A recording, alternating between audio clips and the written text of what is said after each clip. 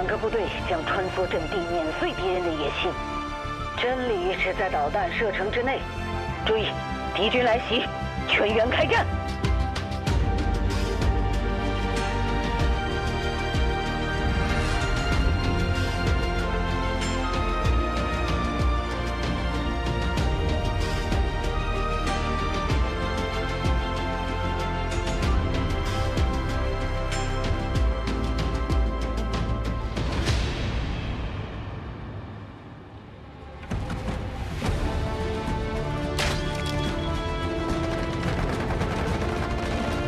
击倒目标！走！医疗兵，我射爆我！救援！你在哪儿？我起来！箭幕覆盖！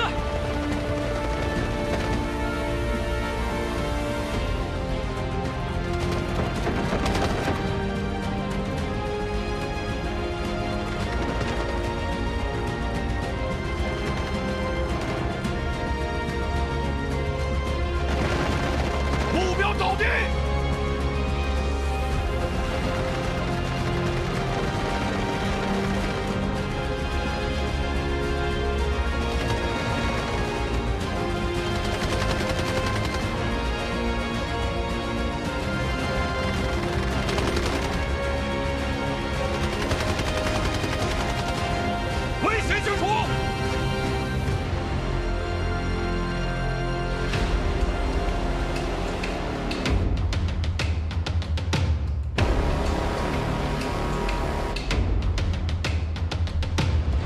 有坦克保持移动。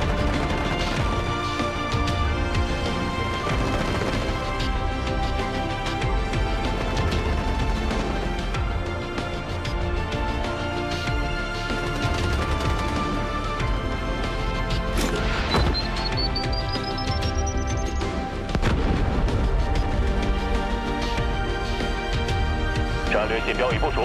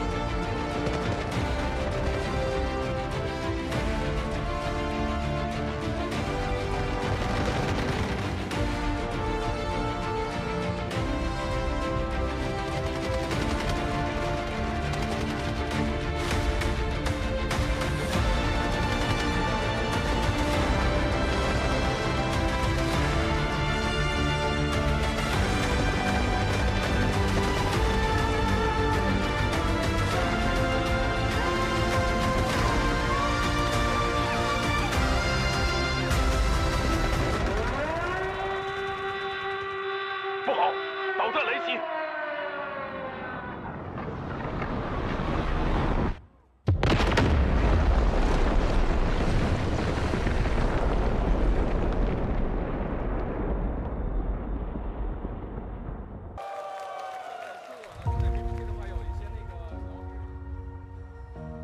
通讯正常，摄像头运作正常。正在监视宾客动向。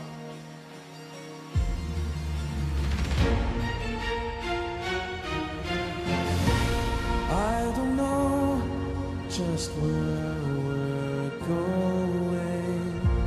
I don't need your light. I'm holding on for a better life, on for a better love. Whoa, I'll stay warm tonight, knowing what's to come. Sun is rising. I'll be rising up. I'll have had enough.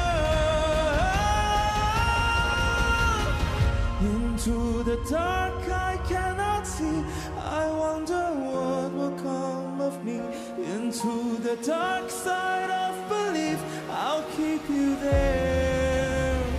Into the dark I cannot see, I wonder what'll come of me. Into the dark side of belief, I'll meet you there.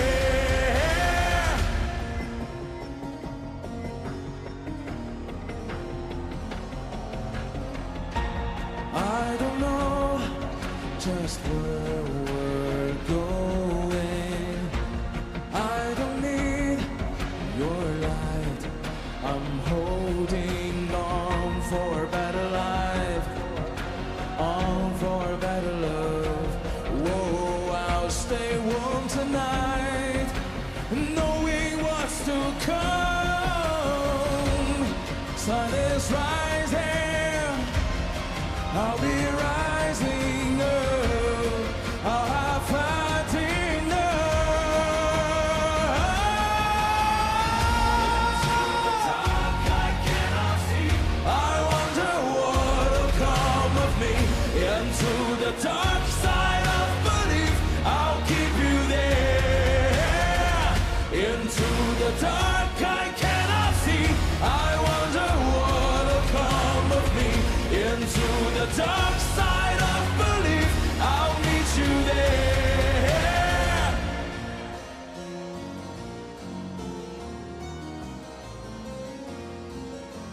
Into the dark side of belief, I'll keep you there. 真巧，我准备了玫瑰。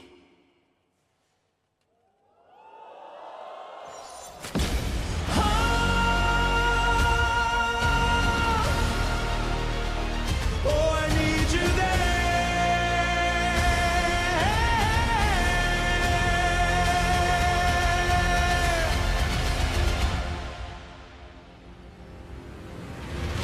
Into the dark I cannot see, I wonder what'll come of me.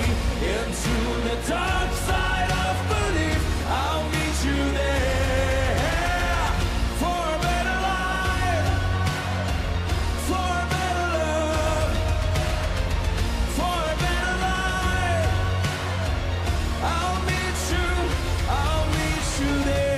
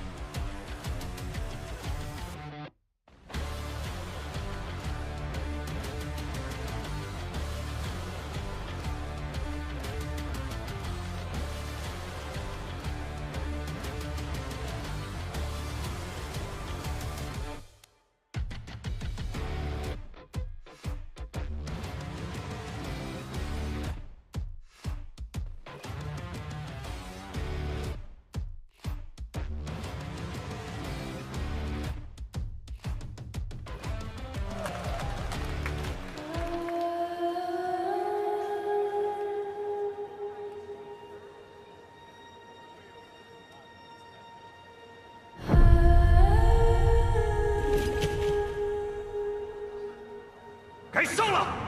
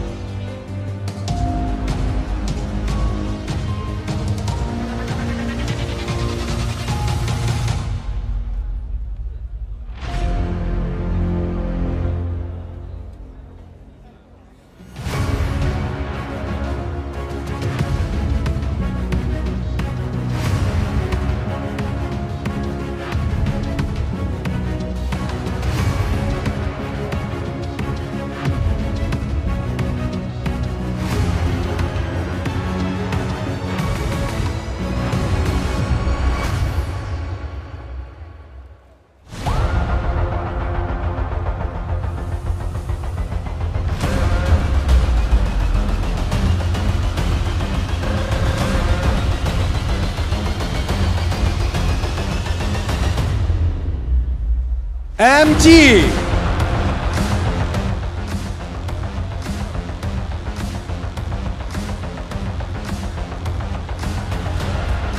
Bonnie 格瑞恩卫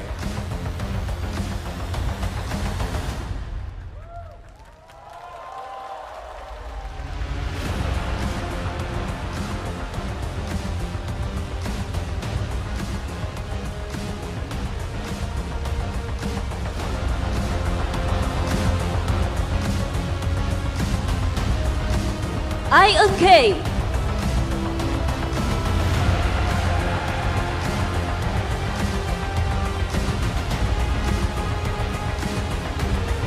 Baby B Hangzhou Too easy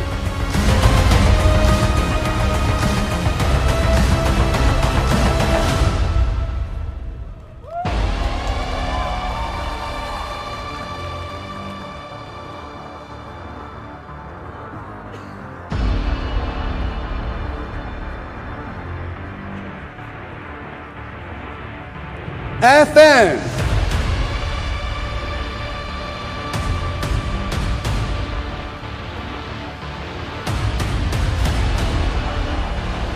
HR Flourish USB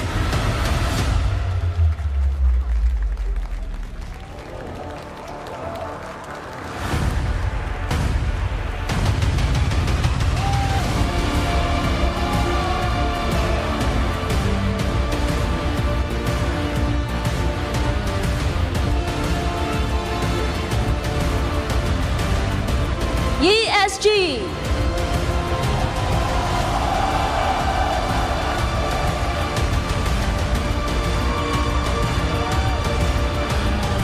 刘云富江 DT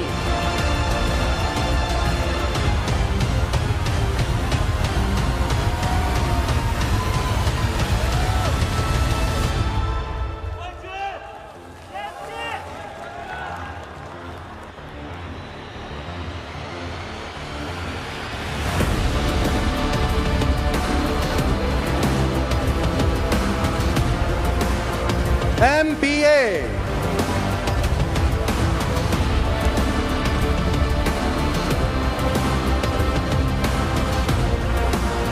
Budo Skyte Juvenile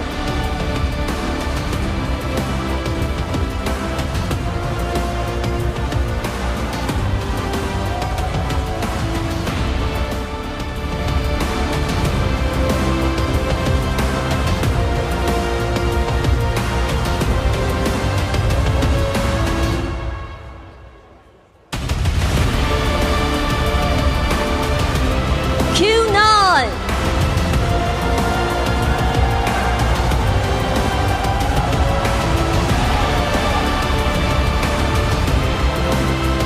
Kid 魔果然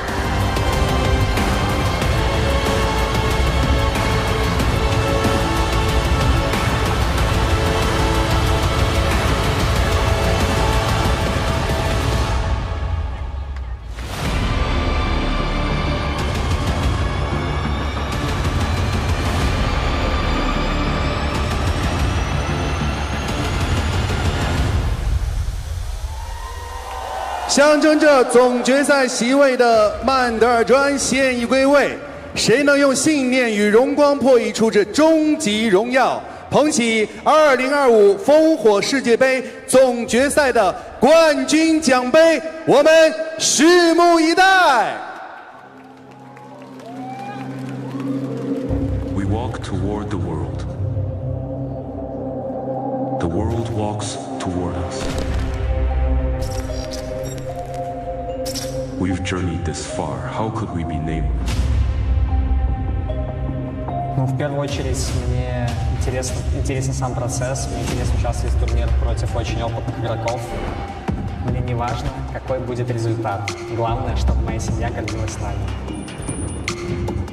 双端是勇敢者的奖励。战略任务应该就是我。Эти яркие моменты — это не только талант, но и большая проделанная работа всеми нами. Мы постараемся сделать так, чтобы мы запомнили эту поездку на всю нашу жизнь. 我觉得我们就是最强的，我们的目标是冠军，也只会拿冠军。这里是我们的主场。 ที่รักษาความตั้งใจก็คืออย่างที่เรามาถึงจุดนี้ได้เรานับว่าเป็นประสบการณ์ที่ดีครับแล้วก็ไม่เสียใจที่ได้เข้ามาแข่งที่นี่ครับความชอบเป็นแรงผลักดันและเหตุผล I'm putting in the work. I'm putting together the team, training every single day to be better, and I think I'm just simply putting in more work than everybody else. I will prove that this stage will never let anyone down that works hard. 打丢了，全部团灭。NBA with the ball clear. The famous Phoenix Tower of Babel in Reservoir, and they're catching SDS. 没问题，一瞬间完成 VF 的面对。One will official wipe out ISG, but they're not done just yet. They're gonna focus.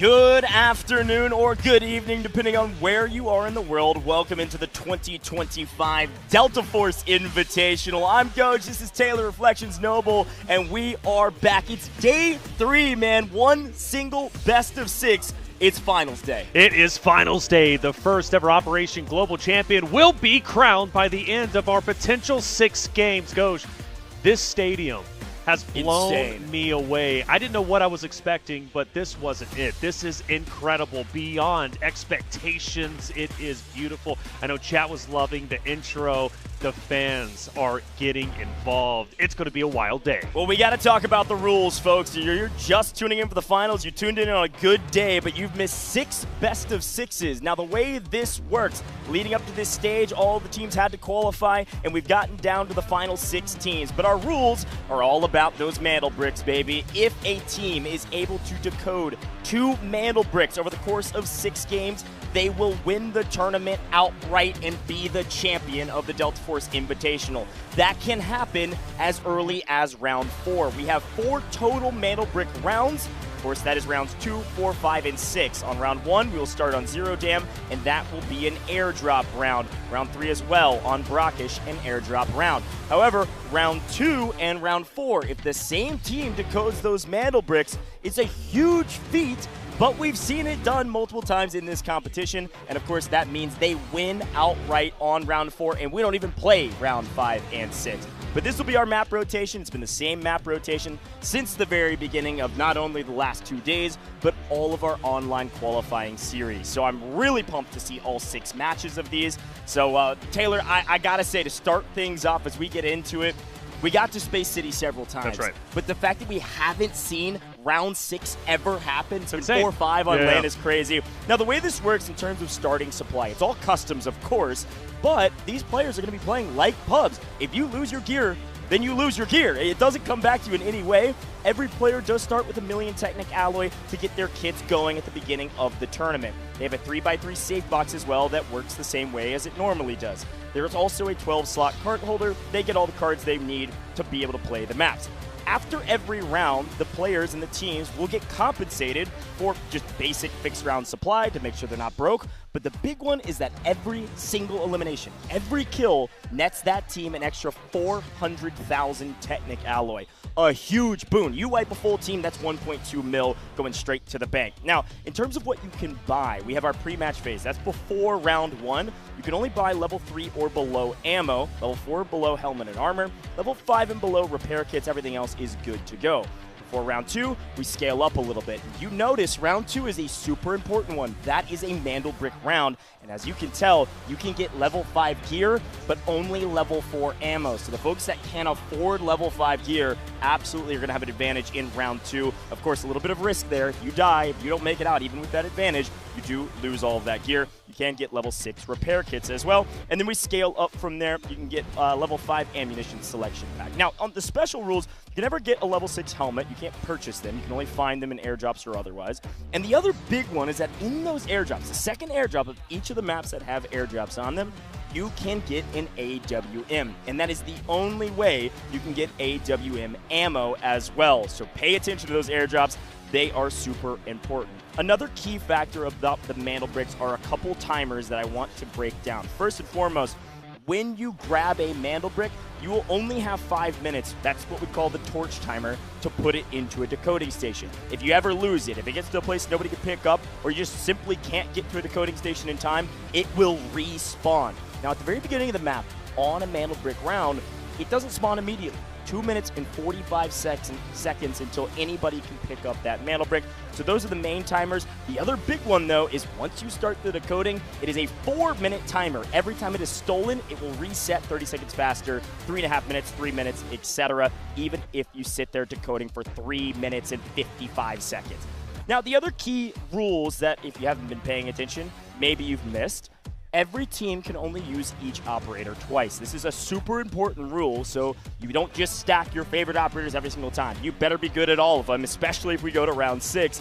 If a team uses Stinger, for instance, they use 2 operators, 2 Stingers in the very first round, you will not see that team use Stinger ever again in this best of 6. Really cool stuff. You're going to see Tempest as well with our update. We got a lot of operators to choose from, but those run out quick. The other key rule is our spawn system. We have 6 spawns that are dedicated, and they are tiered, Tier 1, Tier 2, and Tier 3. You cannot get a Tier 1 spawn in back-to-back rounds, so we'll continue to break that down as we get into the games. Now, as we take a look at our operator combos here, some of the operator choices that people have been using, take a look at our Zero Dam operator combo. We've got, I believe that's Hatclaw, D-Wolf, and Viren, and they have an 80% extraction rate with that combo. Pretty interesting stat, but look on the right-hand side, on Brackish, Saniva, D-Wolf, Hatclaw, anytime a team has used that operator combo, they have gotten out of the map 100% of the time. That's kind of insane. It is insane. Sanivas, we knew were going to be very impactful coming into the competition. And when you think about Mandelbrick round specifically, you want to utilize the Saniva as well as you possibly can. It's been big. It really has. Now, D-Wolf, by the way, has been insurmountable, especially if you start thinking in regards to Mo, right, from the side of Q9. Using a D-Wolf, he's been brutal with it. The Triple Blaster is beautiful. Now, it is going to be fun to watch what operator combos, though, find success today. I believe people, or at least the competitors, especially if they haven't played too much, have been holding back what makes them successful. Yeah, and here's a couple more of those operator comps, if you will. We see a Stinger, Uluru, Tempest, and 50% of the time that has been used, a Mandelbrick has been decoded successfully. That's an interesting stat as well. Brackish, all of these on Brackish. You can see on the far right-hand side, Shepard, D-Wolf, Uluru. When this comp is chosen, an average of only 0.9 million is extracted with in terms of total loot value.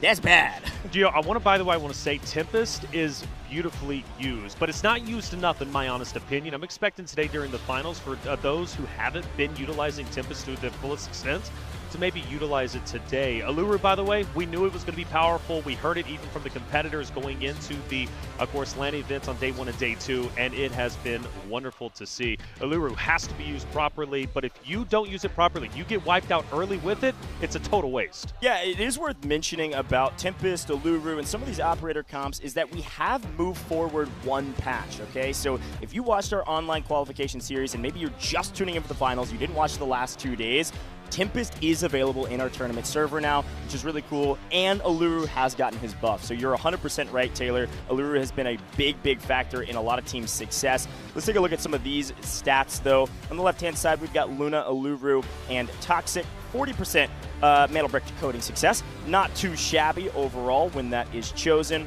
And then over there on Space City, for all of these, we've got an extraction rate of Luna, Uluru, Stinger, 42%. Now, this is an interesting stat for a couple reasons. Namely, that comp right there on Space City is got to be used like 90% of the time. Almost every team that we've seen play this competition over the last 2 days has been saving this comp, at least one of each of these operators, for Space City. When we get to Space City, and we assuredly will at least one time, potentially and hopefully 2 or even 3 times, that comp will be seen by probably every single team. We know why. There's a really long sight lines. You've got to have smokes and information, and what better way to get information than shooting Luna recon arrows and, frankly, Uluru's missile as well. Exactly. Let alone his incendiaries, mollies, whatever you want to call them. The fire damage from his lethals are unbelievably oppressive and have been difference makers going into Space City. But I don't say you can only use them twice. You can only use them twice. We've got 4 Mandel Brick rounds. We start talking about our players. K1DE has been sensational coming out from the Q9 side, qualifying alongside that of Mandel Brick Addiction from day number 1. We haven't seen them, right? At least in the past 3 series that we've had. But he, we know, can make big, impactful plays. He knows how to come in with a very little amount of loot, but still make big, impactful plays, which is going to be beneficial, especially if they find themselves into the blender early on. Yeah, and I want to talk about some of these stats as we kind of cycle through these players and these teams. Q9 is the #1 seed going into this because of what you just said. They got here on day 1. They didn't even play yesterday. Yesterday were the eliminations rounds. They got one of the 2 spots straight to finals, and it was namely because of this guy. Rush rate is an interesting stat. It is based on your ability to win 1v multiple situations. Even if you're last alive, it is how good are you in some of those firefights when you're at a disadvantage. And look at what Skydie's numbers are. This guy is maybe one of the most balanced players on this entire battlefield, and I gotta say Skydie is a favorite to watch for a lot of people at home. Skydie's incredible. We had a chance to interview him going into his final series when he ended up qualifying, and he just was pure dedication. I mean, we're talking about a 2.83 KD. He is the highest when it comes to all of the players competing. That even includes the 12 that were competing yesterday. Plus, he's one of our rare Tempest players. On paper, this is the best player in the lobby based on stats over the first day. And again, Mantle Brick Addiction was a team from Europe that shocked the world on day 1, beating out everybody besides Q9, also getting a spot straight to finals. But we move on to ESG, which going into the competition, this was the top seed. They won the China Regional Finals. They qualified to this position in LAN over Q9 originally, but Q9 got the better of them later with Mantle Brick Addiction. ESG started slow but finished hot, and Fu Zhang was definitely a difference maker. I love Fu Zhang. I mean, this man knows how to make incredible plays, and on top of that, he knows how to penetrate sites. That's where he's going to find the most impact, the #1 when it comes to that stat line. Watch out for him. If Fu Zhang is on the map, he's going in for a Mandel Brick. More often than not, he's going to find success. If he's trying to penetrate, for example, the Tower of Babel or the S-tier loot, he's going to find success. You got to shut this man down in all regards, and you cannot allow him to get to the site early on, because if you do, you might get shut down. Well, super interesting that we go straight to Fallen, because Flarich was a difference maker for Fallen, yes, but this team as a whole is one that a lot of folks are scared of if you're competing in this competition. A lot of teams were scouting this squad, and they said, how did they get here? What are they doing? What's their play style? And namely, Flairich, their IGL, is a huge difference maker for the team. He's got the #2 extraction rate overall throughout the course of this competition, and #3 KD. This guy plays the game extremely well. Now, you might be asking the question, what is EDC rate? This is a stat that some of these players have had a really high number on. Flairich is somewhere in the middle. This rate is based on the amount of loot value you're bringing in versus the damage you're putting out. So if you bring in cheap gear and put up crazy number damage, that's going to go hugely up into the stratosphere. And if you bring in really expensive gear and do medium damage, it's going to be a low number. Flairich is middle of the pack because these guys always have a crazy amount of cash. And I want to point something out, by the way. #3 when it comes to KD, Skydie #1. When we talk about EU, they know how to slay out because traditionally their region is highly aggressive. But speaking of aggression, Inc. solidifying their spot in the last moment. Double Mandel Brick. Also the boogeyman for STS, knocking them down a peg, bringing MG up to play on that very stage today. Killzall is huge and very vocal on the roster. This man knows how to get two pieces. He knows how to stay alive, but when he's alone on the map, he is unleashed and set free to slay out. Yeah, and some of these numbers that he's top of the charts on, rush rate, obviously, #3. One of the reasons for that, the other thing that's calculated in rush rate is those first bloods, also the 1v multiple situations. Killzall's the guy they leave on the map and they go, hey, we're going to get out with our lead. You go figure it out, man. Go get your kills. Killzall's that guy, and he's been able to do it in an insane fashion. And you're right, harkening back to yesterday and what this guy was able to accomplish, what this team was able to accomplish, a brand new team coming into today with a lot of momentum. And rounding out our rosters, this is such an interesting player and an interesting team. Right. MG barely made it here, and it's what you just mentioned. Yes, on the back of this player right here, but also on the back of Inc. wiping STS even after they had earned their spot to finals because NA was trying to style on them. Wiping STS put MG up above. Yesterday was electric. I can only imagine today with Onigiri is going to be even more so. It takes an army to win a war. It was Bonnie who was able to get that extraction and then ultimately STS eliminated. That's why they're here. But Onigiri, we're consistently saying this man's name. And the reason why is because he knows how to make plays even if he doesn't necessarily have the best loot. That's why his EDC rate is #3. Now, Onigiri, just like Killzall, is a player that can be left alone on the map, and more often than not, he is. And he can still pick up an additional elimination, which, let's not forget, is now 400,000. That's pure profits. Onigiri knows how to get it. Now, this guy, by the way, in even some of our last fights in map #4 yesterday when Inc. ended up eliminating STS, was staying alive as long as he could and picking up those valuable elims. You know, MG didn't qualify by very much. Onigiri was the reason why, alongside that of Bonnie and, of course, Envy, why MG is here today. Yeah, and the thing about MG is that, and Inc., frankly, is that they were roller coaster teams. There were moments where you're like, wow, this might be the best team here. And then other moments you're like, man, they are lost right now. And the real question I have for both of these two squads, who looked really good in our last round, lower round 2, they got the final 2 spots to land. They're on this stage because of one single best of 6, basically. Right. The question is, what team do we get from them? Do we get the Inc. from upper round 1, upper round 2? Do we get the Inc. from lower round 2? That is a totally different squad. Same question for MG. Onigiri is going to have to carry a heavy load, but I absolutely think that they can do it. I want to, by the way, point out MG, as far as every other roster on that stage goes, has played the most Delta Force on land so far, okay? They had to play all 6 best of 6s to get to this point. They started yesterday playing first off, and they ended up getting 3rd and 4th, therefore, or excuse me, 3rd and 4th, or 1st and 2nd, my bad, excuse me, going into the 2nd best of 6, but they fell short, just like STS did, and therefore had to qualify in the last best of 6 that we had. That was a grueling testament to who MG is. And you mentioned roller coaster teams just like Inc.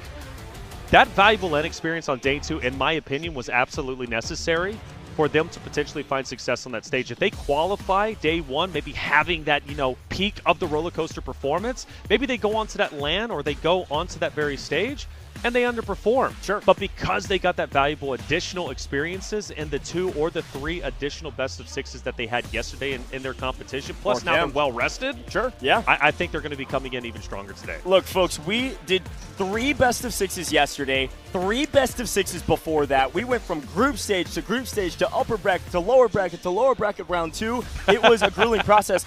For us, we're just having a dang good time up here. We are. But for the players, that is a lot of Delta Force. And for some of these teams, they desperately needed it. I want to talk about the qualification process, not just from the last 2 days. There were regional finals, regional qualifiers for every single one of these regions. And every region looked a little bit different. The one that was the most significant, though, China mainland. That regional qualifier with ESG and Q9 coming out of it ended in a LAN event to get to this stage. There's over 30-plus orgs all competing for these 2 spots. And what's wild is, yes, they're 2 of the top teams, absolutely 2 of the top teams that could even get first and second. But EU is looking extremely strong, even though their qualification series was maybe a bit smaller. I'm looking at Fallen and Mandelbrick Addiction to shock the world on main stage. Well, you said it over the past couple of days. A lot of the teams, specifically ESG Q9, are researching specifically Fallen. They expected Fallen to be that #1 EU team. Of course, they're going to research all the other rosters too. But specifically for Fallen, that was a tremendous threat in the eyes of China. Again, one of the regarded as the best region. After all, we are in China. ESG, Q9 are the home teams. When they walked out on that stage, the crowd erupted. They want those 2 rosters to win, but like you said, EU might be a thorn in their side. Now, for Mandelbrick Addicts, their route to get to this point was very interesting because you were casting the qualifiers, I believe with Tiff, if I'm not mistaken, and even if Vivid had a little bit of a portion in it. One of the things about Mandelbrick Addiction is they qualified by getting double Mandelbrick extractions in the last 2 games. Before that, they weren't even really a massive talking point as far as I'm concerned. Yeah, no, I think that's a good shout. I mean, this is a team, and Fallen, for instance, that frankly have just been in the lab, man. I mean, they've been prepping like crazy. They've been running scrims. They've been running scenarios. One team has a coach, one team does not. Mandelbrick Addiction is here and just vibing, man. They feel really good about their playstyle, and so do I. Like, we were making the joke yesterday, or actually 2 days ago, because they didn't even play yesterday, that the name of their team is very well earned. High expectations. It was kind of a joke. It was like, hey, in American football, it'd be like calling your team the people who get touchdowns. It's like, what? Like, a crazy team name, but it really has been the case for them. They have always found their way to a Mandelbrick. And another fun, interesting stat about the last 6 best of 6s that we've casted is that not a single team made it to this stage. Not a single team got a Mandelbrick that didn't make it to this stage. That's right. If you get a Mandelbrick, you're on land right now. You're in a stadium. There's thousands of people in this stadium all around, all getting food, having a good time, cheering. It's going to be insane, and it's because you got a Mandelbrick. That's it. So this format is really, really important to understand, is that if you want to be a top 2 team, you've got to have a Mandelbrick. We had a chance to actually run into AKA outside. We were roaming around because, the stadium is incredible, but even outside is even better. We're talking about the cosplayers of all the operators, Tier 1 cosplayers, mind you, professionals. I hope you enjoyed that stage when they were doing the intro. It blew me away. But when we were talking to AKA, one of the talking points specifically was the Mandelbricks, getting the Mandelbricks early on, getting the extraction early. Not a lot of teams were contesting. They mentioned the new meta naturally. When you, at least over the last 2 days, right, in our 6 best of 6s, the team that was able to secure the Mandelbrick early on most likely had a tremendous successful route in order to decoding the Mandelbrick. Nobody would challenge them. I expect that to be different today, but one thing is for certain. If history repeats itself, you need to be one of the first rosters that can get in cleanly, pick up the Mandelbrick, start decoding it, because chances are high you get the decode without anybody else contesting you. Yeah, it is an advantage for sure to at least start it, because you can set up the earliest, most likely. It kind of depends on what map we're playing, and we'll get into the minutia of that. I do like that play. I was using the phrase fortune favors the bold a lot over the last 2 days. I'm going to start coining it, maybe put it on a shirt. FFTB, I think, is what that would be. But no, it's absolutely been the case. Now, the key difference maker, though, about the last 2 days, it's really important to remember that there were qualification spots. And so you had teams that didn't even have a Mandelbrick or had one that were letting another team get a brick on purpose so that they hit the qualification spot. Today, that is not the case. It is 6 teams all battling it out for $500,000. So you want first, you want second, you want third, you want as high as you could possibly get up this list to make the most money. And you've got to remember, most of these players, especially non-mainland China players, don't have competitive backgrounds in any other game, or if they do, it's like tier 3. Well, I want to point out, by the way, now there's going to become a conversation. You mentioned the money, $500,000. Okay, so now I think there's going to be a couple of teams, though, that are going to forgo the profit aspect of this tournament and want to value. Want to simply be champion. Oh, they want to be the champ. You know what I'm saying? Like, they're going to think because there comes a point in a tournament where we have the conversation of teams saying, okay, if this team stays where they're at and they don't drop down, maybe they make $100,000. Okay, but if they lose a spot, maybe they go from 3rd to 4th.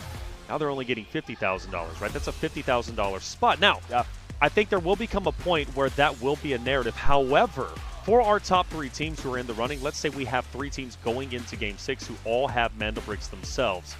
I don't think they're really going to be thinking about where they fall. They're only going to be thinking about where they can be, and that's going to be getting the double Mandelbricks so they can win. Now, that's not the only win condition necessarily, right? Of course, it could come down to assets, but I don't think we end the day without a team getting double Mandelbricks. Taylor, you know what I love about you, man? You are the what-if guy. You've been doing it the last 3 days, and I love it. Every single scenario that could happen, we're always hitting the what-ifs and Life trying is to what break if. it all down. I love it. Folks at home, I'm so glad you're tuning in. I don't know where you're tuning in from. We are live all over the place on all the Delta Force socials. But as you can see behind us, we've got multiple broadcasts going on, and namely in person, we're the English broadcast. Our Chinese casters are right next to us for the China broadcast. They're also behind us on the big screen, I suppose, with the stadium down below. Our players are getting ready. We actually have a look at the lobby, and it is looking like they are about to get started. I want to remind you at what's at stake. It's round 1 of day 3. It's finals. It's Zero Dam, but we are only playing a single best of 6. We could be done in 4 maps, or 6, or maybe 5. Only time will tell. And a quick look at some of our teams as they're about to load in, discussing their strategy. Taylor, I am so excited to kick things off. There will not be a Mandelbrick to start things off. No. This is an airdrop round. It's time to get your money up. And speaking of money, take a look at Q9, some of their stats. Well, I want to look at Mo, for example. Mo, we were getting DMs about how good this player is and how he has been. If he brings what he brought in day 1, in my opinion, Q9's unstoppable. I understand from our broadcast sake, Fallen is going to be the heavy favorite when it comes to Twitch chat. And by the way, get your predictions in. They'll need your support. There they are. Speaking of which, Fallen on your screen, the #1 EU team outside of Mandelbrick Addiction. Fallen, a lot to prove, and HR has been a big talking point. The Younga, 19 years old, but playing like he's been doing this all his life.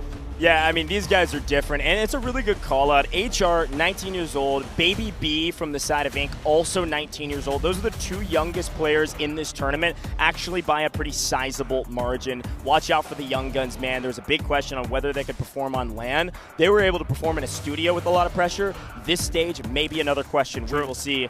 Here's ESG. We mentioned them before. Reminder, they were the top seed going into the tournament, but going into our stadium LAN, they're technically seeded 3rd.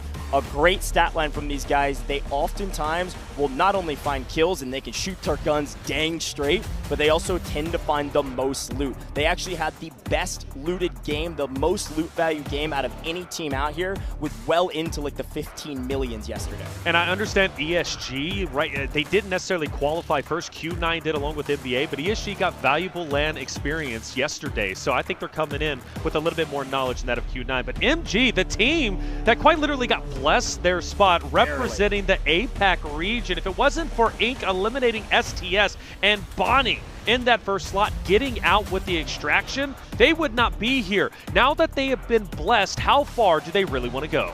It's a great question. Again, I'm asking the question for these 2 teams. Inc. now on your screen. Can they perform? Can they perform like yesterday when in theory the competition's even harder, man? These are some of the best teams. They are the best teams in the world, not even some of anymore. Here's Baby B, Too Easy, and Killzall. Obviously, you're seeing an average KD from Killzall that's pretty substantial and some solid loot, but these stats don't tell the story of this team. They struggled throughout the course of the first couple days, but yesterday was insane. This was a totally different team, and namely, speaking to their coach, one of the big things they changed was we have to play aggressive, and they just ego-chowed everything, and it worked out for them. A couple small other stats here. FN, obviously you saw there, had the best extraction rate out of any team. Fallen always prios getting out of the map. You know what's special, though? You look at the average loot value. We also just witnessed the extraction from NBA. They have some of the highest numbers, but they also have some of the highest KD numbers. We looked at Skydie, #1 out of everyone competing today, but they're doing that while also encoding the Mandelbricks. They've got the best of both worlds, and that's what makes them so strong. Skydie on your screen. Again, we had a chance to speak with him, and you could see the determination in his face. One of the things we asked him was, well, how are you feeling? And one of the things he said is, well, the job's not finished just yet. We've got a lot more to accomplish. By the way, I want to shout out, if you don't mind, Ink, Baby B, family in the house. He's got his mom and dad here. Wonderful, wonderful supporters. Having that support system, having them in the venue, especially Baby B, I believe being 19 years old as well, right? Being one of our youngest players outside of HR. Having that support system is going to be invaluable. I cannot wait to see how far Baby B goes and see how proud his parents, they already are proud, but imagine if he's lifting that trophy at the end. Yeah, well, here's a look at our map rotation, and what this means is that the players are loading in, ladies and gentlemen. We've had a dang good couple days, but Taylor, this is going to be the best one. I can feel it. It's all about Zero Dam to start things off, folks. This is going to be an airdrop round. There will be 2 airdrops on this map. And Zero Dam, yes, hard, and frankly, there's going to be a lot of loot. But the first airdrop will be high-value loot. The second airdrop will be an AWM and its ammo. And you cannot store that ammo in your safe box. If you get the AWM, the goal is to get out and take it into a Mandelbrick round, folks. We are dropping in to our very first game of the day in the stadium in China. $500,000 on the line. The stage has been set. The first opportunity to become the first ever Delta Force Invitational Champion in 2025 is here, and we have the first look at our spawns, the first opportunity to showcase you are ready to take the moment by storm. We look at admin immediately. It's going to be ESG, and I believe Q9 going head-to-head. Both China teams, both home teams about to duke it out. Super important, remember, tier 1 spawns, you cannot get them back-to-back. ESG and Q9, they race to admin. They will likely fight at admin early, or at least look at each other and probably get the most loot, but they will not have tier 1 spawns in the Mandelbrick round, which is arguably much, much, much more important. But already finding some solid loot here from Fallen. HR off screen, finding a CD for 229K. Quick look at those spawns. If you didn't see everybody, here's a summary. FN, they're in Visitor Center. Everybody says it's the worst in comp. We'll see what they can do with it as Q9 finds some loot. And already we're trying to take down Saeed on screen and pick up some extra loot in admin. Ink up in barracks. MG way down at the bottom of cement, and MBA in substation. One of the things I want to say for Q9's sake, obviously they're going to fire some shots. They're going to take down Saeed, but that is most likely going to bring in the aggressive roster of ESG.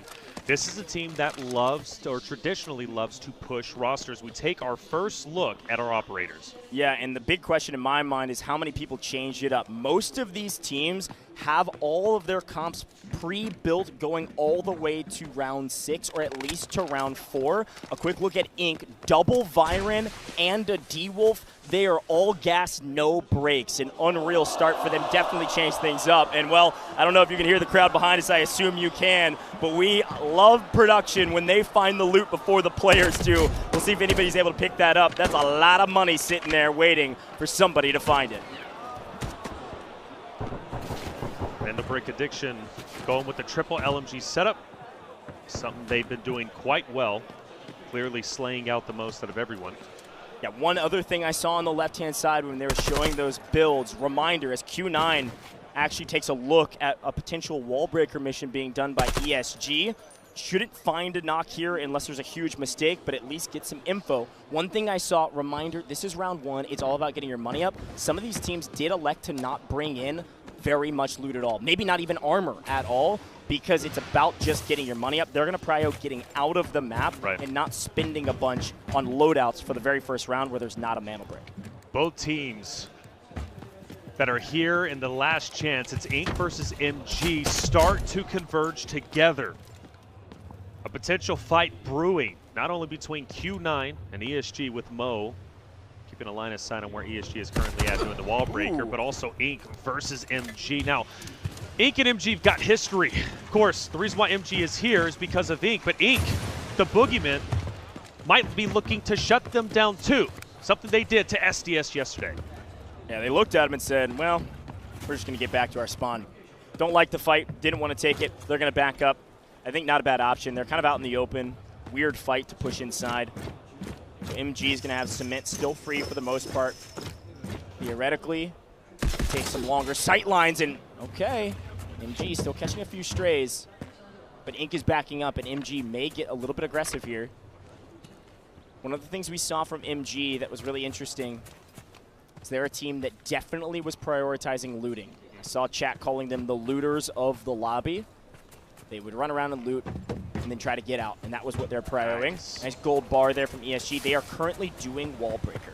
But MG, when they had to, when their back was against the wall and they got active, on the back of Onigiri, Bonnie, Envy, I mean, they put up crazy kill numbers in a couple maps, so we'll see what they're going to do this time around. Let's see how aggressive they are. As one of our favorite missions of all time on Zero Dam, we all know it, we all love it. See how much value we get out of the wall breaker mission. Good grief, that's crazy. Oh, that's huge. Q9 up to 3.5. They're finding a 1.5 mil item. So critical. Reminder, there's only a potential of 6 games today. Assets are going to matter, plus the airdrop going in between Q9 and ESG, and they got priority over it. Yeah, a nice find there for Q9. ESG doing wall breaker, finding 4, I think, antlers that are like 14K maybe, and a couple slaughters, which is really not great for wall breaker. Yesterday, I think we saw a team do wall breaker and pick up like 4 million out of it. But not as much luck this time around. And you're right, here's a quick look at the map view. An important part of this map is paying attention to those airdrops. And like Taylor said, airdrop is going to be landing right behind the shipping containers, between admin and shipping containers, basically where Q9 is currently set up. But also, once again, MG and Ink start to converge together. Another fight potentially going down. So one between Q9 and ESG, the other between Ink and MG. They are dangerously close together. Envy takes a lot of damage. It's going to be all right, though. No worries. We know the AI has been quite deadly, honestly, throughout our 6 games throughout the days. Yeah, I'm going to be honest. Everybody is laughing because yesterday and the day before, I think we saw like 5 full, not only knocks, but full kills by some of the AI on the map. Stress can get to you, man. Small mistakes. The AI do hit sometimes, especially our security director on Space City. But either way you look at it, Ink is not interested in a fight early. An aggressive roster in terms of operators, but not an aggressive playstyle thus far. Here's our first airdrop. This could be pretty beneficial, especially for a team that's already got a nice early lead. Obviously, some gold armor early is nice. Can be able to pull that into the next round where there's a mantle brick. Nothing insane from this one. Decent drive. We'll take those and a CD. Nice. All right. Nice. Solid. Yeah. One of my favorite things about this crowd is that anytime a red item is pulled, you're going to hear them roar. They man. love it. I'm so pumped about this, but that's like 500K plus or minus another like 80K or so from other gear. A solid start, Q9 obviously with a major advantage in terms of loot value if they can get out. And that's the big question, if they can get out. Okay, big moment though. 45 seconds left on the extraction timer and dam extraction. ESG, they do wall breaker and they're intending to get out. As per the usual, we got to fight around it. And it's going to happen very quickly. Yes. Q9, FN, all converging on this extraction. Everybody wanting to get out. But it's going to be ESG with a clear advantage. Q9 starts to drop south towards admin, right below where FN is currently at. All they need is just a sign of a member up ahead from Q9 for them to pump the brakes. The question is, do they understand somebody's going to be just off to the right before ESG? You would assume so, right? Given the wall breaker task. Once again, MG Inc. start to rotate down. We take a look at Baby B. MG just up ahead. They're getting out. And they are. No one can test them. Frankly, I wouldn't either. I don't know how you win it, but here's the fight on main. All of a sudden, MG is in trouble. Kills all, living up to his name, and as per the usual, finds the first blood. That rush rate going crazy, but too easy. Sets up the flank, sets up the angle, and all of a sudden, it's a 3v1 against a Suniva, who is just dead in the water. Kills a all. Knife to the back, a knife to the face. Tickle his toes, I don't care. Ink starting off with a bang. Starting off with a bang indeed. They were tiptoeing around each other for the longest time, but Inc. finally was able to secure the eliminations, and from one fight potentially to another roster going to be rotating down to their current location. That's going to be Mandel Brick Addiction from the EU side of things. So EU versus North America. Well, a couple key timers, obviously you can see it on your map feed. That is our second airdrop, and this airdrop is nowhere near anyone. Inc. theoretically coming up from the south could get it first. That airdrop will have the AWM and its ammo. It does look like Q9 and FN could get through it and fight really early. All of a sudden, Flarich is down first. It's a brutal fight, especially with HR down. Is just Bishka by himself. He's going to have to do God's work to get out of this one, and I don't think it's going to happen. Q9, strike down, fallen. Q9 going to control the extraction.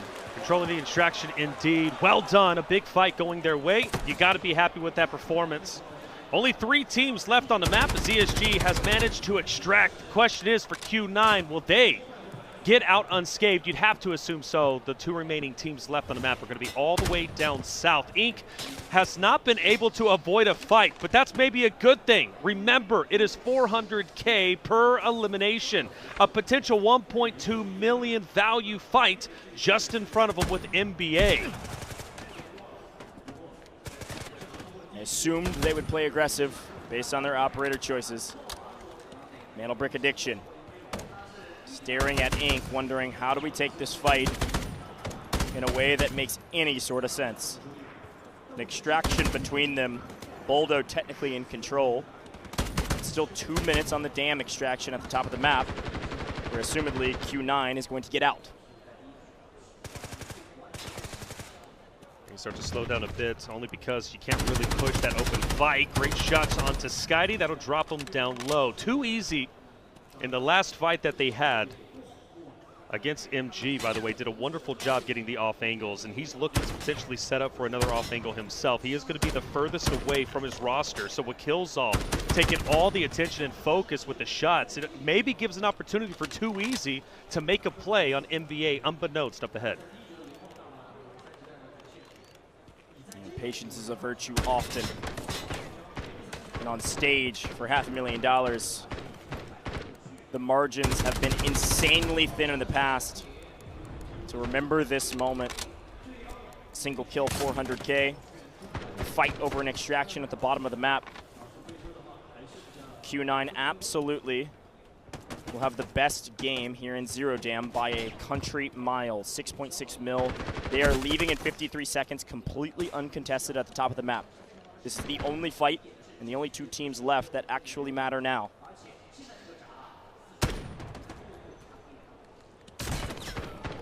Boldo being a nuisance with the shield up ahead. Again, Too Easy with this off angle. He has been spotted, but that makes things awkward for NBA. They just can't push forward. They're going to get taken down. Baby B hasn't fired a single shot just yet. He's staying low. How do you think this plays out? I mean, neither team can really push up. Yeah, this is brutal. I mean, playing for that extraction point, you're going to have to get a knock. Smokes and runs, sure, from the side of NBA, but both of these teams just in a blender, trying to figure out how to take it. Right now, it is just a waiting game. You can't wait too much longer. 4 minutes. Theoretically, Inc. could wrap out of here. Both teams could. NBA would have to go to the crest to get out.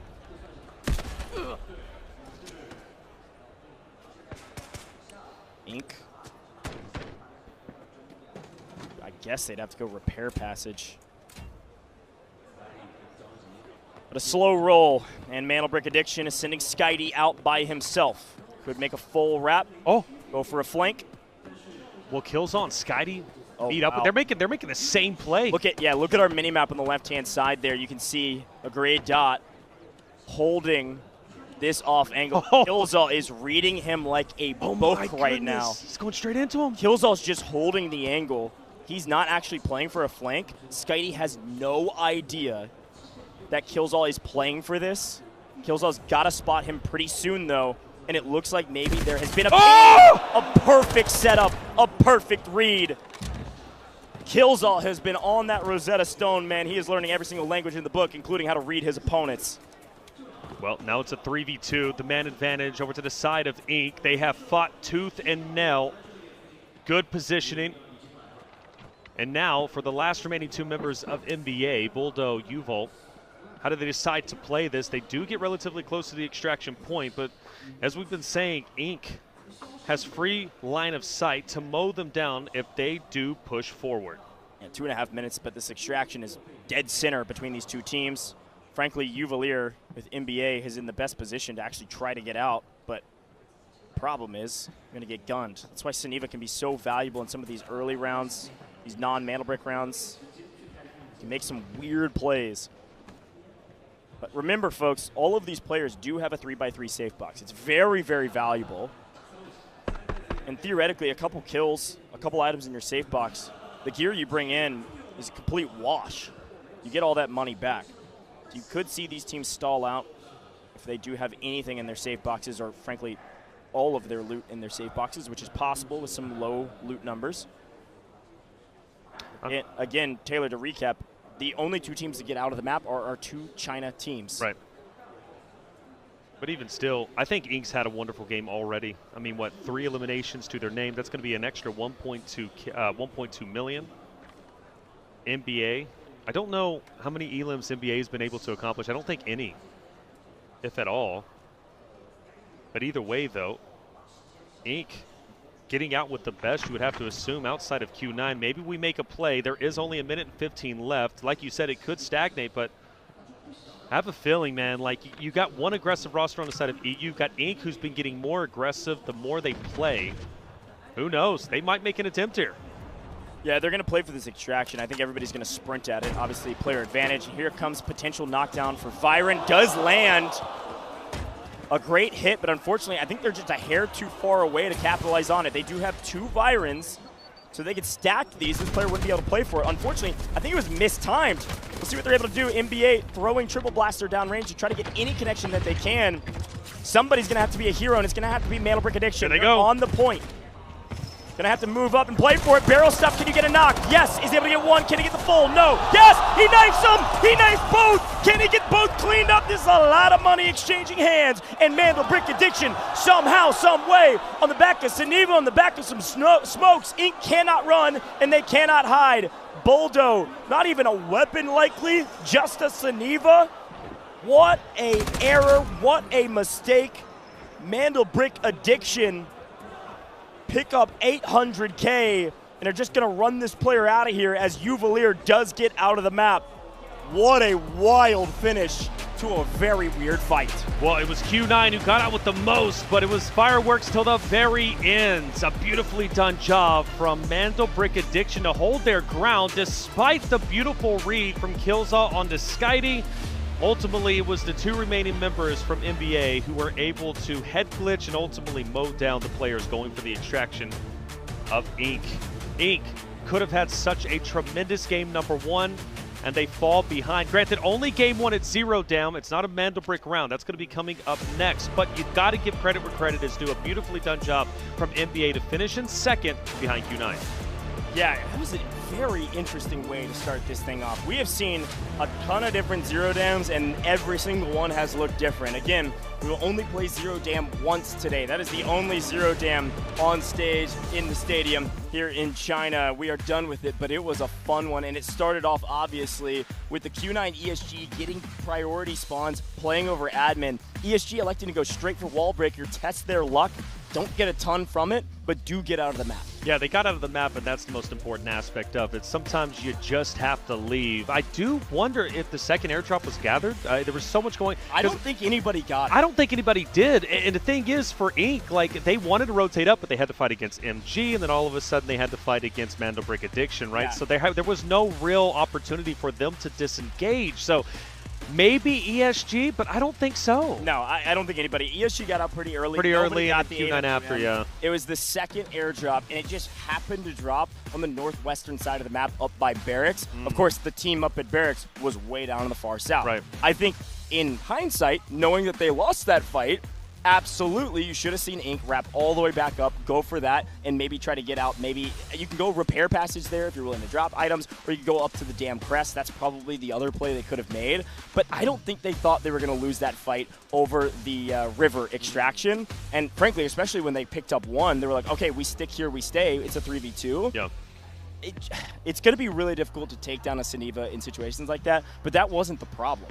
There was a lot of smokes, and they just got barrel stuffed by a PKM, man. Like, it happens. Right. And then an extra knife to add insult to injury. That was a bizarre way to take that fight. Definitely was. You know, even early on in admin, Q9 ESG, they spot each other. Mo, for example, fired a couple of shots, and I think he did a little bit of damage to ESG, but it was interesting to see that kind of aspect of respect. You know, both of those rosters didn't necessarily want to fight each other, and I do question if ESG sees another roster on the opposite side of them over in admin, do they decide to push them? I mean, you've got two of the top dogs there. They understand how to play against each other, and I wonder if that's going to be a reoccurring theme. But anyways, they're going to have to challenge in the future maps, especially if it gets down to a Mandel break. Yeah, I think they were just cash respecters. Like, I think they just recognized that neither team really had an advantage. How are you actually going to push that fight unless somebody made a mistake? They stare at each other, nobody makes a mistake, and they just back up. The team that gets to the dam extraction first almost always wins the fight at dam extraction.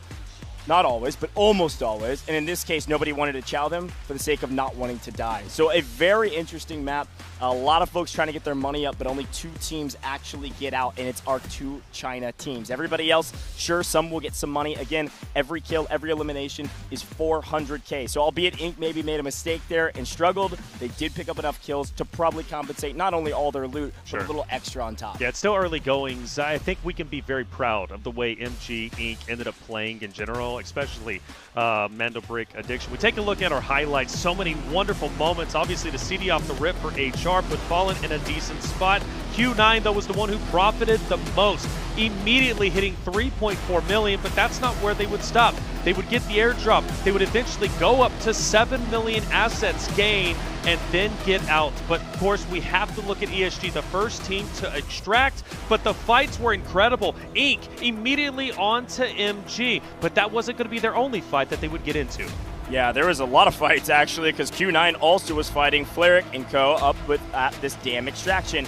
And as much as I was saying, if you get here first, you usually win it, not this time, gentlemen. Q9 were able to rip Fallen off first. Player advantage may be more key than positional advantage. A 3v2, Fallen lose it, and Q9 get out as well via the damn extraction. But this was a fight that was crazy. Smoke on point, and they just didn't hear Uvalier right next to them, or they're in the middle of reloads. I couldn't tell. Certainly not that player. The second completely lost through the smoke, didn't have an idea where he was, and all of a sudden, a couple knives to the face, and there was nothing that they could do. A wild map, and with a quick look back from the highlights, a celebration, of course, from Uvalier.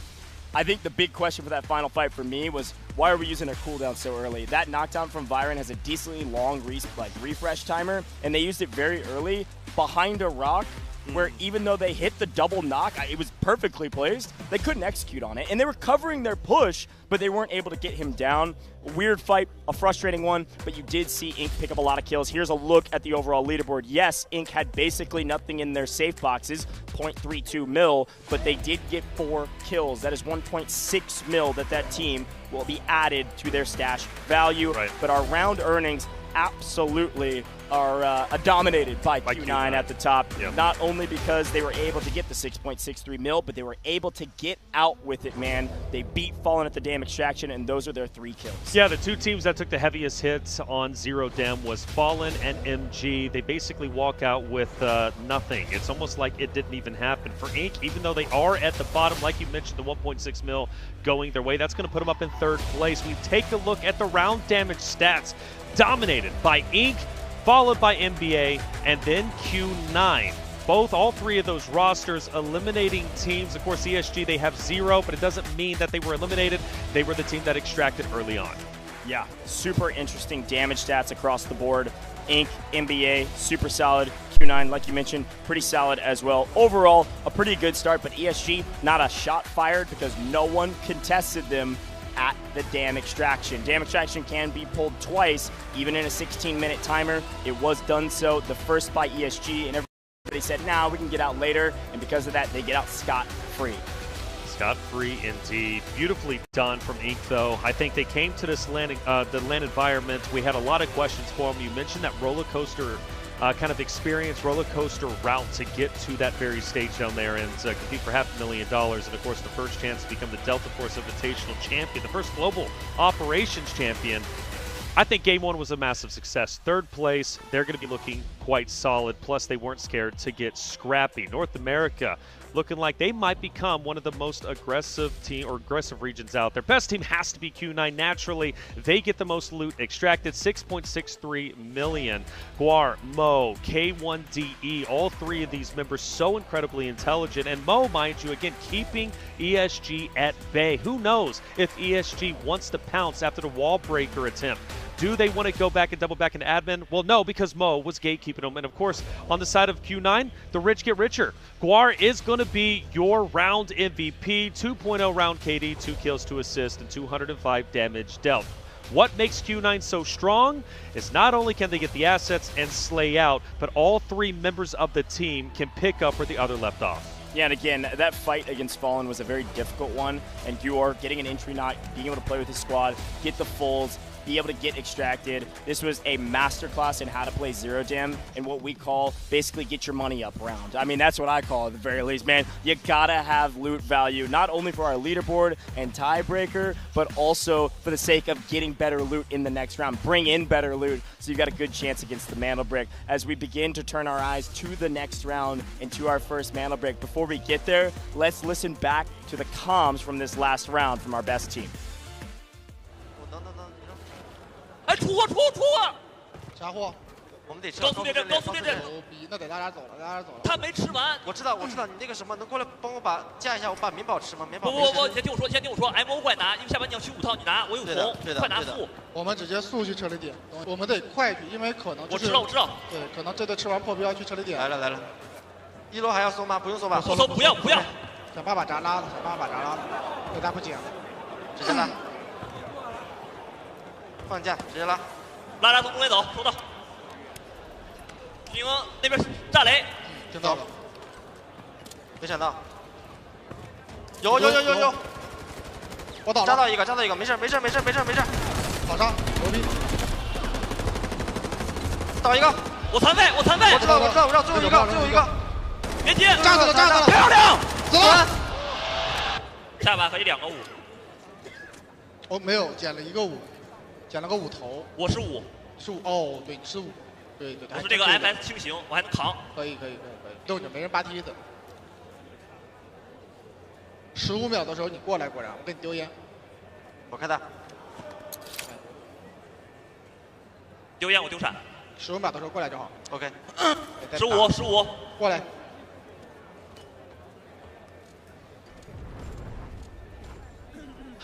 走了，右边。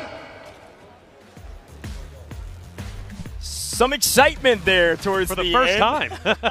Look, the thing about Q9, whenever we listen into their comms, it's always the classic, what I say every time we listen to comms, which is calm, cool, and collected. However, on stage, in a stadium, with fans screaming when they make plays, man, there is a lot of passion in those voices and a lot of passion not only for the kills but also the extraction, folks. A 10 mil plus round for the very first round for Q9. We've only seen this a couple times, and this is a very impressive stat. Sure, a little bit of luck on their side, but also a ton of skill to get out for free. Yeah, we've been saying it throughout the past 2 days. We'll say it once again. The Mantle Bricks are so valuable. In fact, that is most likely the win condition. However, there have been moments where the assets do come into play for the tiebreaker, right? Or at least for the second place. And, well, this is going to be the biggest discussion, though. You brought it up at the very beginning. ESG, Q9, 2 of the top dogs in the lobby, well, their prio spawns are gone. Therefore, they're not going to have priority on Brackish, our first ever Mantle Brick for the finals. So that means Inc., MG, NBA Fallen all get prio spawns straight to Museum. Yeah, they absolutely could get those prio spawns, and as we look at our operator choices, it is confirming what we saw on main briefly before the fights broke out. Inc. has burned both Virons on that round. an interesting conversation around their assault operator choices. They will not have assault operators pretty quickly if they use D-Wolf moving into the next round, but ESG had a nice even spread across the board of Nox, Stinger, and then Luna. Q9, of course, this is something we've seen from them every single time they've played. They burn both their Noxes at the very beginning. They don't love the operator for the later rounds. Why not use them early so we have all the choices that we could possibly want going into the Mantle Brick round? So those are the namely kind of big things that we start. Usually we see a lot of folks use Hat Claws. We only see 3 used in the first round. We will absolutely see some Hat Claws used in this next round. By the way, we looked a little bit earlier about the Mantle Brick decoding success, and Luna was instrumental in that. ESG has already used a Luna, so that's a big talking point too, yeah, sure. Especially going into a Mantle Brick round. What's going to happen? We're going to find out. Now, does Tempest come back into play, though? Those Tempest plays are phenomenal. 100%. Skydie. You think Skydie is immediately going straight to Tempest? $1,000,000%. There's no reason not to. He saw so much value with Tempest over the course of the last couple days.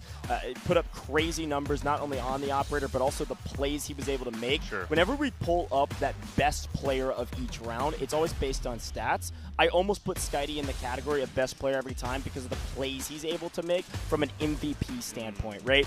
Using Tempest, being able to retract your steps 3 seconds is so valuable for Mantle Brick steals, let alone the rest of the plays you can make with the dive roll. I mean, it is an assault operator essentially, the way it plays, and so being able to retract yourself is going to be the difference maker when it comes to stealing Mantle Bricks. So watch out for that from NBA. If they don't get the prio spawn, if they don't get the Mantle Brick on spawn and go for the plant off rip, they will absolutely be playing for steals all around Skydie. And speaking of Mantle Brick addiction, they're going into one of their best performances, or at least historically. Map 2, Brackish, you go back to their respective match. It was match B when they were playing against the likes of MG, Legit Brazil, I'm Special, Gamer, Inc., ESG, right? These talented rosters.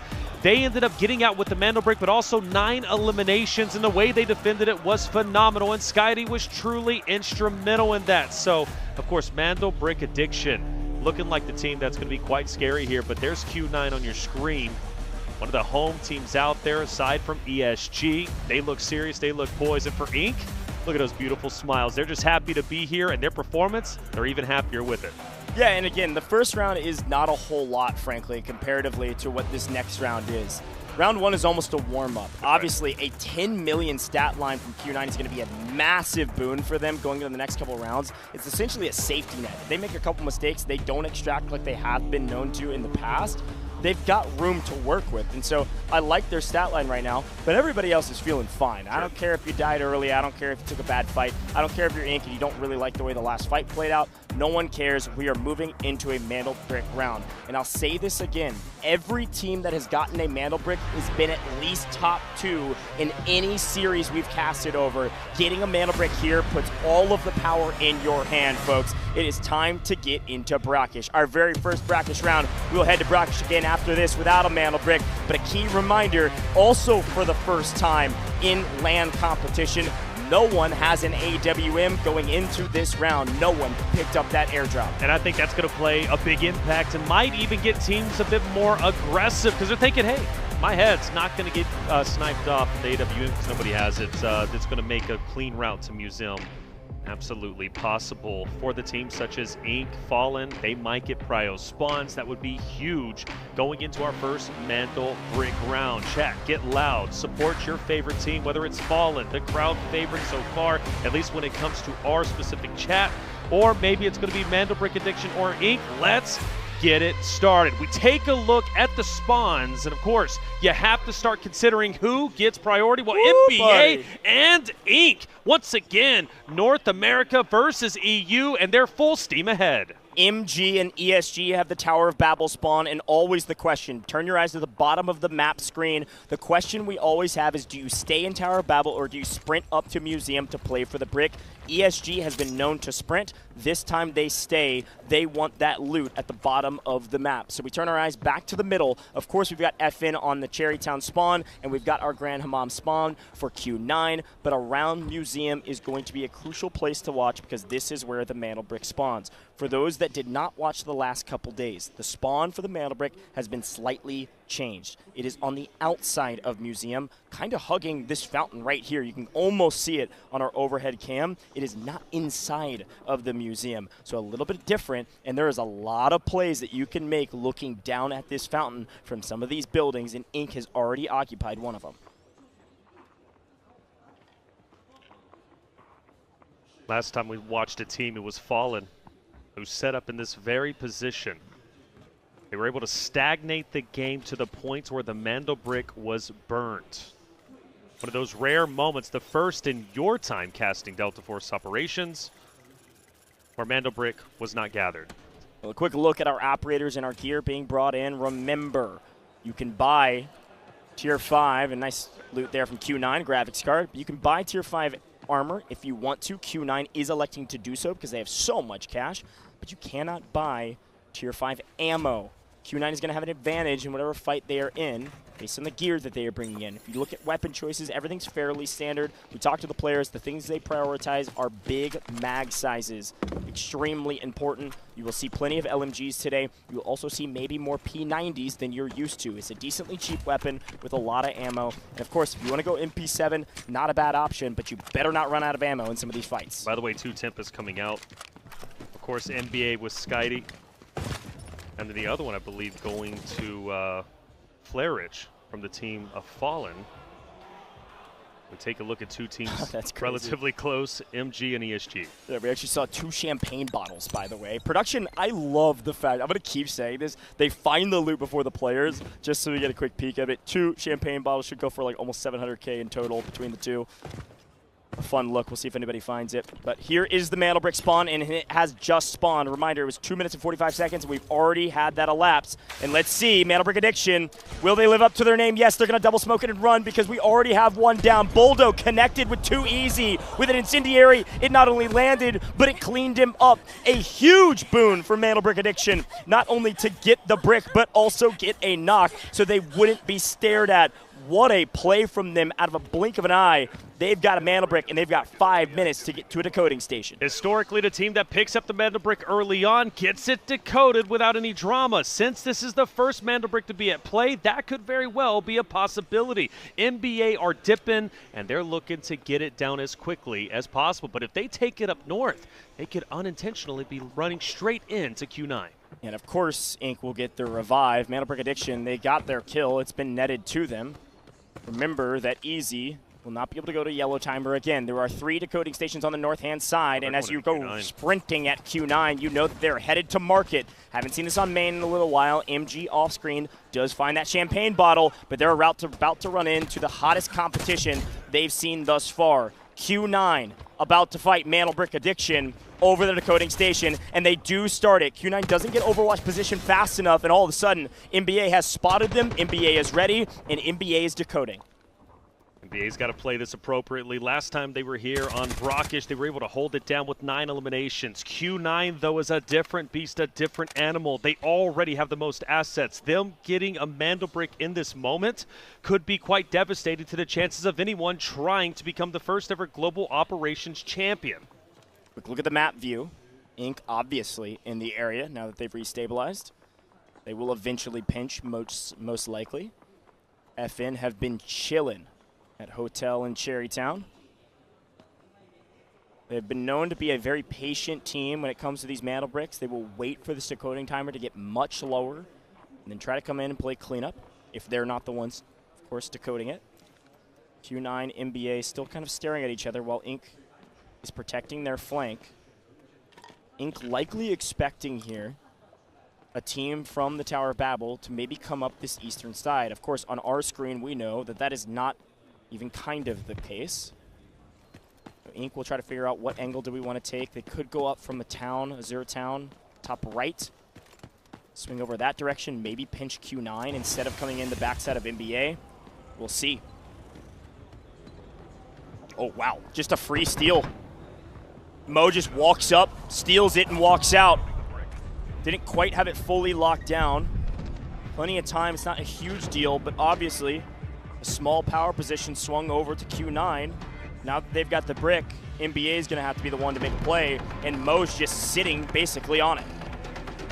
Skydie, Boldo, Uvalier maybe potentially gearing up to make a push. Now K1DE could have high ground and potentially an angle down low on the decoding station. The longer this goes on, potentially the more teams that start to join, but surprisingly, nobody has started to make their way up. We do notice on the mini-map, Inc. is going to be going into ESG over at Museum.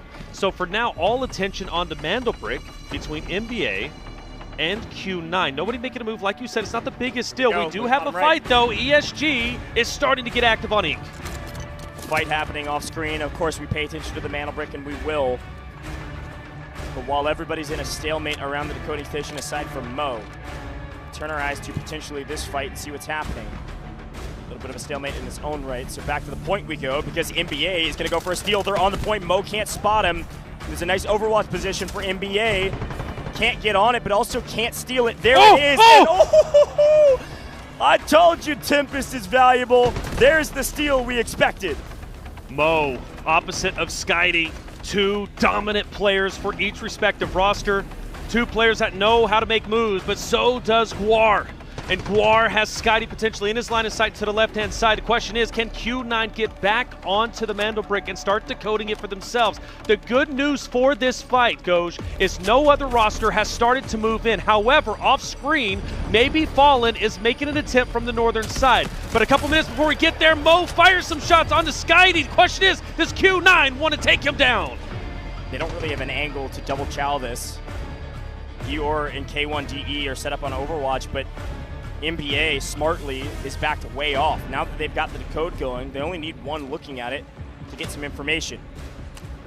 Mo slightly isolated. And Skydie right around the corner. Saw the barrel. Should be able to hear him. He's gonna go for the chow right around the corner. Here we go. Skydie hears the footsteps, but a P90 to the face. Skydie has no chance. Can't pull back from that one, Tempest. Mo with the barrel stuff. Mo with the kill. And the takedown. NBA still have the brick. Q9 with the advantage. Uvalier most likely going to be the next one to try and stop Q9 from getting to decode. Great shots from Flarage. That's going to drop one in the name of K1DE. Mo, though, is connected. He's got to run away. However, Q9, they do get the decoding process started. NBA is going to have to sit back for a little bit. They don't have player advantage. They have no advantage, frankly. And there's also a couple other teams in the area. Fallen and HR, like I said before, they played nice and slow, let all the chaos ensue. They're trying to come up to clean up the mess. Unfortunately, it's not as messy as they would have liked. They picked up one player from the side of Q9. Q9 down to 2, NBA down to 2. Q9 still with the decode as of current. Here's an overlook of everybody around this decoding station. Even MG is in the area technically. 1 minute 45 left. A touch is all that's needed to reset the timer, of course, with 30 seconds less.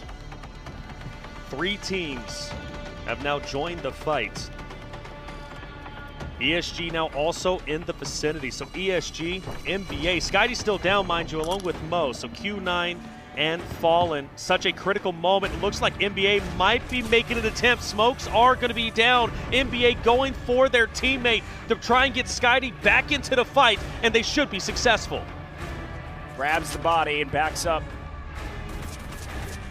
Mo running D-Wolf. Triple Blaster can zone off pretty aggressively, but unfortunately can't get the bounce correct. NBA down below, but 60 seconds on the clock for Q9. Mo, as per the usual, playing entry man. Mo! Couple hip-fire headshots. Mo's gonna clean them all! Mo! Mo takes all 3 down! Do you not understand? Mo's rush rate, first bloods, multi-kills. Mo is him, but the job's not done. No, it's not. ESG is starting to push up towards the Mandelbrick, but they want to get a couple of downs first. Inc. might even be able to join the party, but only 34 seconds remain. A touch is needed. DT's going for it, and he will be successful. Q9 has to steal it back. MG's lost 2. Q9 still down 1. Fallen lost 2. NBA full wiped at the hands of Mo. ESG down to 2. There was a trading of blows that was the largest amount of kills we've seen in a span of 14 milliseconds ever, not only on land, but just in general in operations. What a way to start off this tournament. The first brick still able to be grabbed. We've got 9 minutes left in this match. This can be stolen over and over and over again. And right now, Q9 are the only ones around the brick. ESG just reset the timer so that they could breathe and try to get their player up. But now North America has a chance. Inc. can move in. They're the strongest team so far on the map. If Inc. fully commits to this, Killzall maybe repositioning for a potential flank, that could be massive. Q9 has stolen back the brick. A reset of the timer again. Now this timer, every time it's stolen, cannot reset lower than a minute and a half. Every steal, even if it gets to 5 seconds, will go to a minute and a half. So many bodies around the Vandal Brick, a minute left. Things might be quiet for now, but they're about to explode, erupt into chaos. Shots from the street. ESG versus Inc. Lee Yoon. Warning shots, nobody dropped just yet. 40 seconds remaining on the Mandel Brick. Q9 desperately trying to hold it down. ESG now knows it is time to start pushing forward. They've stolen it once. They're looking to steal it again. Information gathering. Anybody around? No. It doesn't get anything. We're now down to 25 seconds. And ESG knows they have to push forward. Mo's got the P90. Mo's going to make the play. Saw the smokes go down. He's going to push the equation. Where is this body? Where is he? He's proned out.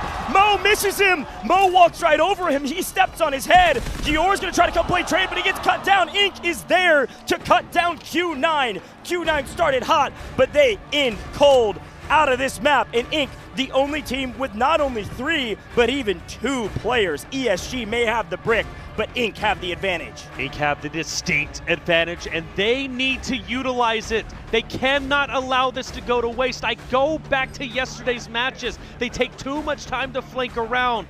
They don't make a play quick enough, and the Mandel Brick is decoded right before their eyes. That mistake cannot be made. 50 seconds left. They've got to make it happen, but DT, Baby B, potentially about to get into a fight. The smokes are down. DT off to the right-hand side. Baby B makes an attempt, but he baits him out. He doubles back. He's going for the touch. DT is out of the way, and Inc. might be able to do this. Not only might be able to do this, a well-placed incendiary rips DT off any advantage he could find. Not only 3 players, not only player advantage, but also the brick at a minute and a half. Now, during this chaos, FN does what FN does best. They sit back, they rely on everybody else to fight each other, and FN are trying to restabilize. You will not see their third rejoin the party. It is going to be a 2v3, but we've seen Fallen do unbelievable things. This is not a miracle they need. They just need to play well. Let's see who can get first blood. 45 seconds. Need an opening pick.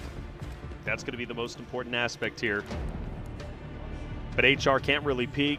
Killzall's got that line of sight locked in. As time starts to run thin, 35 seconds remaining, Fallen starts to move on your screen, straight towards the Mandel Brick. HR, though, HR has been dropped. Use Bishka, the last one standing for Fallen. They know where he's at. The pickup. There's not enough time, though, for the Mandel Brick. You'd have to assume only 15 seconds remaining. 3 members from Inc. Inc. is about to take the first Mandel Brick of the tournament. And they're going to do it. 3 members up. Mandel Brick going to Inc. North America, 1 step closer to becoming a champion. What a lethal. We talk about the efficacy of Uluru. We talk about the value of this operator, but talk about the value that Inc. has found. A Mandel Brick, last alive. Unbelievable job from a team that, frankly, were struggling for 2 full days. They have found their strengths, and they have found the angles over and over again. The game changer in that fight, besides player advantage, was too easy finding the craziest angle that we didn't even see it on broadcast. We saw the body on the ground afterwards. We're going to see it in the highlight package, but my goodness, opening things up, knowing where you knocked them, knowing this map perfectly, knowing how to lob a grenade in there, and getting the information from the Uluru rocket. we're one patch further, and we know that Tempest is now in the mix. We've seen the value of Tempest, but Aluru's buff, holy cow, you gotta have this operator on Mantle Brick rounds. For the first time, mini first actually, I'll run through them. That's the first time we've seen a Mantle Brick decoded without a single member left on the map outside of the team that gets it. Every team eliminated for the fight for the Mantle Brick. Also, that's the first time we have seen a team come so late into the fight and still the Mantle Brick for themselves. It finally pays off. Goes so many times teams have been punished because of their inactivity, because they didn't want to make a move early on. We see a replay. This is when DT steals it back. DT does get the down. That was one, and DT, so there's the down from DT. But it was Baby B getting the trade. Oh, that was such a beautiful placement, too, in the corner. It's just so strong, man. The Incendiary from Aluru is game-changing. Of course, if it connects, you burn out so quick. But even more than that, it is such a valuable zoning utility. And there it is. Yeah, it lands over the top. play. They knew exactly where they were. There's the excitement, of course, from Ink and Killzall. Probably the most animated player on that stage. And vocal. Consistently, yeah. One of the most vocal and just well-placing of those lethals, man. Man. Ink going to be your leader on the leaderboard no matter what. Reminder, folks, if you're somehow just tuning in for the very first time, it is all Mantle Bricks all day. Our first ranking metric on our leaderboard, no matter what, is Mantle Bricks. You could have $1 to your name. You could have a single Technic alloy. That's right. You could be as broke can be, but if you have a Mantle Brick, you're at the top of the leaderboard, and everybody else is ranked accordingly from there. Now, of course, it is not all done. We are just getting started, but that is a gigantic advantage for Ink. And I know the boys are buzzing right now. Look at the smile. I mean, there it is right in front of your face, Killzall. He can't stop smiling since the Mantle Brick was fully decoded. You do bring up a great point, though. Mantle Brick obviously is the first asset we look at, the biggest asset indeed. However, for Ink, they were already in 4th place, just behind ESG by like 0.03. When it comes to assets earned, they should be in 1st place, even in the assets category, which is going to be instrumental if it comes down to a tiebreaker. Just so big. So big. And I mean, dude, Ink's route to get here, one of the teams on that very stage, actually, other than MG, who played the most out of everyone, right? So I mean, they had to go through day 1's competition. They fall short. Day 2, they get a little bit better each and every round. Finally qualifying, knocking STS out, giving an opportunity to MG. North America, a region that is looked at as not necessarily the strongest. And you pointed out a couple days ago, I think it was, you know, when it comes to North America specifically for this roster, it's like, hey, yeah, okay, we'll play together. They don't have the history that others do. Yeah, no, that is a really good shot. I mean, these rosters, some of these rosters hadn't fully played together almost at all before the qualifiers. That's the thing you got to remember. They qualified with a brand new roster and said, all right, we'll figure it out when we get to LAN. Hopefully we do. This team is one of those. And what's wild about this squad is they bring in not only an amazing sub, but also a fantastic coach. And apparently it's all paid off. My goodness, round 2 completed. Brackish, a banger as per the usual. And somehow, some way, North America is on top, Taylor. Baby B. Mom and Dad, you got to be proud. You got to be proud. Your son is doing it here. Hangzhou, China, one of the biggest setups we have seen for Delta Force. Yet now your son is on top of the world. North America, proud of this Ink roster. One more quick note everybody's got to remember that didn't tune in yesterday. Ink picked up basically in what I'm calling the last chance to get to the finals. They picked up their spot to the finals in lower round 2. They lost, got to the final best of 6, and won it. You had to be top 2 in the final best of 6 to make it to the stage. They were one of the last 2 spots to this stage, and now they're at the top of the leaderboard. Yeah. Insane stuff. You know, I want to say, by the way, Goj, I'm going to keep it 100 at this point. When Ink went into that final stage, they were not a team on my radar that I expected to make it to grand finals. I thought, hey, good effort. I already had the narrative in my head. Ink, great effort, but you just weren't good enough. But you were at that very stage. However, in the fashion that they won it, in such a dominant fashion, hunting down STS, getting the double Mantle Brick, I said, wait a second. This roster can actually do something. In fact, this roster could, in fact, go all the way and win this entire event. And now, it's a possibility. What a beautiful thing. I know you're smiling. We got to smile. Come on. We come from the North American side of things. We're trying to remain unbiased, but the boys are getting it done. You're the most biased guy I know, all right? He's a North American stan. I'll stand with the EU teams. I'll stand with our China teams. Taylor is North America all day, and for good reason, obviously. Inc. put up crazy numbers, not only in that game, also in their last round, in the last series, but even in Zero Dam, they're putting up kills, man. This is a different roster than what we saw in the first couple best of sixes over the last couple days. But this is the same roster, which was the question. This is the same roster in that last best of six before they got to this stage. They earned their spot, and they've carried the momentum forward. It all comes down to confidence, and these guys certainly earned that along the way. I'm pumped to see what they can do in the next round, folks. There's a lot to talk about, a lot to break down with Brackish. We got to remember our priority spawns and prepare for what is next. There are some amazing rosters out here, and I think there's a very good chance we could go to Game 6 in this series. Just because Inc. gets a brick now doesn't 100% assure them that they're a top 2 team. That's right. But just so we're clear, if Inc. gets the mantle brick in round 4, the tournament is over, and they win it all, and that is a powerful position to be in. Yes, it is. Definitely a powerful position. What, $500,000? You're getting the bulk of that. Become the first ever champion. But does it end in 4, chat? Honestly, Goj, I don't think it does. I really don't. However, how many times have we said that? Or at least I've said it. I know you've said it a couple of times. You can't get away from it. It doesn't end in 4, and then it does. Inc. is in prime spot to do just that. Such a wonderful thing.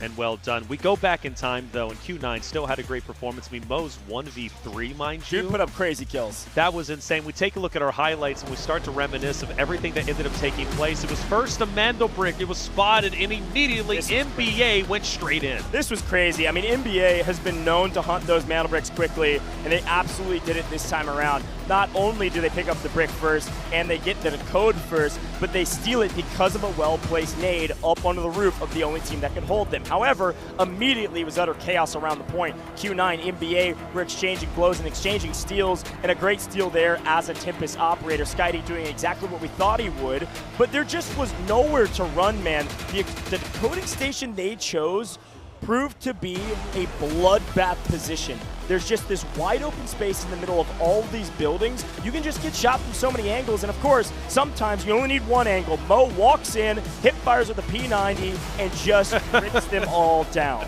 Mo simply is that guy. At this point, though, we're looking at 4 rosters still up. Q9 gets Mo down. DT did everything in his power to stay up as long as he could, picks up an Elim on the last remaining member from Q9 and Mo, but he can't escape the Molotov in the corner. Yeah, these incendiaries do so much damage, especially when you can't escape them. Inc. was cooking with them. Killzall, man, namely leading the charge with this Uluru operator, changing the game for what it means to win on Brackish. He does it almost entirely with his nades, which is insane. Insane indeed. So now Inc., what do they have? Well, they've got the Mandel brick, and they also walk out with the most assets. Everybody was eliminated. No one was able to extract, losing the loot they came in with. We take a look at the round 2 results, and 9 eliminations for the side of Inc. That has only been matched once, and that was from Mandel brick addiction from day number 2, or day number 1, excuse me, in game 2. Yeah, it was day 1. They put up crazy numbers on the same map, by the way. Brackish round 2. Insane to say. Always chaos in Brackish on a Mandel brick round. But this is huge. Obviously, let's do the math. It's 9 kills, 400K apiece, okay? That is 3.6 mil overall for just loot value on top of the 6+ that they got. So loot value may matter if there's a brick tiebreaker. We'll get to that later. But here's a look at the damage. Of course, Inc. on top. Again, I would love if we could have broken this damage chart out to how much damage did just the incendiary nades do from the Inc. side. Right. I think it would maybe do more damage than MG was able to get, honestly, on this map. But the damage chart, pretty solid across the board. Matches the chaos that we expected to see on Brackish. Maybe exceeded the expectations of the chaos we wanted to see. Yeah, Q9 walking out with a lot. Obviously, the 1v3 was huge. Baby B kills all too easy. The best team, naturally, 9 eliminations. That's 3.6 million going their way. But, of course, the 6.62 total loot extracted puts them well over 10 million. Just a sensational job. Plus, most important aspect, they walk out with our first Mandel brick in Grand Finals. Yeah, 9 kills, crazy loot. and the Mantle Brick. You literally couldn't ask for more. And our match MVP, I heard the crowd sigh because they wanted Mo. And I'm going to be honest, I wanted Mo too, man. That dude was going crazy. But Killzall stats were 6 OKD. undeniable. 6 kills, over 800 damage. Yeah.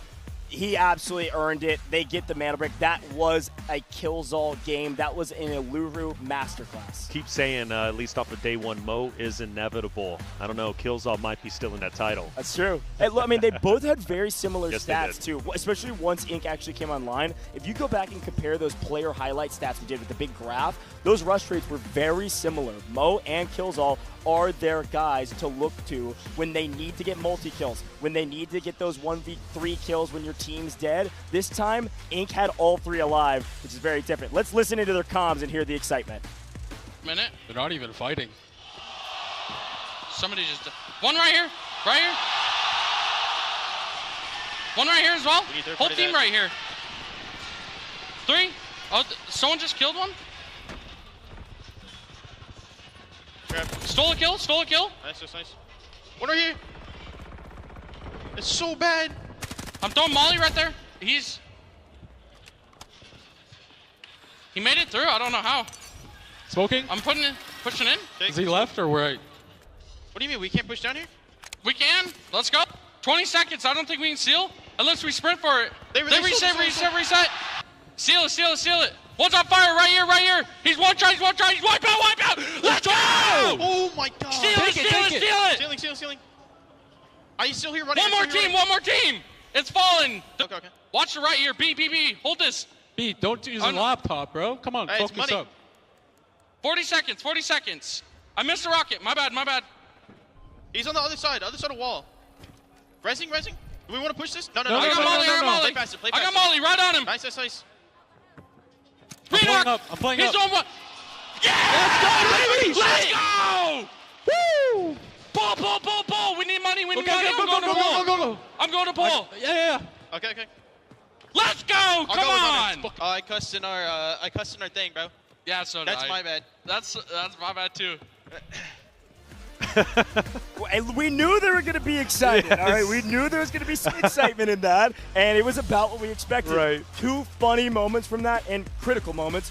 I think they said, don't loot the laptop, focus up. That's me for real, dude. Goblin. I have a loot goblin. Yeah. Rick was up. They focused up on it. Look at this leaderboard.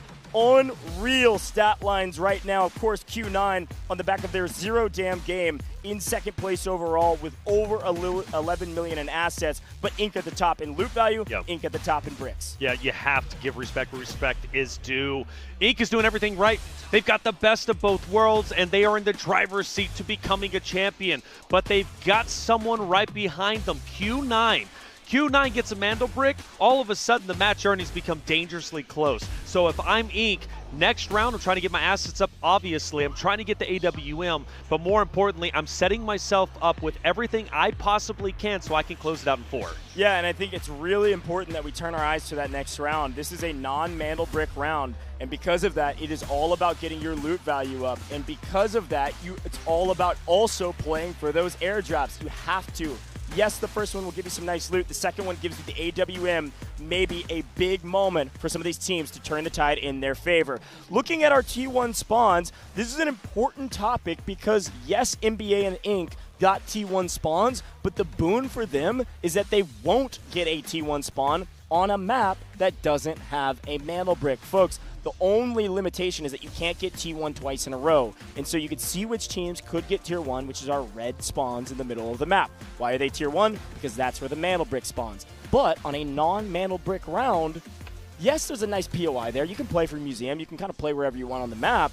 But in my opinion, the best spawns are going to be Tower of Babel. We're trying to get our money up, man. Definitely Maybe so. farthest away from some of the airdrops, potentially. But even still, we got to play for our loot. So we're going to be playing for Tower of Babel. This spells good news if you're an NBA or Ink fan. That's right. And even for the next one, because you mentioned a priority spawns, they don't get it here. They might get it in the next round, right? In round 4, where it matters most. We take a look at our operator picks. One Viron's going to be burned out from the side of Ink. Still can use a Tempest if they do so decide. Now for Fallen and NBA, they're the only two that have prioritized the Tempest, which have been incredibly valuable with getting in and out with the Mandel Brick. They're still going to have one for a little bit later, but of course, they're going to have to use it at the right time. Yeah, I mean, the thing that my eyes are drawn to absolutely is going to be the fact that Q9, MG, and FN have not touched an Uluru yet. That is good news for them in the later rounds, especially if we don't close out in 4. There's a pretty good chance Ink is going to use their last Uluru on round 4, not in this round. I expect to see some Noxes in this round. I expect to see maybe a Tempest or 2 in this round just to not use it later in Mandelbricks rounds if you're not comfortable with it.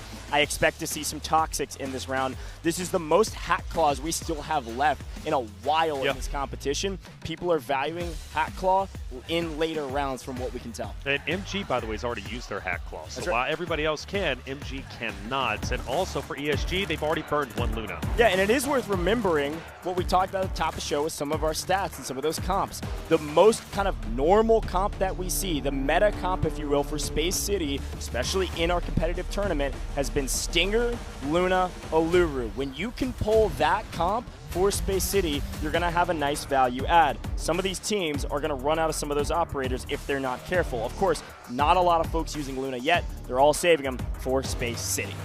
Space City going to be coming up very, very shortly after this last Brackish, or last, by the way, out of the 3 days. This will be our final airdrop map. Man. Crazy. It is. I feel like we have been casting Delta Force for a long, long time at this point in time. I start to get excited. Things are heating up. The question is, who are we supporting in the chat? Let us know. It was Fallen right at the very beginning, and Still now, is. what is it? Still Fallen? Yeah, look, there's got to be some Ink fans out there there now. When you go to the English broadcast, I think some people will start maybe changing to Ink.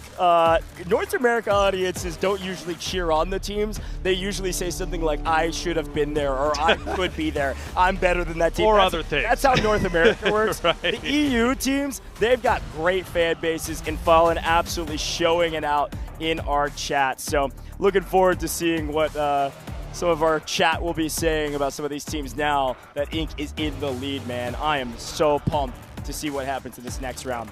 And again, as we jump in, I want to listen in to some of the cons of these players right before the match. All right, well, pretty casual, I'm going to be honest. They seem very relaxed.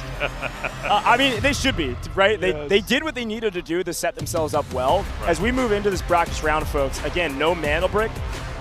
Whatever they do in this round could set them up well, sure, but they've already got a power position. So if I'm them, I don't care about anything besides getting the AWM, namely because you don't want somebody else to have it and maybe go for that brick, tie you up, and all of a sudden you're now battling in loot value for the top spot. Again, it's not a top 2 do this, top 2 do that. It is about winning this whole dang thing. And sure, 2 Mandel Bricks can get you there, but there is a chance that a team does not get 2 Mandel Bricks, which means any Mandel Brick squad will be ranked via loot value. And that's what they were talking about at the end of their comms, listening in game. They said, okay, we got it. Let's run out and get some loot. So let's see what loot we will get in Q9 and FN. Get the T1 spawns on round 3 here in Brackish, which means you will not see Q9 or FN have T1 spawns on our first map of Space City on a Mandel Brick round. Other than that, Taylor, talk me through the rest of these spawns and what we can expect, as already we've got a fight. Never mind. Holy cow, Q9, get entry blood. Yeah, it's going to be Guart getting the entry frag. Mo called it out from the streets. He kind of hovered to the left-hand side of Museum. He sees FN coming in. He makes the play call and says, this is a team we can take down. Now, for Fallen, this is a big, big test that they have. They need to get their teammate back up, but more importantly, trying to outslay Q9. I understand they didn't get the Mandel Brick, but they are the second team when it comes to assets. They're one of the most aggressive rosters out there, and traditionally, when they get into a fight, Goj, they win it. Good grief. You guys thought operations was slow. This is nutty. Teams pushing each other, looking for blood early. One way to get your loot up, get your money up, by taking down your opponent's flare. It's right around the corner. I don't think they know it.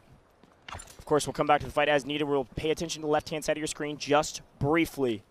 Overall, it does look like ESG is doing the tried and true strategy of not bringing in hardly any gear at all. You can see none of their armor slots has been taken up, but here's a fight on screen. Q9, not only the entry blood, but also a blood and a nice trade out from HR. The young gun shooting, but not shooting hard enough. Takes down one member of Q9, but that is it for Fallen. A brutal way to start this battle and a brutal way to go out when they desperately needed money. Fallen, like you said, desperately needed match earnings. They needed assets. They needed Technic Alloy. They are in last place with 3.52 million. This game doesn't help them whatsoever.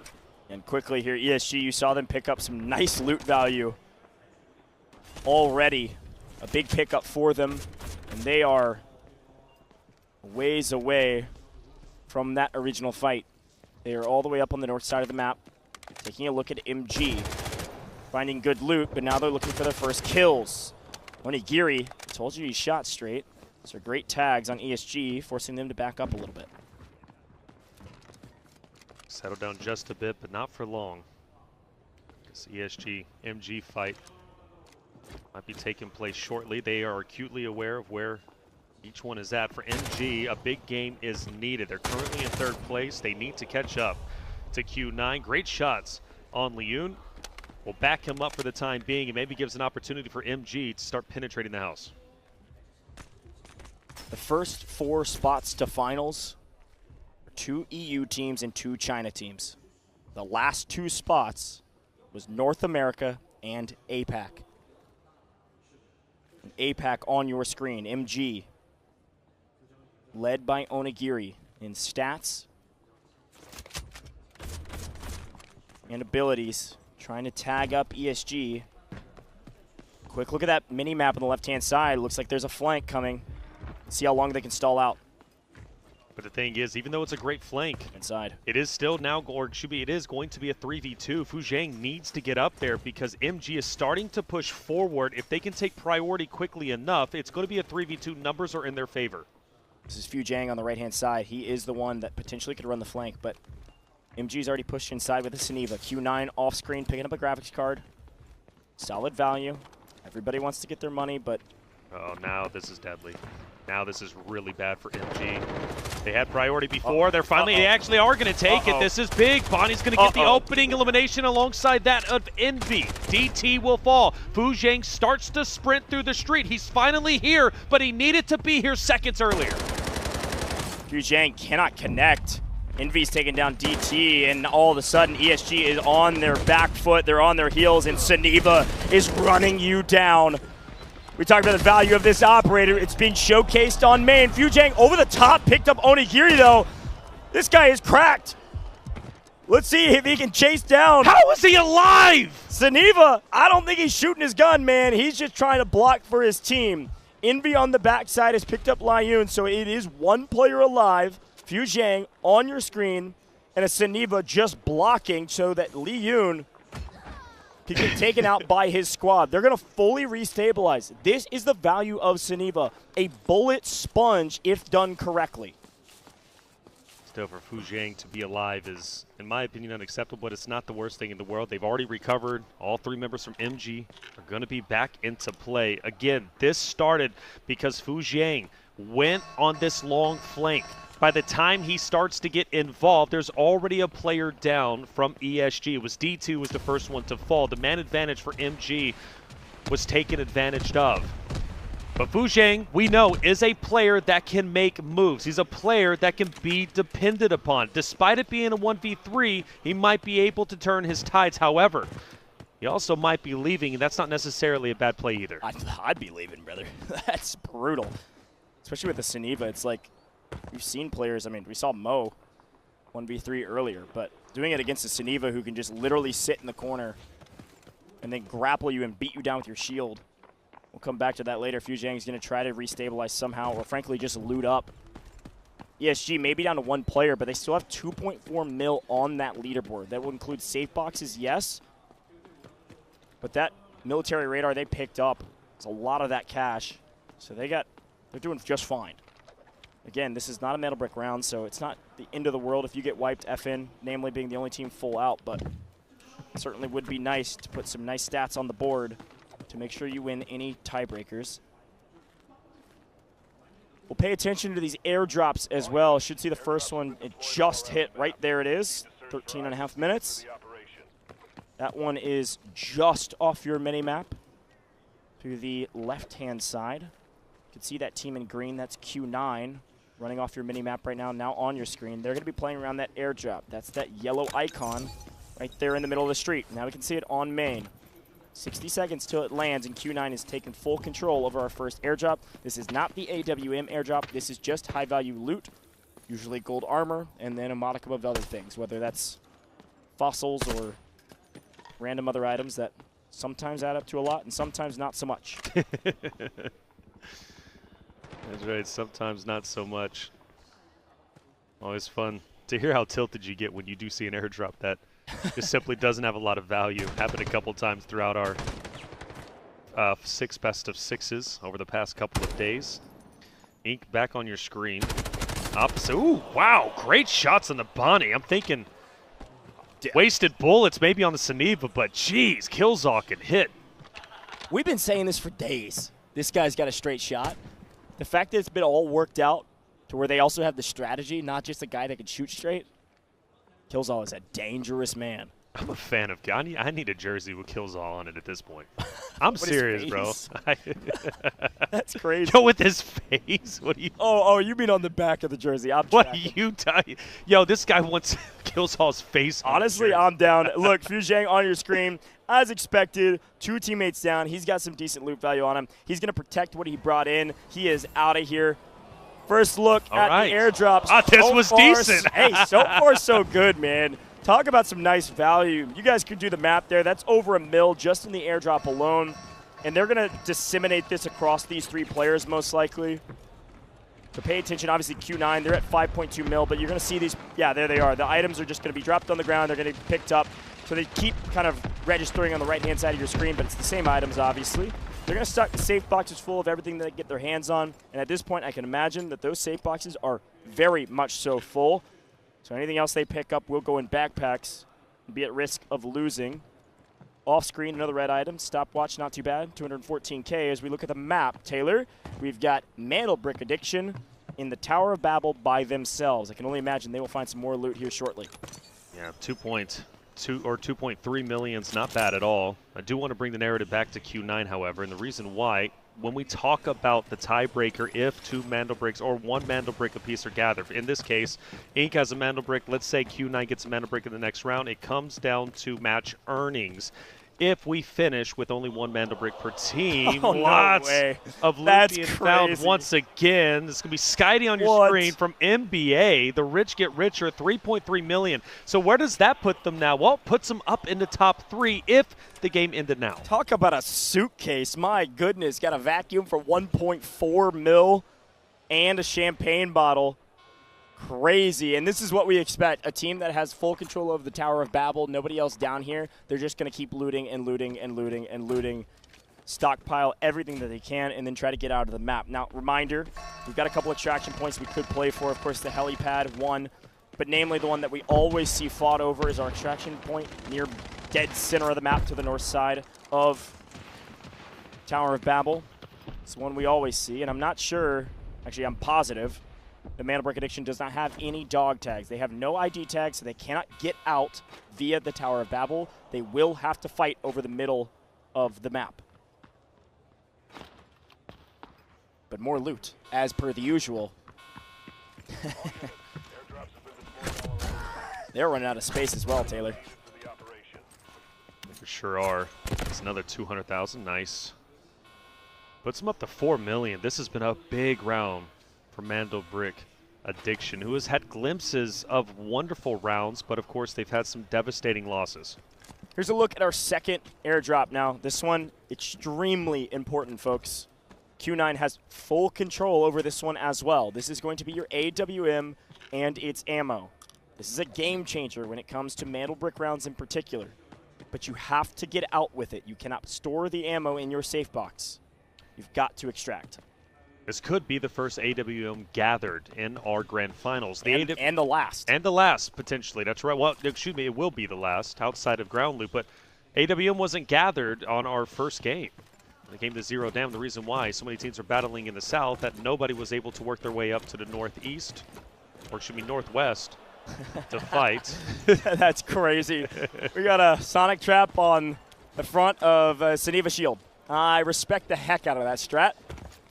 As our folks continue to disseminate loot, we've got MG making some interesting plays. If Q9 gets to AWM, which they're most likely going to get, they're right next to the airdrop, nobody else is around them. This could be very interesting going in to game number 4 because they desperately need a Mantle Brick, and they have the ability to do so.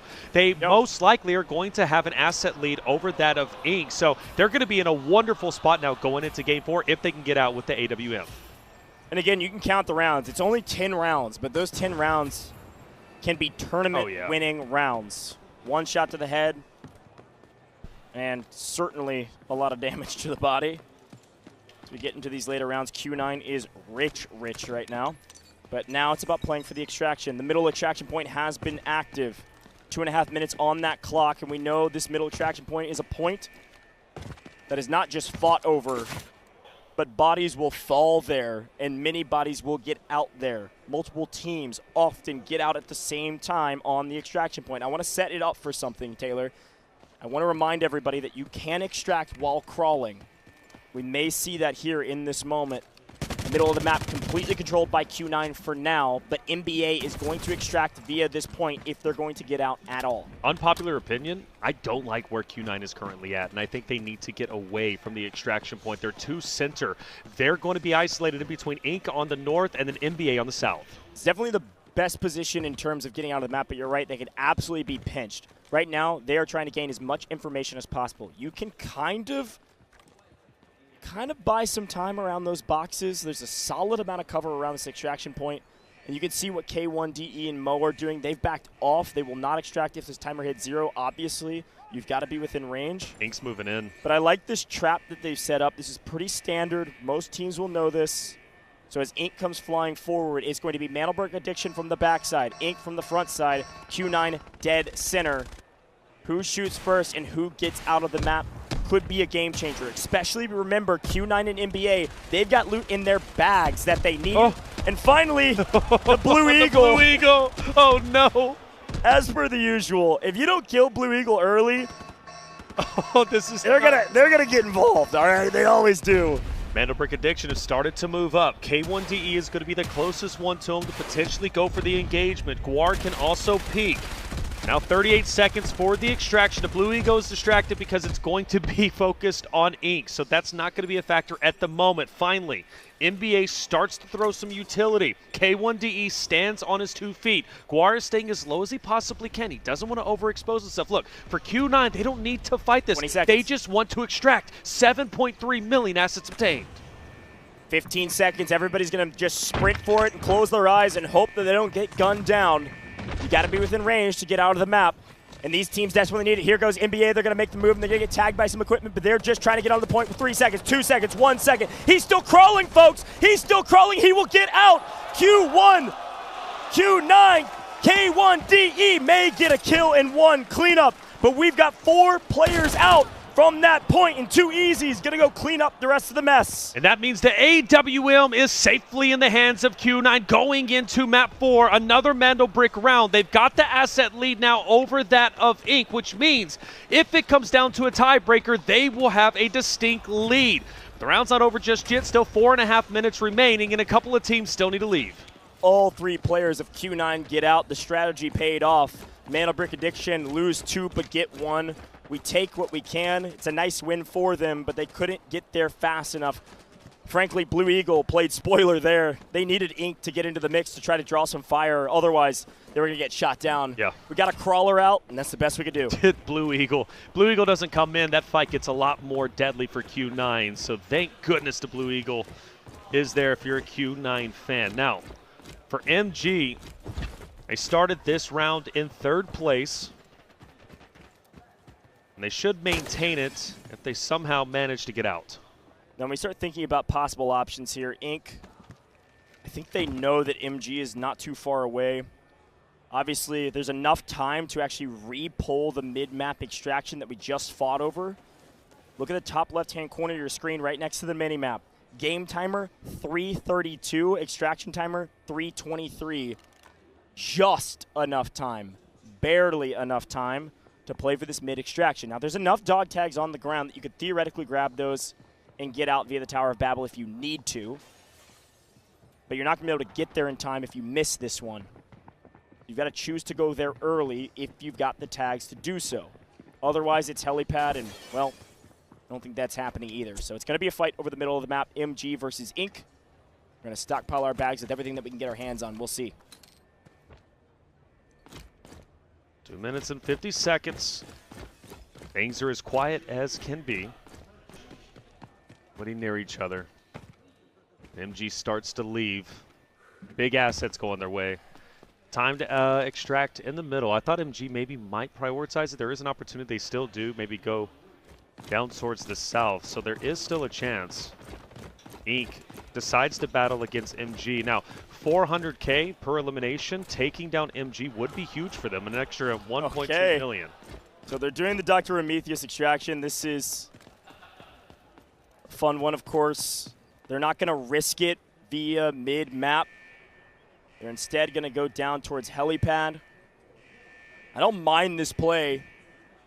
Got plenty of time to do it, especially because there's been so many shots fired. They're likely thinking we can make a play for this instead, or maybe giving it as a backup. Either way you look at it, it looks like Onigiri and Bonnie still going to take a look at the middle of the map.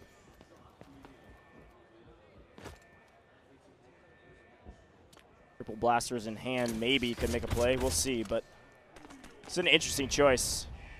Kind of giving themselves an exit strategy potentially, but they won't follow it for now. We're just looking for kills. Reminder, every single kill is 400K. So these kills are important, but again, we just saw this a moment ago. We just saw a moment where you don't have to get the kills. You just got to get to the point when that timer hits 0. Whether you're crawling or on your feet, it does not matter. Killzall has an angle. Killzall playing the off angle here. MG does not know it. Trigger discipline is going to be key. He only takes the shots when he knows for a fact he can secure the kill. Maybe has been spotted. No. Siniva would be the perfect takedown here to open things up for his team. 52 seconds on the extraction. There's an angle. That could be the time. Is he spotted? No! He takes the shots too late, and he tries to go through the face shield. Oh, he's shaking his head. What a mistake. Trigger discipline and patience, absolutely a virtue. But in this instance, maybe waited a hair too long, and Onigiri now on the hunt. They know Killzall's there. Easy has picked up 1. Easy's picked up 2. MG out of here. It didn't even matter. Inc. stand tall, not only with the mantle break in the last round, being the last team standing, but they've done it again. Back-to-back rounds, back-to-back clean up men. Inc. is unstoppable. North America is on top. There is no question about it, and they're going to be able to get out of the map as well. A full extraction, all the kills. What a map for North America. Holy cow. What a way to wrap up this map and wrap up our last map that will not feature a mantle brick. Woo! Alrighty.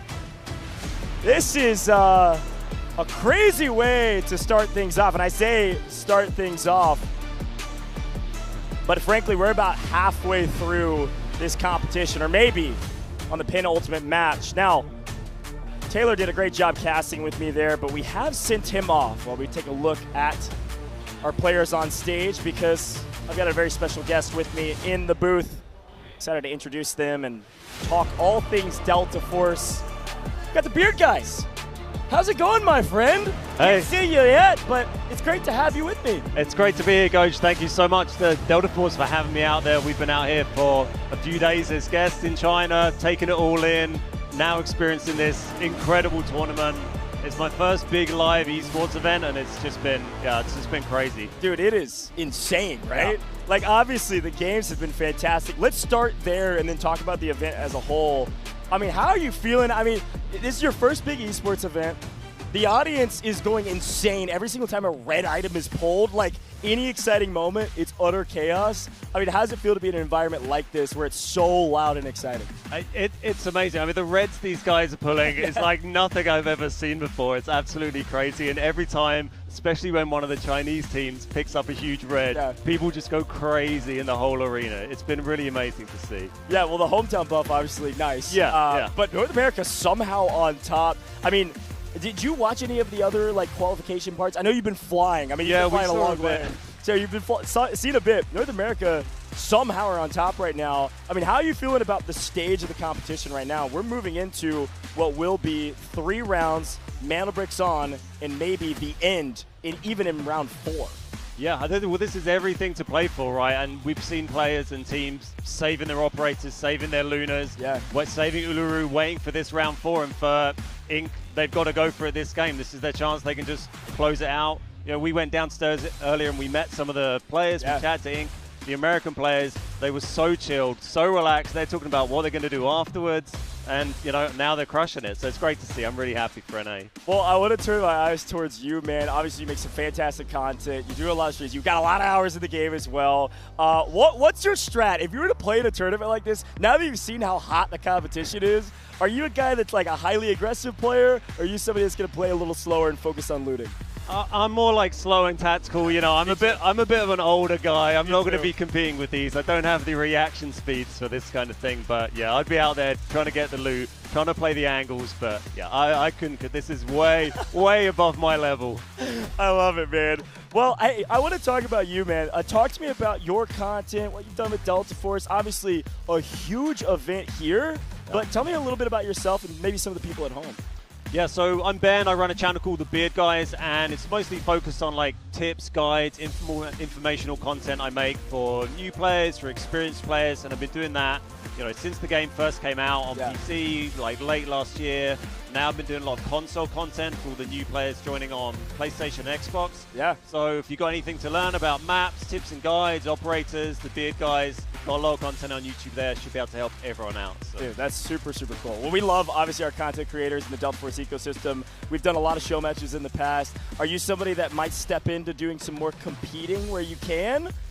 I don't know if that's me. You know what? I feel like I'd rather be standing here, I think, than sitting down there. But I love watching it. And you get some tips from it. I can't play at their level, but you suddenly see them. You're like, I did not know this angle existed, or this how you could use that utility. So there's a lot to learn from it. I can't play in the way they do, but you can still get some tips. Yeah, trust me, I can't play like them either. I'm more your speed, man. I'm a looter. I'm a little bit of older. Yeah. Well, talk to me about favorite operators. Obviously, you make guides on everyone. What's your favorite operator? Maybe right now.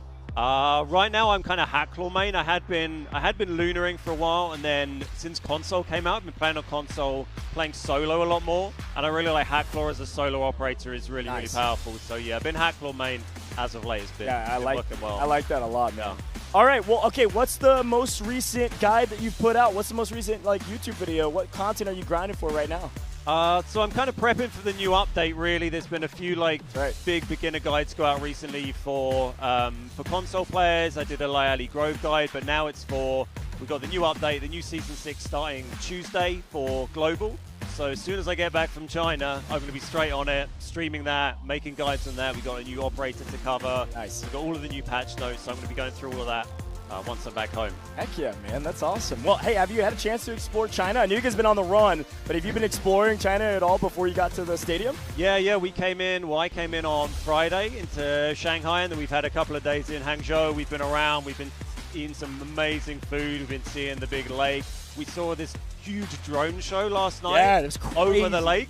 Delta Force themed drone show. It was none of us knew it was going to be Delta Force, and suddenly Demolin's face was up there. Space City boss. We're like, what? Everyone just went nuts. It was crazy. That's so cool. Well, while we've got you, we're going to take a look at some of the highlights from this last game. It was insane, and I just want to give you a chance, man. Talk to me about some of these highlights. What did you see from that last round that surprised you, maybe? Yeah, the last round was kind of crazy. It's been interesting seeing how different teams play when there's no Mandelbrick, right? You've got no Mandelbrick to think about this time round, so it's a different vibe. We saw Fallen go crazy early. They were taken out straight away. It was a shame for them, but Yeah, Q9 have been crushing it. They look like such a strong team. Yeah, that is a good shot. I mean, also, airdrops totally changed the game, right? Like, a ton of high-value loot in there. AWM, do you talk about this weapon at all in some of your guides? Yeah, I mean, it's not really like a new player weapon much. Like, I think most people are scared to take it out with them because it's worth so much. Everyone like gets gear fear and it sits in their stash. Yeah, that's so true. Gear fear is real. On this stage, though, man, they've got no fear. Yeah. That AWM is huge. All right, this extraction at the end, we got to talk about it. Even the one in the middle, the one you're seeing right now, insane moments. Like, talk to me about those extraction moments that you've had in the past of, like, the timer is ticking, everybody's swarming. Like, what's that feeling like when you're like, please, that timer's got to hit 0. I got to be alive. Yeah, I love it. It's like the most exciting, tense part of the game when you're extracting, particularly when you're doing it solo or when you're going to share an extract, like you're on Space City, you're dropping smokes and you're running in at the last second. Yeah, those are the moments you live for. Well, some great moments. Inc, of course, on top. North America went crazy and continue to do so. But, man, what an exciting look back on those highlights and a great day thus far. So you've explored China. You've seen the stadium. You've seen the competition. It's now time where I have to put you in the hot seat, all right? It's time for you to give us your predictions. Woo. Before I ask you for the prediction, do you have a team you came in, you're like, okay, I'm going to cheer on this region. This is the region I want to cheer on? You know, I came here and I was like, I'm here representing Europe, I'm here representing EU, so I've been supporting the EU teams, but me and the Inc guys as well, seeing how Inc have been playing, and I'm here with a bunch of American creators. Yeah. I'm really happy to see them doing well, and you know, if Inc crush it in this next game, I'll be very happy, man. I love that. Well, look at our round 3 results. Q9 at the top in that round with 7.27 mil extracted with or in safe boxes, and that extra 4 kills, obviously a huge boon. Here's a look at our damage charts overall. Pretty even spread, a lot of fights, especially around those extractions. A fun map overall in our last non-Mandel Brick round. I will say, Beard Guys, or Ben, I guess I'll call you Ben. Yeah, Ben's good. Channel. Ben's good. Ben, talk to me about it. If you were playing Delta Force and kills became a way to earn extra loot value, just straight up getting a kill is 400K, would you prio that more? I don't know, maybe. I feel like, but then you bring in so much extra risk, right? But if you're playing with a squad, if you're playing with your boys, you got a team, you feel confident, you go for it. If you're playing solo, it's a big ask. Yeah, a lot to take on. It definitely changes this competition, and I love the change in a competitive setting. Maybe pubs, I agree with you, maybe not so much. 7.27 mil is what they extracted with. Absolutely the best team in this round, as you are Mo, K1DE put on a show for us with 4 kills as well, and it was K1DE as the top MVP from this round. 2 kills, 3 assists, 2-0 KDA, and of course a 304 damage count.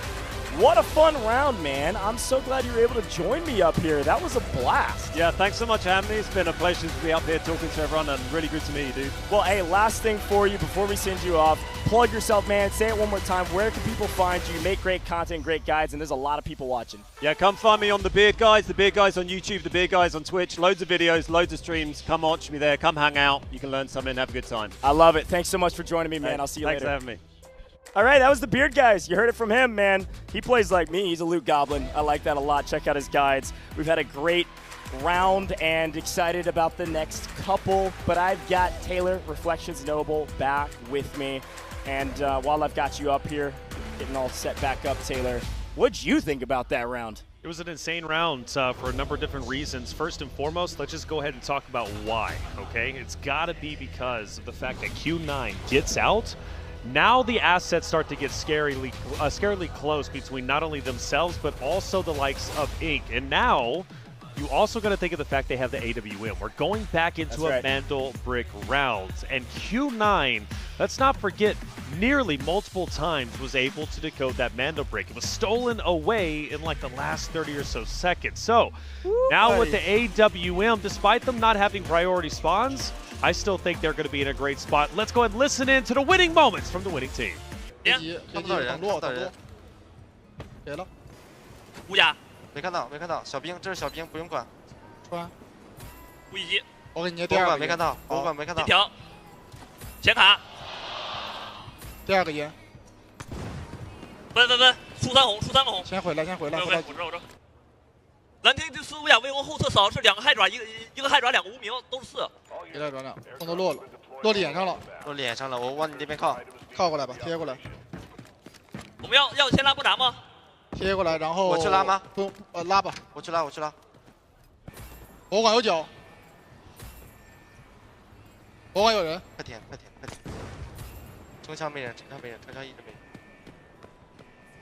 城墙没人呢，城墙。换甲，换甲，快！死鬼子换甲！博物馆有，博物馆有，我们走。不是博物馆方向来的，是那个塔里来的。果然，我知道。到近点了啊 ！OK， 点连门到了，36秒。左边到了，左边到个洞口，左边到了个洞口。我盾是吧？深蓝，深蓝，深蓝。好。正面也来了，左边也来了。我要起来打正面了。打。得分果断，一会儿分果断。没有。我右边很好，我先分，我先分，我知道，我知道。我先分，我提前分。我得把右边封了的。这边果断，这边果断，很重要。我得了那边。右边3个4，右边3个4，五动赛红狼，红狼害转。赶紧车点了。车点有，走了。补不了我，补不了我，补不了我，补不了我，补不了我。我补一个，我补一个。好不，我打残了一个，好不。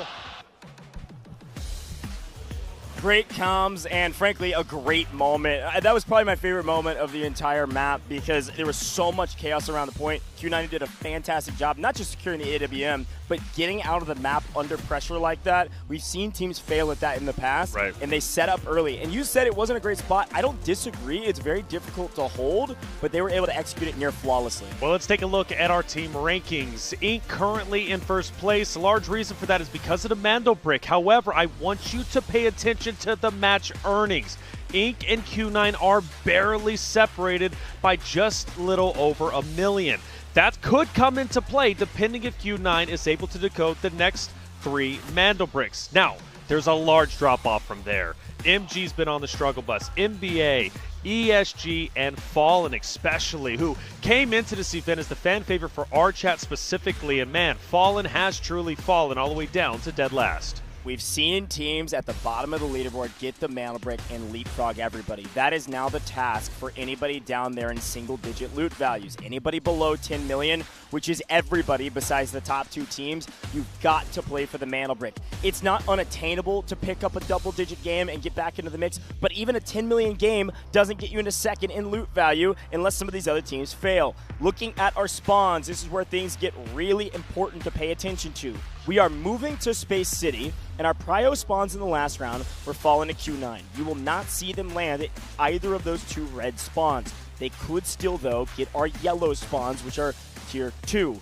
And speaking of Tier 2, one thing we always see is that you spawn Central Command. If you spawn to the right yellow dot, you could make it to the mana brick first. We've seen teams basically spawn in, close their eyes, and sprint at the mana brick and get there faster than the team on the right side, the right red dot that crosses the pipes because that team is scared. So 2 things could happen. Central Command could sprint to Centrifuge and play for the brick early, or they could play slow and try to get an early pick on one of the teams that does spawn on the right side red dot of one of our Tier 1 spawns. And one of those early picks, by the way, is going to be on those pipes that are so deadly. Exactly. We consistently see a knock. I want to point out something to somebody, or to everybody, excuse me. Inc. could have priority spawns. 100%. They could end the tournament. Could end the tournament in just 4 rounds. Talk about a tremendous opportunity. With the way we've been listening to their comms, right? Going into them, they sound calm, cool, and collected, right? Something that is very important. They seem like they're all on the same page. North America can honestly do this. Yeah, and confident, by the way. The only hat claw that can be used is ESG. Beard guys like them. Apparently everybody else does too. Hot Claw, a popular commodity early in this competition, and now only 1 team can use them. Now take a look at that Luna column. Everybody has a Luna they can use, and everybody has 2 Lunas that they can use besides ESG. But of course they have that Hat Claw, so they got recon for days. Everybody does, because you need it on Space City. And again, the popular build for Space City, Luna, Alluru, Stinger, everybody can do it. Most can do it twice. Right. I'm very excited, especially from the side of FN NBA, because they still have a Tempest that they can use, and they are just phenomenal to watch with the Tempest play. Again, I feel Tempest has been drastically underused, but that's okay. Alluru is still going to be there. And by the way, Alluru for Inc., they only have 1 more left. That's right. So do they fully commit everything, put all their eggs in one basket, and use their theoretically best operators theoretically, historically, the most successful operators for getting a Mandel brick to secure it in 4. Guys, it can happen. North America can do this. However, Q9 is also just behind them too. Q9 in the assets race, they can absolutely come back. If they get a Mandel brick, things start to get scary for North America, and China could truly be on top. It's not only scary, it's not only possible, it's like almost probable. Think back to what we did in the last 3 best of 6s on each day. We have not seen a round 6 yet. We're on best of 6 number 7, and we have not seen a round 6. That is insane to see, especially because of our online qualification series. We see it all the time. So remember that. Remember, we could go to 6, but if history repeats itself, we went to 4 3 out of 6 times in the last 2 days, and we went to 5 the other 3 times. Very probably 50% chance, if history repeats itself, that we end in 4 here, and it has to be Ink. Yes, it could be the last match, it could be the penultimate match, or it could be the 3rd to last, but whatever it is, it's going to be a dang good time. Ink's done it before. The way they qualified for Grand Finals was because they decoded 2 Mandel bricks, and they did it in 4. They've already done it just last night. Q9, though, on the opposite end, they've also done just that too. Will they settle for 2nd place, or do they want to go broke? Do they want to go for it all? The first Mandel brick round on Brackish was exhilarating. We witnessed every single roster go to Museum to challenge the decoding of the Mandel brick, to steal it for themselves. But one by one, players started to fall until the last 3 remained. And that was Ink. This time around, will they be able to do it again, or will Q9 rise up to the occasion? But it's not just them, is it? We also have Fallen at the very bottom. When you think about Mandel brick addictions and their qualifying run, how did they do it? They did it by getting 2 Mandel bricks. They can do it. Let's go in to the next game. 10 kills, bro. 10 kills. Buddy is going. You're smurfing. It's actually crazy, bro.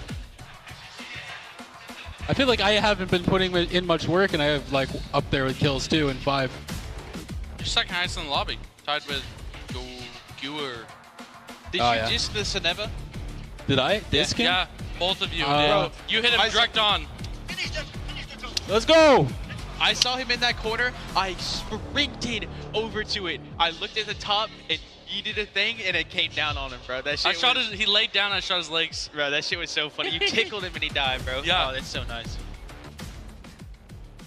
They may call it a tactical deployment, but it never is with them. The boys call it a good time to just rehash what just happened. And frankly, I'm right there with them. That was fun. And I'm going to be honest, too, we did get a chance to see their coach, Zapok, and he said, "Finish it, boys." And we said, sure, sounds good if we're a North American fan. I got a lot of folks in the chat. We want to hear from you. Who are you a fan of? Who do you think is going to win it all? Or frankly, I think the better question is, how many rounds will it take?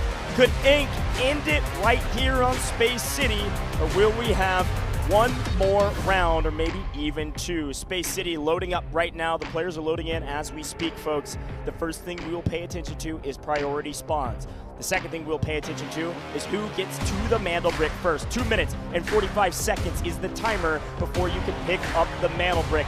And we are dropping in as we speak. Here we go. Mandel brick addiction and MG prio spawns, and it's ESG in command build. Oh, but Q9 gets arguably one of the worst spawns available on the map, at least for the Mandel brick attack. That is going to be tough for them for sure. This is one of those dangerous crossings. Hopping about, gets away unscathed. Mandel brick addiction. Getting shot at by ESG. Both teams sprinting towards this Mandel brick. One zipping, the other sprinting. MG already in a bit of trouble, and as per the usual, the other fight that oftentimes happens is the team from Dormitory taking shots down at the team that gets prio spawn at Westgate. Tags him up, but doesn't knock any down. Shout out to my boys, AKA, missing out on land because of that exact same strategy. Missing out on the stadium because they get shot in the back before they can barely move. MG have made it to Centrifuge and should play inside of Centrifuge until this brick spawns. The decoding station right here in this alleyway is the one that has been priority decoded at every single time, aside from, I believe, twice. One time we went to the north around that passage that we've been talking around those pipes at T1 spawn on the right-hand side of the map. The only other time on Space City we've not seen this decoding station, wow, nice fuel there to start things off, was indoors. Now, look at operators, about what we expected. Fallen running quote-unquote meta. MG running quote-unquote meta. A couple other folks running 2/3 of quote-unquote meta. As we take a look at our loot, MG has picked up a stopwatch, but ESG has found that 1.5 mil fuel. No Tempest for Fallen or NBA. Inc. will use the last Aluru, committing everything in terms of loot as well, mind you. Inc. wants this. Now, typically, I'm quite critical of a team playing very passive. However, Inc. played passive enough to the point where by the time they joined for the first Mandelbrick attack on Brackish, they were the healthiest going into the final fights, and it paid off. This time around, they look to be taking the same page from that very playbook. They're going to stay up north. FN out of the equation, hanging out in dormitory. The fight around the Mandelbrick, as per the usual, involves a lot of teams taking control, taking the space in these buildings. Centrifuge, right now, is MG. ESG is going to be going for the brick potentially. No, they're going to stay up high. Looking over it, Q9 could be first to the brick on the low side. We know that Mandelbrick Addiction likes to get pretty aggressive here. Mandelbrick Addiction in test facility. Black Chamber technically the top of it. ESG's. Here goes APAC, here goes MG. They grab it on spawn. It's got a lot of smokes on it, and bullets rain down as well. Uvalier trying to tag, and tags, but doesn't get a knock. Uvalier running forward. Mandelbrick picked up from MG. This is big for them. They weren't too far behind when it came to the overall standings, so getting a Mandelbrick here could be massive. And they had control of Centrifuge, so it only makes sense that we're going to put it in the decoding station that we all know and we all love. Viral moments have been made at this decoding station. This alleyway has a lot of looks, a lot of sight lines that can look at it, but no one can truly hold it unless you're sitting kind of out in the open. Right. Somebody's got to control the ramp outside of Centrifuge if you want to guard the backside of this. And to guard the north side, you're just going to have to peek out of the door if you're MG.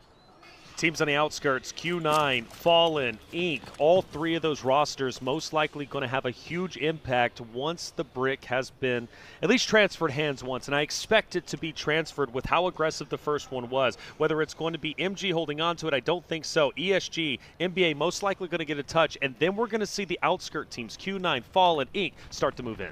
And ESG obviously collecting a bunch of information with Ultimate High. Can't shoot at him, but get a lot of info. Some of the teams roaming up. Our security director has been a pain in the side of many folks, so why not take him down if you can? Skydee has done this before. Shock Arrow should take down security director if he can connect, and weak enough to clean him up. All right. Not going to get a sniper in the back of the head when you desperately don't want it.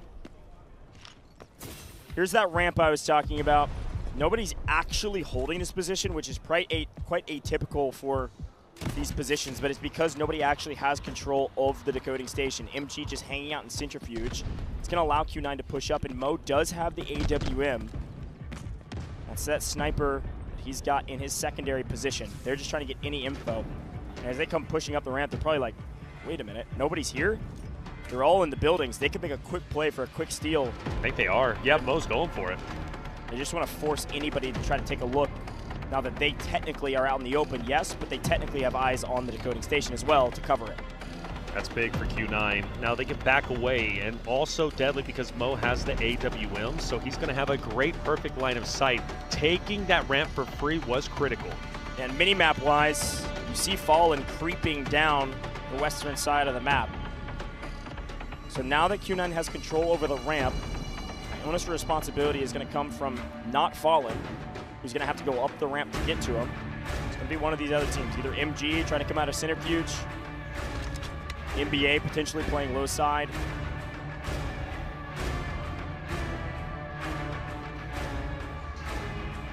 But a stalemate for now. Plenty of time still left. Fallen, the only team relatively close, maybe making an attempt from the outside. But Envy is curious. Staying as close as he is, Maybe you assume MG starts to make a move. Inc, by the way, risking quite a bit staying on the northern side. Inc is not getting involved at all. They've got a mana break. They are going for loot in Central Command. And I'm sure that they're hoping that this brick will be stolen over and over and over again and fought over so much that they can come in and play cleanup. Their goal was to loot first, ask questions later, and unfortunately, they don't end up finding much in Central Command. ESG started there, they didn't stay there very long. Here's a look at our map and see where they are. They are now on the move. Set, moving up. Time starts to tick away. The more time that ticks away, the more nervous the close teams start to get. In this case, MG and NBA. Go. Like you said, here we are. Skydie starts to move up. Players all around, but no worries. You've got to make an attempt here. You cannot afford to allow Q9 to get this Mandel brick. It simply just cannot happen. You need to get it for yourself. And with NBA being nearly half or over half below in assets of Q9 as well as Inc, a double Mandel break is going to be a huge win condition. They finally attack onto Q9. One player is going to be dropped. That's going to be K1DE. The Mandel brick is now wide open to at least get a touch. Mandel brick addiction is going to take priority over this moment. Mind you, Too Easy is also down. Fallen, Inc are starting to fight. A nice steal here, but NBA get punished for it. Mo patiently, yes, they lose one. They let them get the steal. Then he cuts Uvalier down. It is now 2v2 when it comes to Q9 and NBA. However, Q9 have a body to res, NBA does not. NBA have the Mandel brick, but they don't have their third, and MG is going to slowly but surely creep up, and Mo hits it. Mo hits the sniper shot. This could be an opening for Mo, not only to go for the decode, but he could go for the team wipe after the decode if he wants to. It's about to be utter chaos as MG can even creep up and get involved in this fight. Q9 lose control. They look to be crumbling, but just like that, they take it back for themselves. Onigiri taking down Skydie. NBA is out. NBA fully eliminated. They went for the steal and they got it, but they're the only team to contest in that moment. Sniper shots ring true. And it's no wonder Q9 felt comfortable in that position on the long angle. They knew they could hit their shots, and when they did, the tides would be turned back in their favor. Here's a look at ESG as they've found an angle on Killzall. The top fragger is out, and now Inc on the run. ESG looking for kills, and when the smoke clears, could pick up easy, but backs off instead. They're going to go play for the Mandel brick potentially, but not immediately. MG still 3 strong. Onigiri is going to be the closest one to the Mandel brick. Bujang! We've been highlighting him consistently throughout the days, and that's going to be a long-range shot onto Bonnie. MG now with just 2 players up. Onigiri again. That's the one I'm looking at to potentially challenge the sight of K1DE, but it's going to be hard to get through the AWM that Mo possesses, but Fallen is making an attempt from the south ramp. I just don't know what that MG player was doing that far away. Maybe trying to play a flank, I don't know. But a brutal loss, ESG just finding kill after kill completely uncontested. Fallen's got to go. Fallen's got to go. They might be pushing up relatively soon. Mo with AWM is going to be instrumental, but they're also getting pushed from the opposite side of things. This is going to be great for Fallen, but Fallen is going to fall. HR is going to be down, but DT is going to drop K1DE. He's also going to get the full pickup. Fallen can still push up. Like you said, here they come. Mo is doing everything he can, but DT has got onto the site, and he's going to get the decoding started. Guys hitting quick shots on main, and they're still up somehow on this ramp. Take down HR into full yellow timer. It's going to be a 2v2 on ramp, and ESG can pinch here for free. There is nobody on their backside contesting them right now. Ink's been on the run for a while. They're trying to restabilize while the fight around the brick is happening. Plenty of time on the decode, but ESG in the best position by a country mile as 2 go down, and now he's Bishka. The sub from the qualifiers made it to land. They made it to this position, but he's not going to be the hero, not in this map. Mo is unstoppable, and ESG are going to try to come clean him up. But once again, Inc has stayed alive. Inc is going to be 3 strong, and they're going to be rotating up towards the north and then back down towards the south, potentially to sandwich ESG between Q9 and themselves. Inc, an opportunity to steal this steal it away, much like they did in Game 2. The question is, do they have it in them? They took the risk to stay silent in the north, and now they find an opportunity to finally attack. For Inc. to win over ESG here, it's going to take a little bit of help from MG. I think this is going to be a very difficult fight for them to win. Sure, if you get first blood, you get player advantage, you can make the push. It's possible. We know Inc. has the gunny. With a little help from MG, they could do a lot here, and they could win. And MG does not want to help.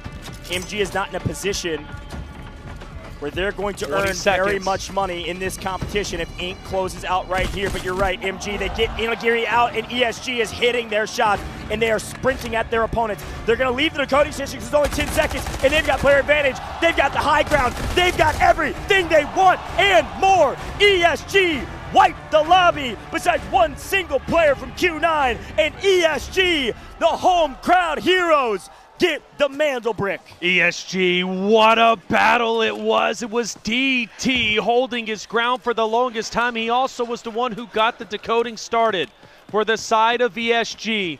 An epic battle for sure, but 2 rounds or 2 Mandelbrick rounds in a row goes where Q9 takes the initiative. Q9 sets up around the Mandelbrick, but Q9 once again falls short. No team is playing passive anymore. They may lie and wait for a little bit, but no brick will be given for free. All of them have got to be earned. There may be a prize for second place, but it pales in comparison to first. And of course, the commendation to say you are the first Delta Force Invitational Champion. ESG, they stand next to Inc. on the leaderboard now. The only 2 teams with a Mandelbrick. So regardless of their loot value, they will be 1 and 2. But the loot value now matters between those 2. You want to be first? You either have more Mandelbricks than your opponent, or you have more loot value, Taylor. And I think Inc. is technically, by a lot, winning in that category still. Inc. will be in first at the end of this map, but ESG leapfrogs to second. Picking up 8 eliminations this game. I don't know if they'll be able to chase Mo down, maybe. Mo's still running around in the vicinity. There is an opportunity potentially to pick up 9. Surprisingly, Q9. Mo himself, he's pulled off 1v3s before. Does he tempt fate this time around? Does he go for the additional 1.2 mil in earnings from the elimination category? I would say for anybody else, probably back away. But for Mo, maybe he can make it happen. I believe he's got 1 bullet left in the AWM. That's good for 1 kill. Is there, I mean, how much value is there to stay back? Oh, nice satellite dish, sure. We'd take those. It's under 471K. ESG is definitely not going to take any chances. They're going to check all the angles. And yeah, I don't know. I mean, I think for Mo, it's not that he's not going to take these fights. He's going to take them. It's just a matter of when. And I think the answer is the win is actually going to be aware. It's going to be around the extraction zone. It's going to be around this extraction point. We know the one that we're talking about. Mid-map, under the bridge. A tried and true classic. It's got 3.5 minutes on it. About a minute before the game timer closes. I can't imagine all 4 of these players get out on it. It has happened before. Oh, they're going straight into Mo. Yeah, I mean, they have to. This is the extraction point. They've set the trap. He's going to sit here with this trap. He's got to hit his AWM shot, I think. He has to. He's got to get a knock to make it a 1v2. Has to. But Mo's won 1v3s. Oh, don't peek too soon, Mo. A couple of times, which is insane to say. Right. Peek too soon. Stay patient here, Mo. For ESG, already a big win, right? Getting the Mandelbrick is massive, but getting out with 6.8 million, I mean, come on. That's going to put them that much closer. Or even oh my gosh, surpassing Inc. One down. Oh! Misses the shot, but the down is still going to be big on Liyun. An opportunity to take DT, potentially bunny hopping up, but doesn't get enough shots taken. But good news is, player hasn't been picked up yet. Nice shots, DT, very low. Liyun as well. Mo standing up. There is no way Mo can get 1v3s 2 times in the grand finals. The res is starting to take place. Mo is running out of options, and I think this is where the heroics start to come to an end. He can connect on a well-placed grenade, get him weak. He could line him up and knock him down. But you're right, he needed to pick up Layun on the rotation. They don't know that Mo has made this rotation, I don't think. Oh, one shot fired, maybe they do now. Mo hears him advancing. Gonna reposition, take a fight from another angle, gets one, gets two. Can he line them all up? Mo will get his third 1v3. If he can isolate this one, here's the step on the right-hand side. He's got half health. He doesn't get it, but it was dang close. Mo almost a hero for Q9. Mo almost the best fragger this tournament has ever seen. He may still hold a claim to that title eventually, but not in this map. Holy cow, that was way too close for comfort. ESG was sweating. I'm sweating now, man. I say surely not, no way. Mo runs out of options. Once the reset happens, you think time is up. But Mo steals it right back and makes it exciting to the very end. Mo, arguably one of the best players in Delta Force competitive whenever it comes to operations. And the crowd has taken notice, the fans have taken notice as well. Despite him falling, he has still proven to be a factor even when the odds are stacked against him. Q9, Mo, ESG, Zhang, these are all players and teams the crowd here know well. But our global audience is starting to know who Mo is. Our global audience is paying attention, and I think Mo's fan base is growing. Here's a quick look at that replay from the last rep. Several replays here. Of course, ESG, they get the first knock on Ink, and they know that no one can get to the decoding station in time, so we're going to wipe everybody else out. It's a signal flare, as it always is, to push the equation. Here's Mo's signal flare. He hits that AWM shot. I think Mo wins this. And then back against the wall, picks up 2 in a row, loses half his health, and almost wins this fight. It was a great effort, but also a great execution from ESG. As much as it looked like Mo was putting on a show for us, which he was, ESG did play it right. They get the mantle brick, they all get out, and they get the kills. ESG just put up a gigantic round, a round that was very similar to what Ink was able to do. ESG gonna be top 2, and it's actually gonna be fairly close at the top. Very close indeed. In fact, I think they might have done enough to get within striking distance to overtaking that of Ink, and that puts the pressure on North America. That puts the pressure on Ink because no longer do they have that distinct advantage of being the only team with a Mandel brick. ESG joins the party. We've got 2 more space cities left, or potential of 2 space cities left. Let me reiterate, we have gone through 2, or this is now the 3rd day of competition. This is officially our 8th best of 6 at this point, man. And you have to consider, we have never gone to a game 6. That's right. We have always ended in either game 4 or game 5. So the chances of this tournament coming to an end in the next map are incredibly high. 100%. You're 1,000% right. We've broken that down. The stats are insane. Interestingly enough, though, online stages, at least that we have casted over, that I've casted over, it's been about 33% across the board. It's been about 33%. 4, 5, or 6 being our last round in these best of 6 matches. We've been playing underneath this format for a while, and it's usually about even. That's right. On land, it has not been at all. However, the gameplay today in the stadium is very different than the gameplay that we saw in the stages leading up today. The last 2 days have played totally different because of the qualification process of getting, hey, if we're top 2, we make it. Hey, if we're top 3, we go to the next round. When you're playing for first, I think it's a high likelihood that we go all the way to game 6. Very much so. Very much so. Nobody's giving bricks for free. No, not at all. I mean, this has been the most aggression we have seen on a Mandel brick throughout the entirety of our competition here at the Delta Force Invitational in 2025. Before, I mean, again, it was getting the Mandel brick, getting out for free. We weren't seeing basically any fights take place. Now we are. But the stakes are also higher. And nobody wants to play for second place. Everyone wants to go for first. Now, I go back to ESG taking that win in the fashion they did. Phenomenal. DT was a large reason for their success. But Q9, as I said during the commentary, I'll say it once again, they were the first team to take the Mandel brick. for themselves.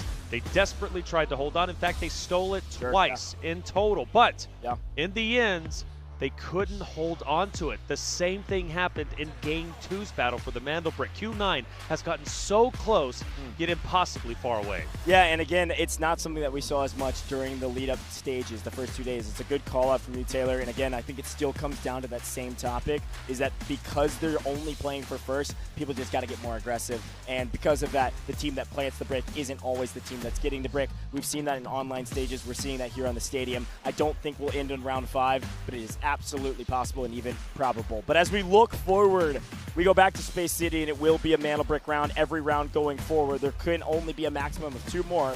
Will be Space City and be a Mandelbrick. So of course we got to talk about spawns. We got to talk about some of these teams and what they need to do. And right now, the only thing some of the teams at the bottom of the leaderboard are thinking is, how do we get the Mandelbrick, man? Let's take a look back on that map, some of the highlights from that round. What went right, what went wrong? And I think the big question in our minds and a lot of people at home is, what's going wrong for EU? Both of our EU teams struggling a bit. MG grabbed the brick, planted, but unfortunately couldn't get their feet underneath them. Yeah, man, they've been on the struggle bus for sure. Alongside that of NBA, it was Mo who ended up taking the Mandelbrick for Q9 initially. Now, that was big news, and they did so by getting the ramp for free. But they did run into some issues. It was NBA who ended up taking down K1DE, but Fallen started to join in the mix on their lone rotation through street up the ramp. NBA, they did get a touch on the brick, but of course it was Mo taking it right back for Q9.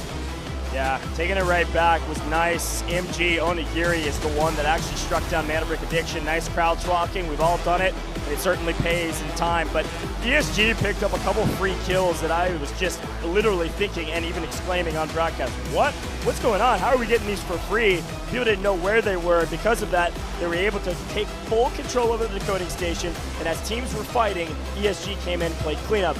But not before Mo could be the hero, man. Mo picked up a triple there, got more, and then almost triple killed ESG. And then this is the moment where Ink was trying to make a play to end the tournament. And unfortunately, because DT had the angle on our first Ink player over the top, it was just blood in the water. ESG chased down all the kills. ESG comes in, wipes them all. And of course, a heroic moment here from Mo. Right.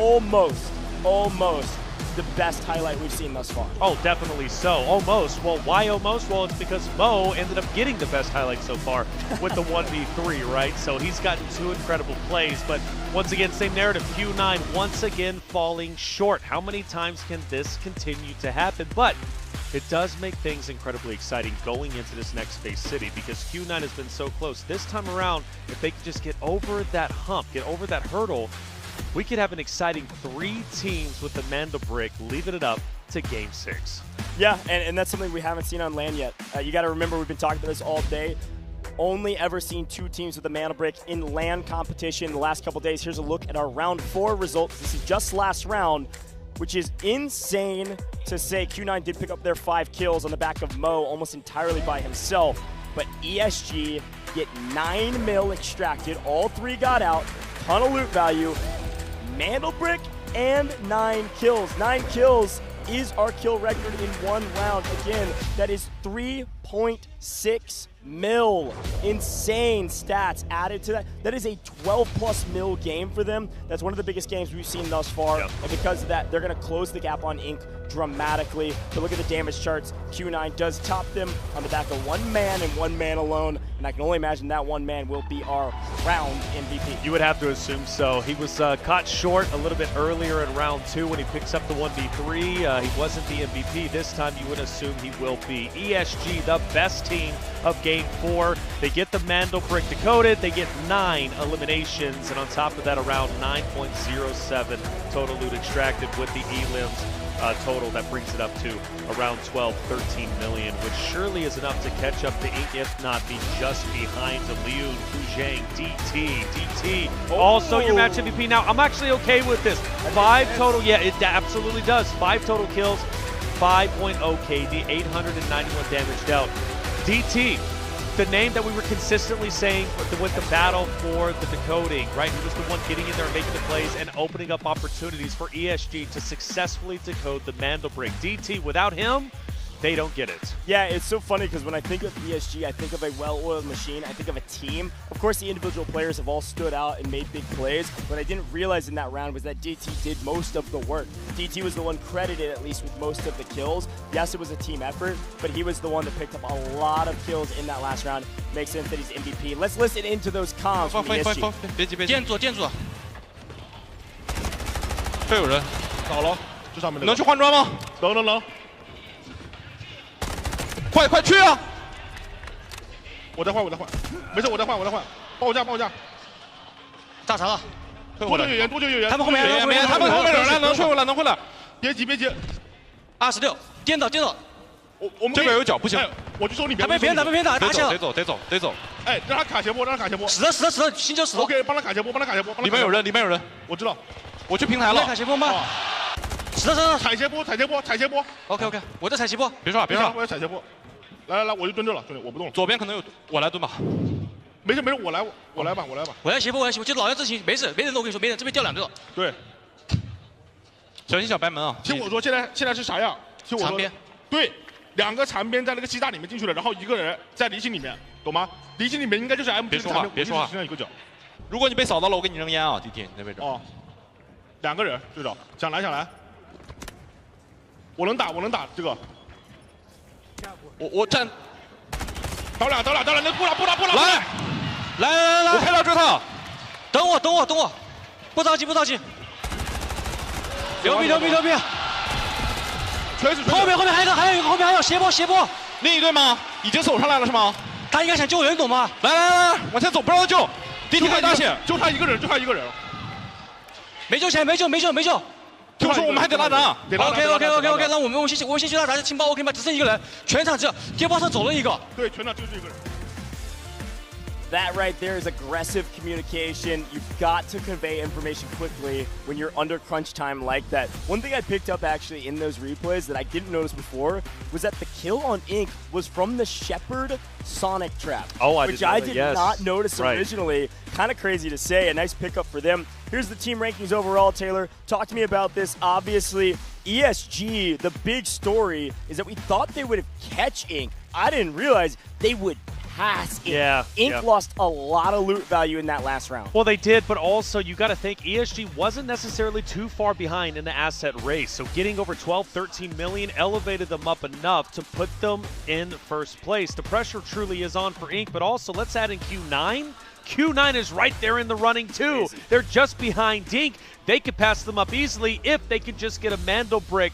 I think we're going to Game 6 with ESG. Ink and Q9 all having a Mandel brick. 2 China's teams versus North America. We take a look at our spawns, and this is where the true test starts. Ink, ESG, Fallen, Q9 all have an opportunity for the priority spawn. Yeah, this is crazy to say. Mana Brick Addiction, MG had prio spawn, tier 1 spawns. Those are the red spawns in the last round. Couldn't do too much with it, albeit MG did get the brick first, planted it, didn't end up being able to hold that point. So, as we move into round 5, you're right. These are big names around these tier 1 spawns and absolutely could give them an advantage. Ink, Q9, ESG, Fallen, all an opportunity to go play for this first Mana Brick first. And I'll be very curious to see who gets Central Command and how aggressive they play. It's the same one we've been talking about. It's top middle. It's tier 2. Likely going to be one of those tier 2 teams or maybe one of the other folks that don't end up getting tier 1, of course. But as we look at our operators, that Hat Claw is still an opportunity for ESG to use it. Frankly, it's not just an opportunity. I think it's a necessity. Yeah. ESG is going to run Hat Claw. They need a recon operator. Without their Lunas on the board, watch out for a Hat Claw from ESG. We've still got 5 out of 6 Ulurus. Of course, Ink burned theirs in the last round. Didn't get a ton of value out of it. So when I look at somebody like Ink, who's trying to close out this tournament now, absolutely going to see a Luna, likely a Stinger, and then it's either going to be Shepherd probably or Tempest. I don't think they're really a Saniva team. Could see it maybe just to get some extra utility, but I think they're going to be looking maybe for a Tempest play. Yep. I don't know. I'm excited to see what they decide to do. Yeah, because I don't believe we've watched them use a Tempest yet, at least to my knowledge. That's going to be new territory for them. Naturally, they committed. Or really Saniva. I mean, I don't know. No, not at all. I mean, look, Uluru, that was kind of their, they were banking on the fact they were going to win that game number 4. They fall short, so they committed quite a bit, but that's what you have to do if you want to win this tournament. Game 5. back into Space City. Another Mandelbrick round, 2 teams with the Mandelbrick decoded. We're talking Inc. from the North American side, and then ESG from China, the #1 team coming out of the China location. Will Q9 join the mix? Will we see a team from the bottom rise up? Will that be Mandelbrick Addiction, a team that qualified to this very stage by getting 2 Mandelbricks decoded in the last 2 games? That's true. When you think back to the qualification series, this is basically exactly what happened, not in the last 2 days, but in their regional qualifiers. In the EU regional qualifiers, they were at the bottom. Mandelbrick Addiction was not a team anybody was paying attention to in their regional qualifiers. They then steal the last 2 breaks and make it to this stage. But the last 2 days have been totally different. They were a top team. They didn't even play yesterday. And they were a squad that everybody said going on to the stadium, going on to LAN, now they're the team to watch. They're the team that could take down one of these China rosters. Without them really even in the conversation right now, it is absolutely something that we at least have to keep our subconscious on, keep a nod towards, is what can they do on this map? Can they do it again? Can they pull it out? We'll see if EU could be on top. Let's go down to the stage. 我们那对面其实会80%、90%的概率会拉到左边楼梯平台楼梯那一块架着，知道吧？那个很厉害。如果出现这种情况，我们没有露娜的情况的话，我们还真不好拿这个砖，懂吗？拿着我们会死。就拉谁死这边去吗？对他们不是，他们会拉到那个中控桥下来的那边那条。啊，那个楼梯去拉。 Here it is, the map rotation. We've already seen 4 take place. Space City coming up next once again. That's all you're going to see for the rest of the day. Another Mandelbrick round. Inc. secured it on Brockish. ESG secured it on Space City. Can they go back to back? Will China steal the championship away from North America? The opportunity is here, but Q9 is also hot on their heels. Will this be the last map, or will we be going to Game 6? It's up to the competitors to decide. Woo, buddy, it's time for more Space City, and I am so excited to see these spawns. It could dictate everything, or it could be utter bloodbath around this Mandelbrick. Maybe a little bit of both, folks. We are loaded up. Our players are in. It's time to take a look. It's going to be Fallen and Inc. with priority spawns. And the only question ringing in my brain is Inc. going to make the same mistake as our other North American team? No, they are going to sprint towards Centrifuge. They do not want to be shot in the back by Q9, who are hot on their heels from Dormitory. We got to run, ladies and gentlemen, and we got to also make it across these pipes if we are Fallen. Nice. Fallen make it. HR took the most damage, but he's going to be okay. Now, Inc., we mentioned it. Priority spawns. They start the transition into the Mandelbrick location. But NBA is also sprinting there. Fallen getting close. MG. But on the outskirts, you've got Q9 up in Dormitory. And then on the other end, you've got ESG. Yeah, and also pay attention. Q9 does still have AWM ammo. Super important. They will be bringing a sniper into this round. No questions asked, because they conserve some ammo. So watch out for Q9 on the backside of some of these teams on the long angles that Space City offers. A quick look, though. You're right, Mandelbrick Addiction, they came hauling into the middle of the map. They're going to take Buoyancy Lab for now. They were the team that spawned at Central Command. They were the question mark team. I was wondering what they were going to do, and they came sprinting. Inc. Takes a little bit of fire, literally, from our flamethrower troop. But conserving ammo, doesn't even bother to deal with it. So we play for the middle of the map, too easy. They've got position in Centrifuge. Again, this is priority position. Centrifuge building, it's where MG started last time. They got the brick first. It's also where the decoding station is. It makes sense that they sprinted for this building first. Off screen, you don't see Q9 because they are still up in Dormitory, where they spawned, and they're going to play nice and slow. I agree, they don't have to get here quickly. They know they don't really have a clear path to get here quickly. So let's play nice and slow. So right now, the story is Inc. and Centrifuge. Fallen in Test. MG has taken over Black Chamber. And Mandelbrick Addiction is in Buoyancy Lab. The 4 corners with the 4 horsemen all around the Mandelbrick. Brick up at 15. Who's going to take it for themselves early? Inc. sprinted here. As we know, man, a lot of teams around them. That's the way it goes.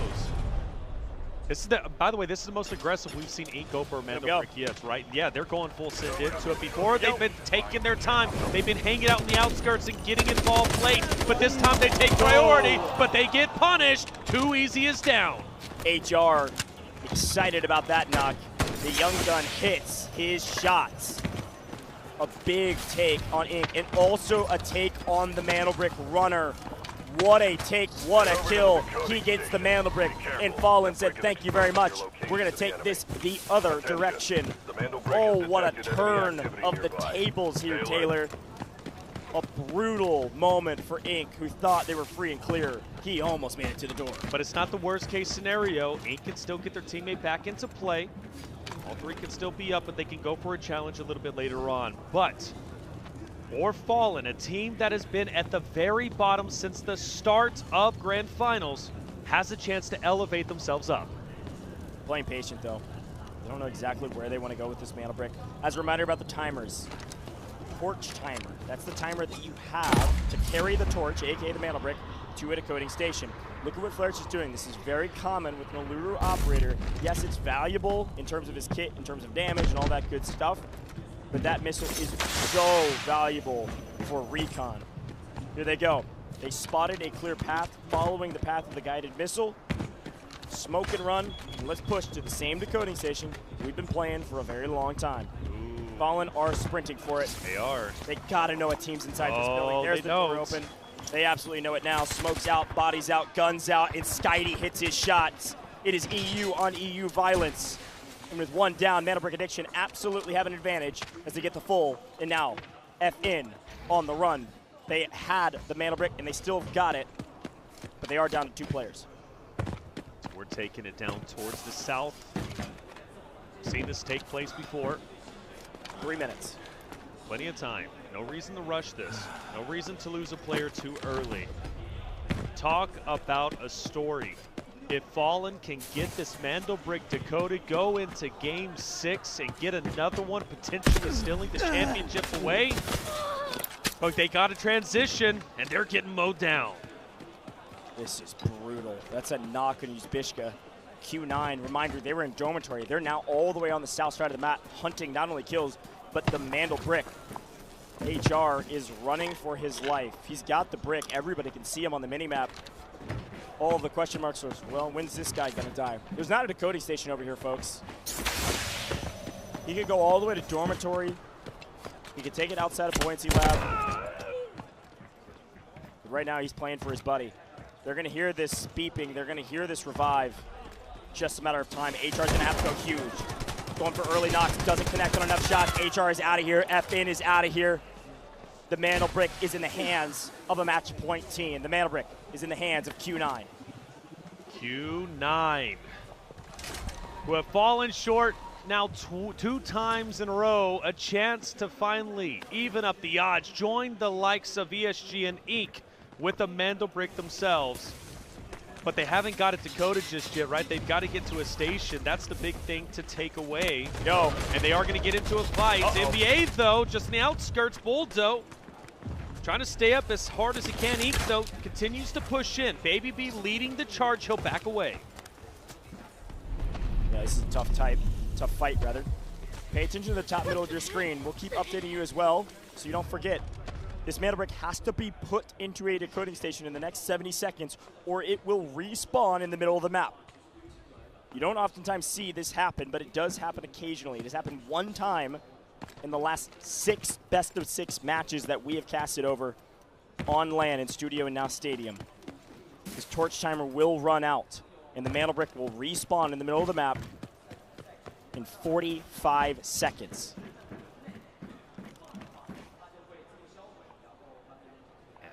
So then who would get priority? NBA? Yeah, for sure. I mean, they have basically full control over Centrifuge right now. Right.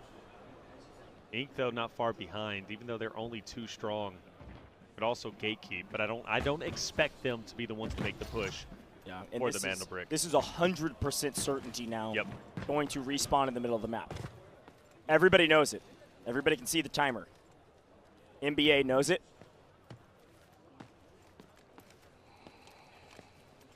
8 seconds, you will see that Mantle Brick move back to middle. It'll be just inside your mini-map.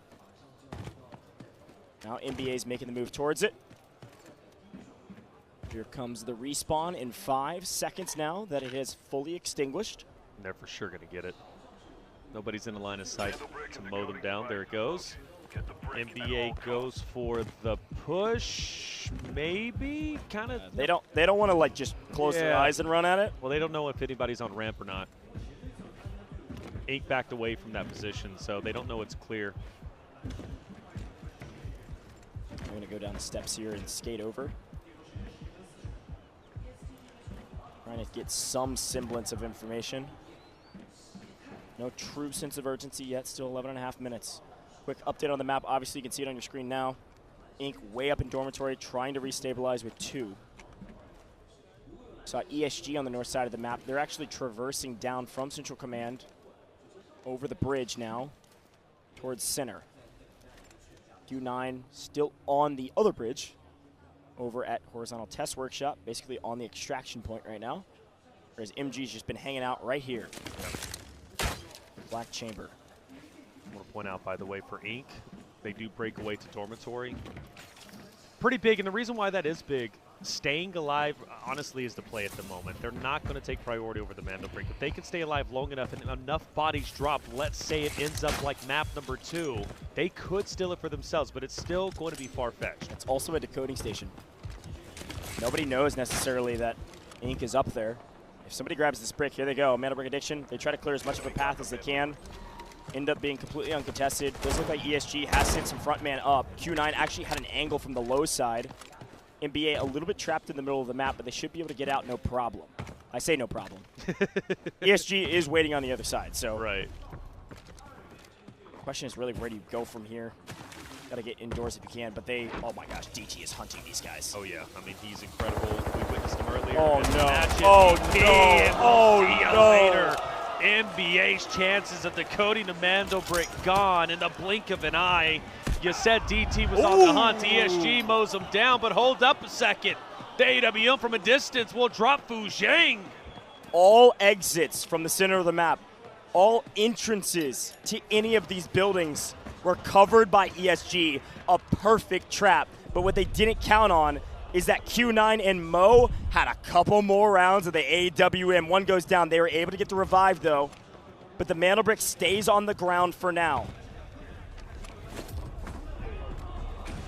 Q9 want this. Over the top! Q9 want this. That's one. The second will hold up. That's DT. Maybe revenge for the 1v3 opportunity that Mo had a little bit earlier. Like you said, he's out. But he'll have to stay alive as a solo for the time being. Lee Yoon on the long side. This Mando Brick getting more ground time than we've ever seen in this competition. The stakes couldn't be higher, and because of it, the strategies more intense and yielding more results. Q9 with priority position over the brick on the ground. They don't know where Lee Yoon is. Oh my gosh. They're going to loot some bodies. They're going to get the brick, and they're going to try again. Q9 with the brick. Go on the run. Oh, this is scary. Which decoding station do they go for? Onigiri. Slinking up, kills off from a distance. There's Ink. Once again, they went up north. They were at dormitory at the decoding station. They kind of realized it's not going up there. Too strong. Ink goes in. They're setting up to potentially third, fourth party this fight for the Mando Brick. They know their numbers are low. They can't make a full frontal push for the Mando Brick themselves, so they're going to have to still it away at the proper time. Too easy is the player out for this squad. He's the one that usually keeps them chill. Not chill here for Q9. Q9 in trouble. Look who it is. It's MG finally getting involved. Envy actually not only gets a knock, but a full on Gior. There's a decent chance that this Mando Brick could refresh one more time. Be the first in your time. Ever that I've casted over in any of our Western competitions. This has never happened if it does refresh again. And it might get burned. I mean, come on. At this point, 7 minutes and 36 seconds remaining whenever it comes to this overall match time. Teams not fully committing for the Mando Brick. They can't. They're getting mowed down every time they do. It's happened now twice. Centrifuge is off the table if you're Q9. They're going to get a full res here if they can. MG trying to play a little bit more aggressive and take control and take the space in the center of the map. With Centrifuge kind of off the table, I think Q9's going to get the revive here and maybe actually try to head indoors to Black Chamber before this timer hits 0. MG is getting aggressive, though. Oh, yes, they are. We called them the looters. Right. Sometimes they know when to put the pedal to the metal. They no longer hear the revive pings. They know that there's a full team of 3 inside. They know they actually can't open this door anymore. They were a hair too slow. Q9 starts to rotate back, distance themselves from MG. Rotating out, they successfully get away. MG's going to stay on where they're currently at. The fight shouldn't happen anytime soon, and they're going to have to. A minute left, they still have plenty of time, and they should definitely get this down. So what's at stake here? What's at play? Well, ESG still has Liu Young left. Inc has 2. Q9's going to have all 3, and MG is going to be the closest team to challenge. Finally, the decoding process will start. Time of the essence. Q9, for the 3rd time in Grand Finals, is going to have the opportunity to decode a Mandelbrick. They've fallen short twice. Is 3rd time a charm? Really important fact. This will be the first time that the game clock may come into play. It does not now, but if this gets stolen a couple times, if the Mandelbrick decoding timer is longer than the game clock, no one will get the brick. We've seen solos go in, try to steal the brick at risk of losing their lives just to reset the brick, just so no one else gets the brick. Could come into play here depending on the way this goes. MG, full team of 3. Q9, full team of 3. Inca's duo, ESG a solo. ESG's goal, prevent the brick. They don't need to get it. Watch out for that last remaining player on ESG. Looking to be a bit of a disruptor. Liu from ESG's made plays before. Like you said, disruptor. Oh, it'd be phenomenal if he's able to steal it by himself as a solo. It's possible, depending on how these 3v3s end up unfolding. MG versus Q9. Each steal reduces the original timer by 3 seconds. It doesn't even matter about a timer, though, when Q9's shooting like that. Mo hits his shots again. Onigiri down. Q9 still in full control. Q9 in full control. AWM so instrumental as Mo continues to hit shot after shot. Onigiri full down. Huge cleanup. And K1TE is repositioning onto Envy. Onigiri almost crawled to safety. A nice cleanup and Envy in trouble. Smoking and running and maybe trying to play a bit aggressive. And even the tide, they could play for this, but PKM hits like a dang truck. Envy repositions, Bonnie on the outside. They can't just push straight in. Guar's got the line of sight locked in, but they have to make an attempt. Keep your mini-map. Look at those gray dots. Inc is coming to get involved in the party eventually. It's just a matter of when. They know they can't go too slow. They could end the tournament here. Watch those gray dots while we watch the fight on our screen. There's also value, though, in letting the Mandelbrick get burned. The reason why is because it keeps Inc and ESG with the Mandelbrick, therefore securing a 2nd place finish, most likely. But that's not what they want. They want to go for gold. Mo, nice shot. Body's going to drop. MG down to 1. Mo is unstoppable. Going for maybe the revive here shortly, but there's just no chance. Those bodies are wide out in the open. It's going to be a 3v1. They're going to jump this, and they're going to wipe MG. MG is out of here. Q9, a full team of 3. Inc, a duo. ESG, a solo. And Q9 with 60 seconds on the clock. Now hear this when I say it. Oh, my Lord. If Liyun gets the double here, it will be a 1v3. If this Mandelbrick gets stolen, there will likely not be enough time on the game clock for anybody to get it. A steal nets nothing. Liyun sets the trap. Question is, when do you want to spring it? When do you want to take down Killzall? When do you want to challenge Baby B? It's only good for Q9. If that fight ends up happening, 30 seconds left, Killzall going in. Q9 is ready for this. A player up top. That's going to be Mo. The Grim Reaper so many times. He takes damage, 20 seconds left. Inc continues to pressure. ESG only plays for this if this brick gets stolen. He can play patient. He wants Q9 to get it. He just can't allow Inc to get it. 10 seconds counting. We've got to keep eyes on the brick, and here's the eyes. Dior first here. He's going to play aggressive. They've got 2 on point, but they got to get on the point, and they've got the trap. Q9 Perfect setup, perfect execution. All advantages go their way. And Taylor, we are going to round 6. Job is not done for any of these teams. For the first time on land, we will see a 6th and final map. The final Space City, the final opportunity to grab a championship. 3 teams with a Mandelbrick now. Inc., ESG, both teams coming from the location of China. The other, the outsider from North America, we're talking Inc., the roller coaster team. If anything is possible. If any of those 3 teams obviously get this next brick in round 6, that's it, they win. There is a chance that we could see 4 teams with a Mandelbrick, pending the way this last round goes. No one is out of this fight yet. This is best case scenario for every single team besides the 2 that already had the brick. If you're FN, if you're MBA, if you're MG, you're excited about this result given what's happened to your team on this map. After this, we need to pay close attention. I want you all in chat to also pay very close attention, maybe even screenshot it. The assets gained. But you can well, you can look now, but that might come into play. Yeah.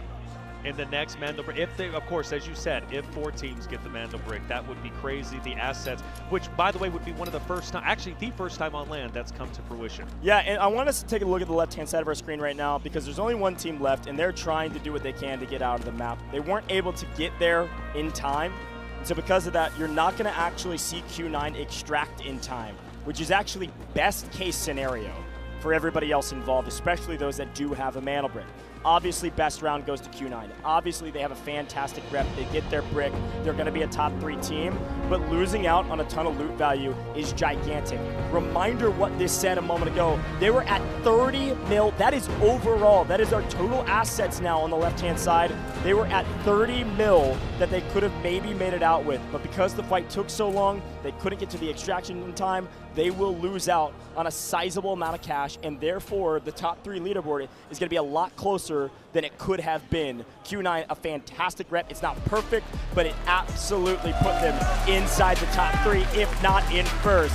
This is making out to be one of the best of 6s we've ever seen. The only best of 6 on land. The only best of 6 that goes to map 6. Grand Finals giving us everything we could possibly want. So many locations representing so many clutch moments, so many opportunities to catch a victory yet falling short. Others finding victory. Q9 tried to decode a Mandelbrick 2 times, but as they say, the 3rd time's a charm. Q9 finally get it for themselves, and they might have even taken over in the assets race. They could be in first place. Yeah, they absolutely could be. Luckily for everybody else, it's not going to be by a gigantic margin because they don't extract. They probably lose out on, I'd guess, somewhere, if they were at 30 mil, not extracting, I bet they're going to be at somewhere around like 25, 26 mil in total. Yes, their gear was expensive. They also get some round compensations based on kills. I'd expect them to see them around 26, maybe even 27 mil overall. The other teams, though, with the Mandelbricks, they're still going to be above 20 mil 100%. Insanity. Absolute insanity. And we wouldn't have it any other way at the first ever Delta Force Invitational here in 2025. The opportunity to grow for gold, the opportunity to grab the first ever championship is here. The question is, who wants it the most? And we also have $500,000 up for grabs. Such a historic moment. I can't stop smiling. This event has just absolutely been wonderful. Happy to be here, obviously, with you guys. Yeah, I mean, come on, this has just been great. Operations, phenomenal. Nail biters all the way through. I mean, this is the 8th best of, or no, excuse me, the 7th best of 6 that we've gone through to get to this very stage, and it's just great. Now, Fallen, for example, I do want to say, by the way, Fallen, they do not have a Mandelbrick, but a chance to at least, get 3rd place or 4th place, I would say. Well, It's still an opportunity. I think that is the big question mark, and I'm excited to see this total leaderboard because that's where we can actually start doing some math and do the classic Taylor what ifs, because it is important to do them with some of these teams that don't have a Mandelbrick, because you're right. Now, if you don't have a Mandelbrick, You have to get the mana brick, sure, to even be in the conversation, but then it comes down to loot value. Yeah. And a lot of these teams near the bottom of the leaderboard don't have anywhere near 20 mil right now. So you're 100% right. Getting this mana brick does not mean that you are winning if a 4th team picks it up. However, if one of our top 3 teams does pick up this mana brick, we're done. That is it. They win the tournament. Yeah. The other thing that we got to remember, we haven't seen on land, we're saying this over and over, this is the last round no matter what.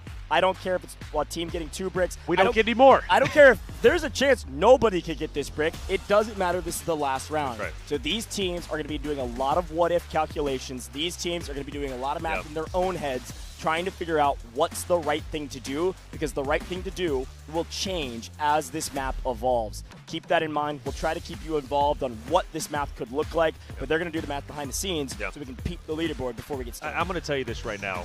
The math is only going to matter for the assets in terms of second place. There's no way we get a 4th mana brick. Okay. No way. You like my what-ifs, the Taylor what-ifs. I'm going to give you one. Hey, you've been right so far, to be honest. I'm telling you, I've been doing this a long time. Not necessarily Delta Force per se. You've been doing that longer than me, but I've been in esports 13 years. I'm telling you right now, the Mandel brick is going to go either to Inc., ESG, or Q9. There's no other way. Okay. There is no other way.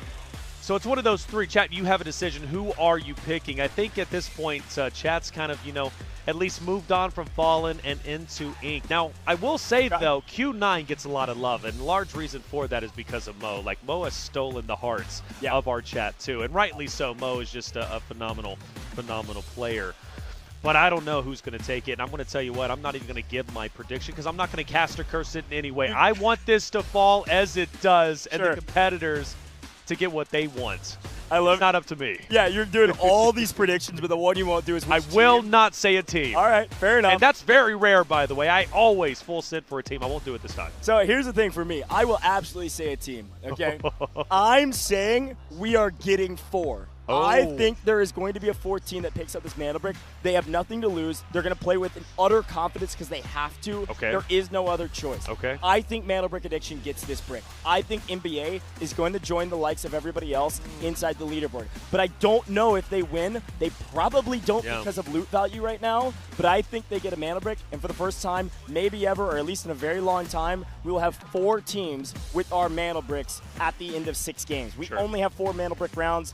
Every mana brick has been picked up by a different team. That's my prediction. And I think it's NBA. Well, you know what? I have to fully agree with that. I think if you had, I do. If you had to choose, I love you too, man. If you had to choose between NBA, MG, or Fallen, I believe, NBA would definitely be the best pick in my mind. Okay. MG, though, did put up a wonderful fight that last game, mind you. Tremendous fight. But if they didn't get their head taken down by an AWM with Mo, who knows how that push would have ended up unfolding. But no, I will not dare say one of the top 3 teams who's going to get the mana brick. Unless you want to. I leave it to you. It's funny because you joined my prediction. You said, man, I like that. I like it. I like that one, but no, not for the second Mandel brick, okay? I'm just not going to give it. We take a look at our highlights, and what an exciting game it was. The Mandel brick didn't start getting decoded until there was, I don't even know, like 7 minutes left. It was just exciting all the way to the end. It was a bit of a chess match, truthfully, but it was Guar opening up wide, the matchup for themselves. Mo, as well, has to be the MVP. I don't see anyone else taking it. Yeah, and Q9 not only did a fantastic job getting the break, but this moment right here was insane. Obviously, ESG, that is one of the most perfect traps I've ever seen around a Mana Brick spawn, but unfortunately, Mo be different, Q9 be different. They hit the AWM shots. The fact that they had a couple extra AWM rounds left is insane, and he got crazy value from it too. This Q9 roster is unstoppable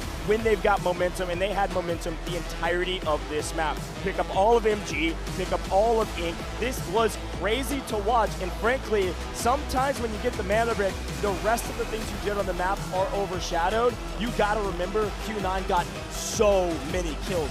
Maybe the most kills we've ever seen in a round, at least here in the land. That'd be more than 9. Had to be more than 9, right? There's been 2 teams who have managed to get 9. That's Mandel Brick Addiction from day number 1, and then ESG from a couple of games ago. So will they surpass that? Will we hit number 10?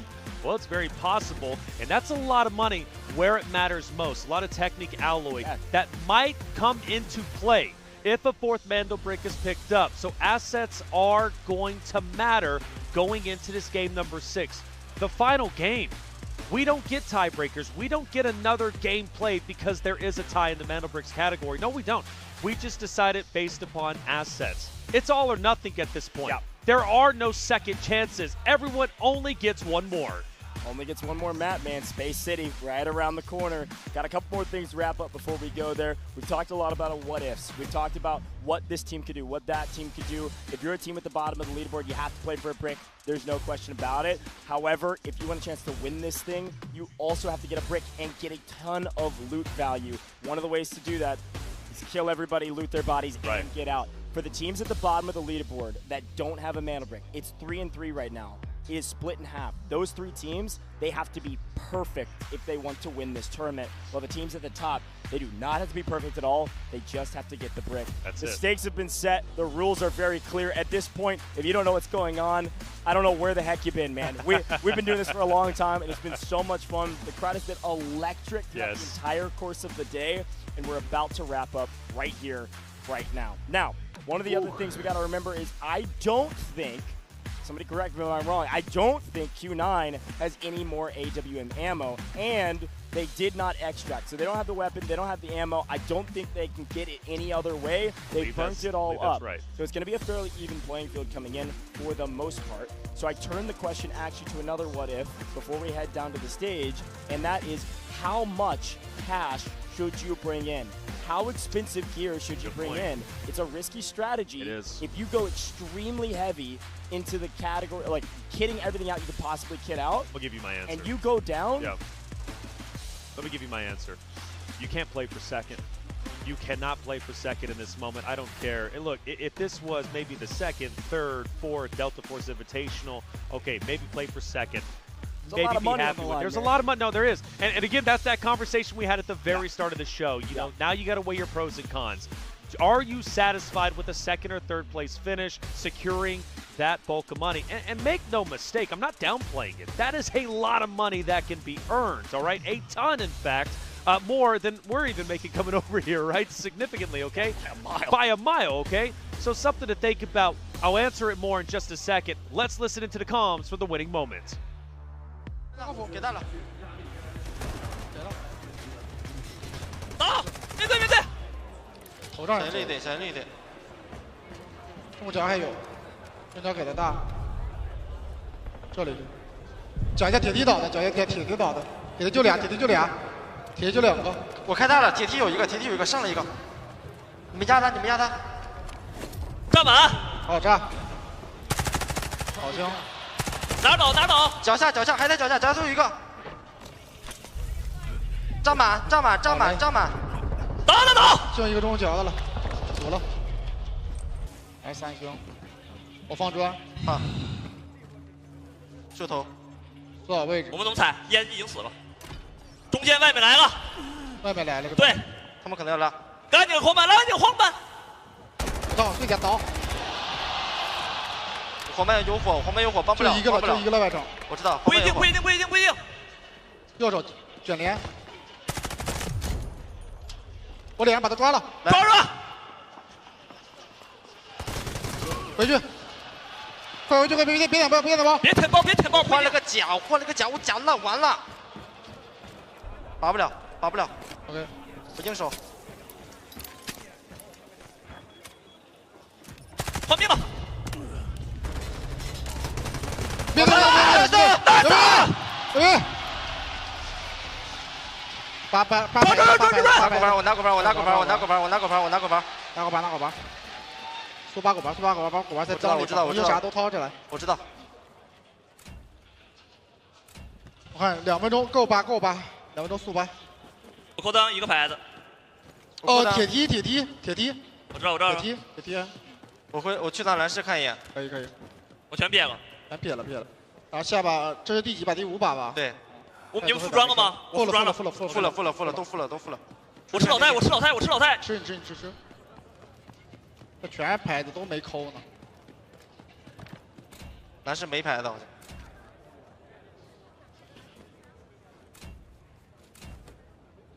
像。兄弟牌子呢，兄弟。他们扣。OK，3个牌子，兄弟。solid communication across the board as per the usual. Taylor, the thing that I love about those, obviously you don't understand all the language that they're speaking, and frankly, even if we did, sometimes you can't understand some of these teams when things are going insane. The thing we always understand, though, is the celebration when they get the man of the man. And the crowd noise included in those comms is so sick because their mics are going to pick it up. It's loud in here. That's right. That's right. And by the way, chat was asking about the assets and how close it is. We're about to find out in just a second, but I love the crowd. The crowd has been electric. Chat, you've also been enjoying it. This is poetic. Game 6, 3 teams with a Mandelbrick. It couldn't get any better than this at the first ever Delta Force Invitational. Now, bringing up the past conversation, how much loot do you bring in? Again, I'm going to say it right here and now.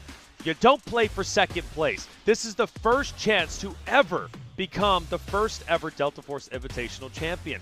You don't get that ever again. You've got to fully commit for it. Bring the loot in. If you fall down second, third, fourth place, it is what it is. Again, a lot of money on the line, but I highly, highly doubt that Inc., ESG, or Q9 isn't going to bring in everything they possibly can to secure the next Mandelbrick. Yeah, I mean, I think it's a good shot. It's either go big or go home at this point. Obviously, there is a breakdown of pricing, but the key is to be the champion, and of course, you'll get the most recognition from that. Totally, totally agree. I think you go big or go home, and you figure it out as it may. Again, we've seen this time and time again, that when you go in with lower gear, you can be punished for it. We, of course, see it in some of the earlier rounds. In these late rounds, even teams at the bottom of the leaderboard can go in with just about everything they could possibly want. There's not really, you're never going to be fully price gated towards the end of these competitions, especially when you get to round 6s, just because of the compensation. And we do have several ways to get money. We've been talking about them all day. Yes, kills, that's the main one. But also, like, those ID tags. You saw the players. I know some people in chat have asked this question, like, why are they taking ID tags? They're not very expensive. They are in our tournament server. Those scale up in pricing. I think they start at 50K a pop, and then later rounds, they'll get up into hundreds of thousands. So they are very expensive to take out. It's worth putting in your safe box, especially because they're one-slotters. So keep that in mind. But the other ways you can earn money, there's per-round competition. There's also loser compensation. There's also like, oh, you haven't extracted 4 times in a row? Well, you're going to get a little extra money at the end of the round. So no one's broke. Everybody can bring in what they want. But bringing in really expensive gear does give you a chance to drop down this leaderboard by a couple places with how close some of these numbers can be. So we're about to show that leaderboard once it's finalized. I think they're triple checking everything behind the scenes because, I mean, honestly, I'd quadruple check everything behind the scenes with how close everything is right now. Yeah. I'm really excited to see those stats. But Taylor, I know you were wanted to talk about one more thing before we get started. Well, this is the last map on Space City, no matter what. That's the last map in general. Grand finals. I mean, there is no other map, right? This is all or nothing. No, I wanted to just reiterate your points about, you know, bringing in the loot and how far you can drop down. A great example of that is STS.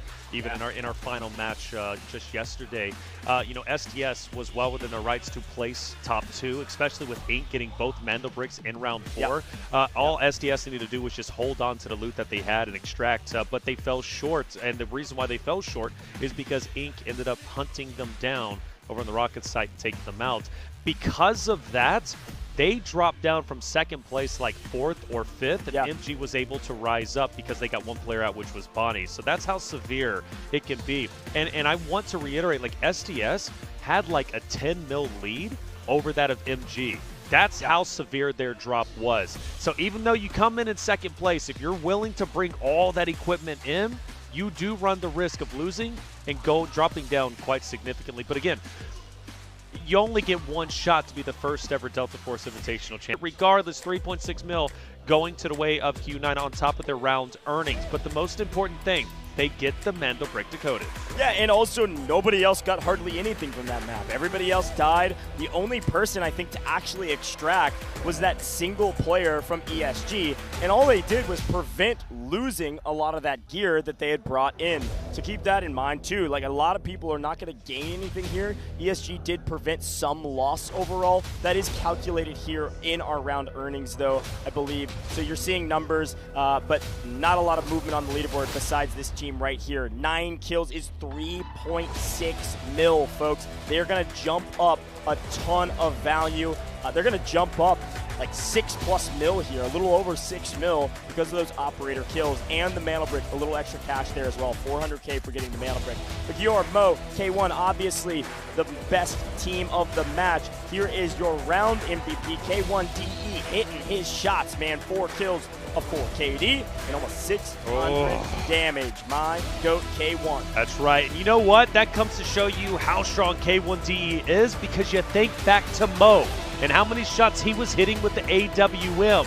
We highlighted him so many times, yet K1DE turns out to be the round MVP. Yeah, and that is the other thing to remember too. Mo started with the AWM in that last round. K1 actually ended with it, so K1 was hitting a lot of those shots. Here's a look though, folks. You've been asking for it. We had to quadruple check it, and this is official. And it's in order. Q9 at the top after that last round, and because of that last round, 3.5 million, 3.48 to be exact, separate ESG and Q9. That sounds like a lot. It is not that much when you consider if a team does not extract, that's the amount of money they will at least lose because of it. This is a very close leaderboard, but look at our spawns here, Taylor. Inc. and Fallen cannot have prio spawns going into round 6. Normally, I would say that's pretty devastating. However, in this moment, at least with the epic battles we see for the Mantle Bricks, I don't think it's necessarily that devastating. But it does distinctly put ESG, ESG, Q9 in a distinct, advantageous position, which is going to matter and play here. I mean, but again, there's just no way. This is no longer the qualifiers. We have seen epic battles for the side of the Mantle Brick. Here's the thing about that leaderboard that is so important as we are getting into the game, folks. The music, the players on stage, it means we are about to get started. The thing about that leaderboard that we got to remember is that FN and NBA are 2 EU teams are at the bottom, and they have basically no money.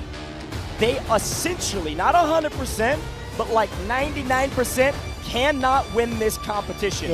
If they get a Mantle Brick and get almost, they would have to get a 20 mil plus round. Right. It is possible, we have seen it, but not on land, and it is very improbable. I am looking at the teams of the Mantle Brick already to win this competition, and MG, a little bit more reasonable, would need a 13 mil game and the Mantle Brick in order to secure a victory. Keep that in mind as we get into this competition. There's a lot at stake, and the tournament does not end when that Mantle Brick is captured. We may have a champion, but the rest of this leaderboard could be very, very volatile. There's still $500,000 on the line. Champion is one thing, but second place still nets you quite a bit of money. Potentially life-changing for some of these competitors. Chat, this is your final opportunity to get your predictions in. So start getting them in. Who do you think's going to take it? You look at the map rotation. All 5 maps are grayed out besides one. Round number 6. Space City once again for the Mantle Brick. The final opportunity to submit your name in the destiny of Delta Force Invitational. Who wants to be the first ever champion? You have to grab this moment. You have to own it. It's up to the competitors to decide if they want it or if they want to fall short.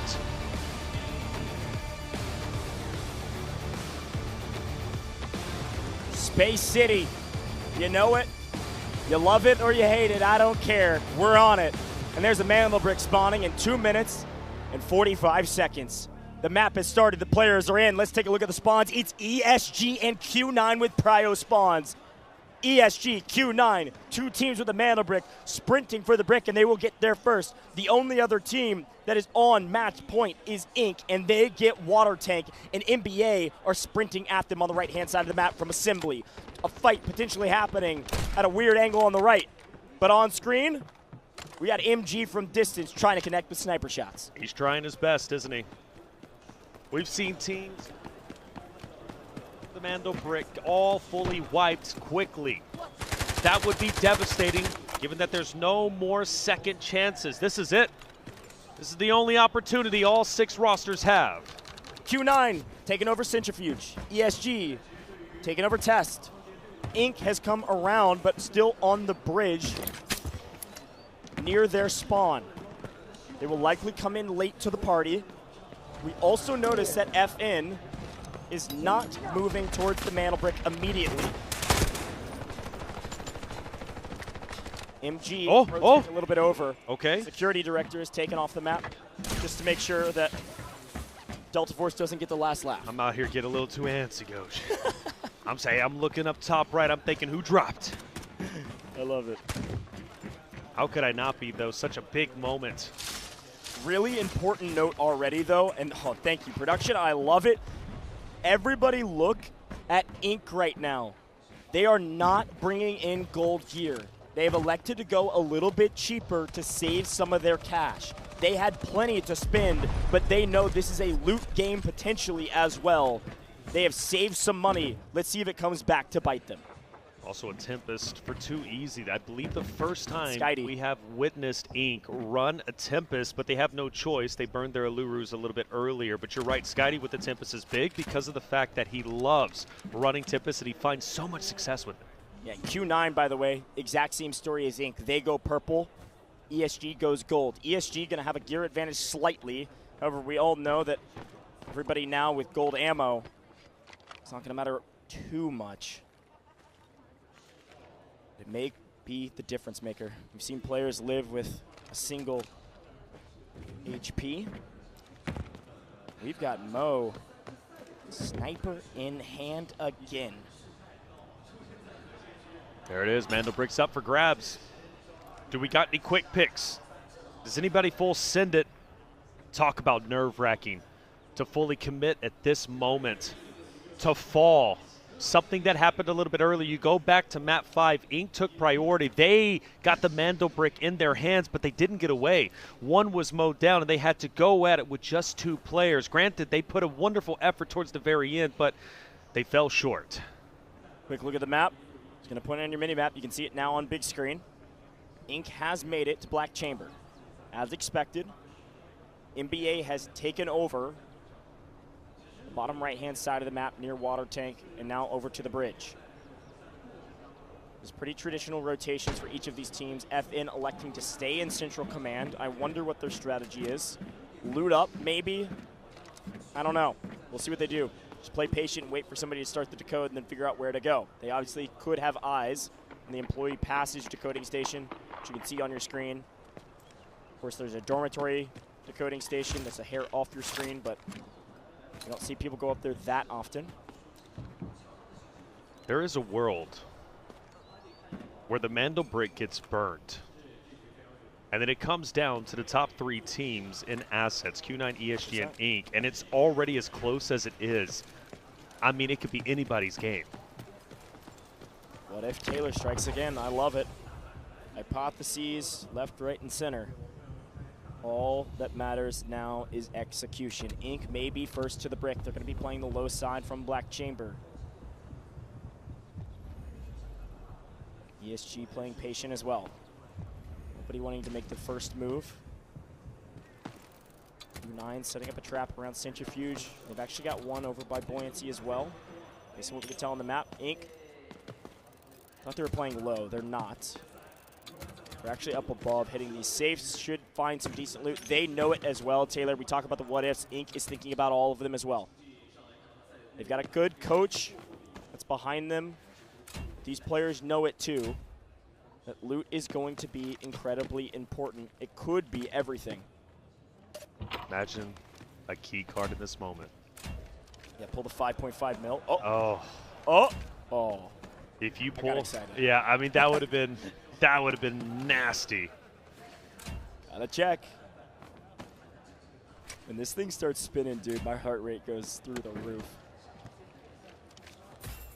Not bad. I think production's thinking the same as us.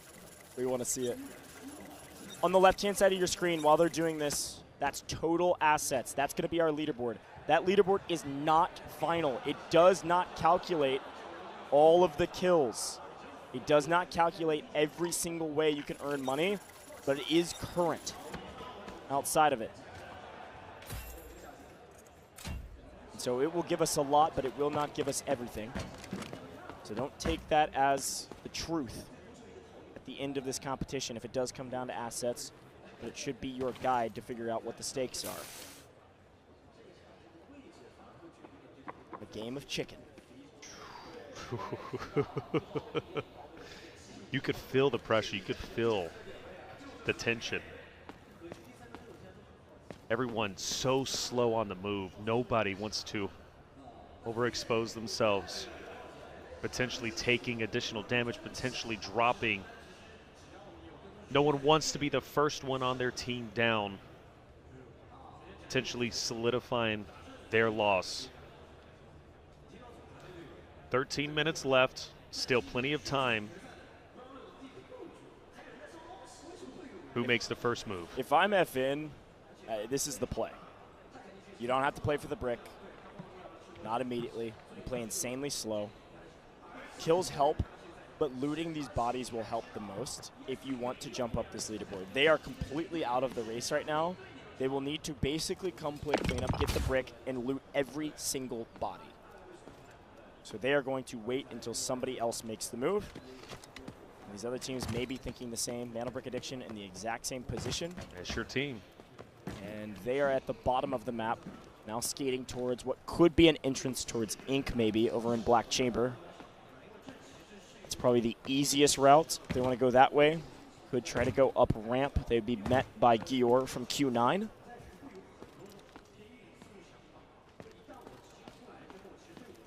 I can't stand it. What?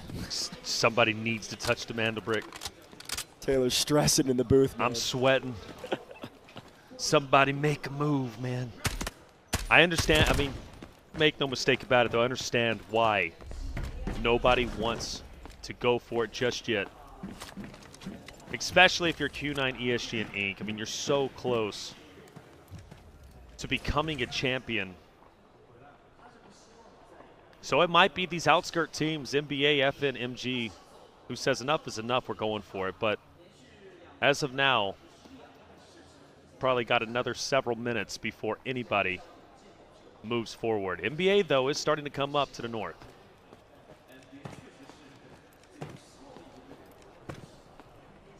Again, the look at the map. The only real thing that's slightly changed, MG maybe slightly more forward position on employee passage. They've kind of been here a while, though. Everything else is the exact same. Q9 is just kind of dancing around in a pretty powerful position. Gonna smoke it and see if anybody takes shots towards it. The Luru missile as well, I believe, from Q9. I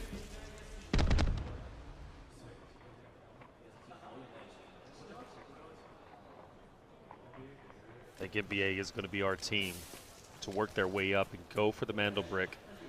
I mean, quite literally nothing to lose goes. They're in last place.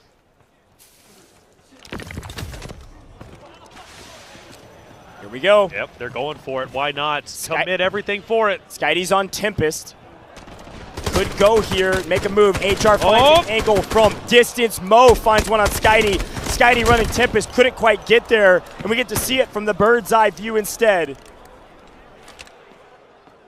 Unfortunately, the Tempest could not retract in time. Mana Brick Addiction had nothing to lose. Unfortunately, they lose almost everything. One goes down, and there they go. You can't blame them. You can't blame them. You might want to try and be critical, but NBA, they had to go for something. Really big kills, though, from Inc. Inc. picking up those eliminations is massive for them. Reminder, that's a lot of money exchanging hands, but in the chaos, in Inc. backing up and reloading, Q9 says, thank you very much. I will take the Mana Brick. We just needed somebody else to make the first move. Mana Brick Addiction. Okay. They were tired of waiting around, and because of it, they get punished, but it does open the floodgates for somebody else to make the move. The question is, where do they take it? Where do they send it to? Where do they start the decoding process at? Well, looks like it's going to be right here, the good old tried and true, where everybody decides to fight it. Now, the good thing is for Q9, they do have the ramp. They've got it locked down. This is the power position of a T1 spawn. This is the power position, especially of the spawn they got. Getting to Centrifuge first allows you to take control of not only a position to get the brick, but also a position to put it into a decoding station immediately. They have full control over the outside area of Buoyancy, and now it's a waiting game. Who's going to try to chow on ramp? Who's going to try to chow on boxes on the other side of the CEO office? And what the heck is Fallen going to do up in Central Command? But looting on main for now, and oh my gosh, I guess Fallen's dying is what it is. Yep. They weren't expecting another team to play as slow as they were. MG has been sitting here in the employee passage for the entire map, essentially. And because of that, they've punished one. HR down and Flarich follows. Flarich, I think, thought maybe he could get around this box, but unfortunately, with 2 down, our 2 EU teams, man, they started so hot. EU was on top for so long. And wow, have the mighty fallen. EU in deep trouble. EU at risk of getting 5th and 6th in the finals. Surprisingly, too, because they came in looking so very strong. Bishka from a distance. The more teams that drop, the more players that are eliminated, the less of an opportunity for a third party. Q9's happy with this. 2 minutes and 25 seconds away from becoming the first ever Delta Force Invitational Champion. Q9 can taste it. Q9 knows this is their moment. The heart rate starts to spike. Can they really do it? The question is there. They have fought so hard. But they can only get so far. ESG starts to move in. Q9 have the perfect trap. The only thing that could go wrong here for Q9 is they get caught looking the wrong angle. Yours inside the door. He's got the cover from the Uluru build. This AI doesn't know what he's getting into. Guy goes, what's going on around here? ESG, a chance to steal it! Shots from Killzone. But Killzone takes down TT. Eek, they want this, they need this, they've stolen it before. Can North America really win the championship? A lot of questions to be answered in only a minute 20 to decide. Blood's in the water for Killzone. They did get the revive. Should be able to get the heals. Killzone has an angle, unfortunately can't connect in the blink of an eye. They need to move. This is best case scenario for Q9. This is exactly what they wanted. They are executing their plan perfectly, and everybody else is falling into the trap. ESG's having to back off. Ink's trying to push forward to take those fights. They're doing it. But now we're running out of daylight, and history is screaming in their heads, you've got to make a move. Don't let it falter again.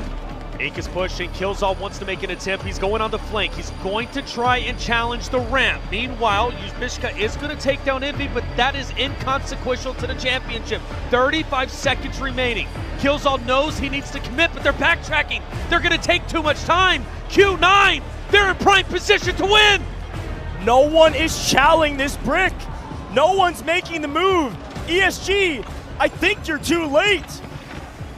Ink can't get there in time. The only fight is the one on screen that matters. ESG making a late game move because they have to. 8 seconds and counting, but they're getting cut down from multiple angles. It's MG playing spoiler. It's MG setting up Q9. Q9 will do it. Back to back.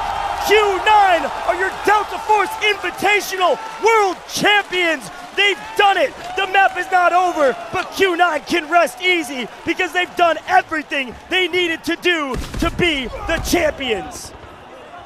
Well done to Q9. So hard fought. A team that came in as the #2 seed behind ESG. But by the time they finished the qualifiers, they were the #1 seed coming into today's competition. They fell short so many times, but they ended up on top. But they're not done. They want to solidify it. They want to continue to slay out. K1DE is making an example of their championship. Bodies falling everywhere. Q9's trying to style on it. Unfortunately, Mo gets caught in the doorway, and ESG needs these kills, folks. We may have our champion, but the rest of this map is not done yet. Every kill, every body you loot, every ID tag matters when it comes to our leaderboard. There is $500,000 on the line, but it is not winner takes all. Our champions Q9 are off the map. They've been sent to the lobby to celebrate. ESG though, they want second place. China wants to be on top, but MG wipes ESG. ESG lose a lot of loot value. There is an opportunity for MG to sneak in. Potentially the final fight, Baby B, to solidify second place for Inc. A tremendous accomplishment for North America. They'll take it. Remember, $500,000 still on the line. Second place could be massive. Shutting down MG in this moment, being the last members on the map. A massive accomplishment for the first ever Delta Force Invitational. And they're on the run. Envy trying to distance himself. He stands behind a barrier. But Baby B kills all start to move in. Envy takes the shots, makes the connection. It's a 1v1. It doesn't have to be. Killzall can crawl away. Envy has to repair, reload, and they get the revive. It's going to be a 1v2, but he knows one's weak, and this is where Toxic can be a huge difference maker. Goes pushing in, but gets met by 2 barrels. Inc. has done a fantastic job to clear the map. Inc. has done what they needed. And one thing is for certain, Inc. has at least 1 player out, and those safe boxes are going to be chock full with loot. Take a look on the left-hand side of your screen. Q9 are your champions, but North America are singing the second song. They're playing the second fiddle, and they're going to be wearing silver. There's almost no question about it. We're okay with that. We're okay with that. What a performance from Inc. to come in as a team, a roster that was put together. Some said haphazardly. Some said maybe, just maybe this roster can't go someplace. Day 1, there was a lot of questions. Day 2, still questions. But we got our answer by the 3rd best of 6. Inc. closed it out. Double Mandelbricks by game 4. They solidified a spot in the finals. Then again, the question remained, how would they do in front of the audience? Baby B, 19 years old. All 3 first time on LAN. But they held their own. And a second place finish. It's very respectable, but Q9, my goodness, the team with the championship. I've been saying it over and over again. Delta Force Invitational, it only happens for the first time, one time. This was it. And Q9 did it. Mo, come on. The guy who got countless 1v3s, 1v2s. Q9. The best operations team in the world. Yeah, the hometown heroes, now global champions. What a feeling. What a feeling. North America, of course, they don't know 100% the math, but what they do know is that they're not making it out of this lobby. And they decided on a thing that was maybe a hair risky. Once the mantle brick was decoded, they sent 2 easy out early, and they said, let us protect our score just in case. Didn't end up mattering, but still a good strategy. With 1 out, it did protect some.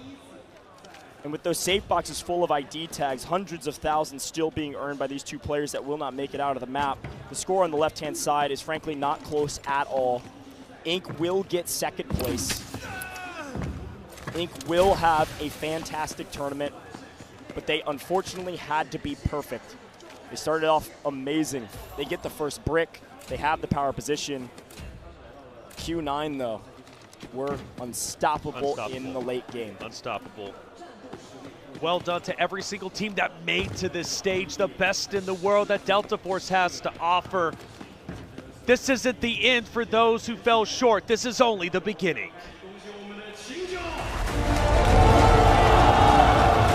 Q9 are your champions.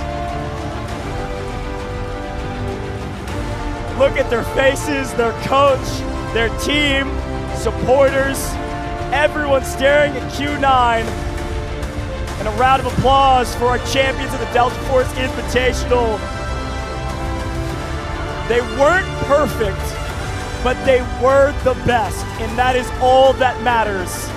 The competition they thought maybe would have been easy. China came in as the favorites. China will leave as the champions, but not without an incredibly difficult fight, top to bottom. The competition came down to razor-thin margins. Q9 goes to shake their opposition's hands, to shake the hands of North America first, as North America has achieved second place. but they will make the rounds and shake the hands of all of our competitors. Mo, K1DE, Guar, fought so hard. From day 1 into day 3 grand finals, Q9 never lost faith. They never gave up. They continued to push each and every time. They fell short for 2 Mandelbricks at the start, but they got the last 2 and secured the championship. You said they weren't perfect, but I think they were the perfect team for this tournament and this moment. They walked into this stadium as the #1 seed, and they walk out as the #1 seed. They walk into the entire 3-day competition behind ESG, and they walk out ahead of them at the end of the day. You said it day 1, Mo is inevitable, and so is Q9.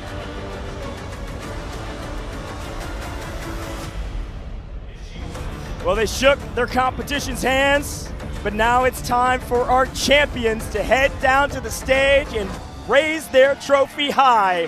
Q9, your champions of the Delta Force Invitational in 2025.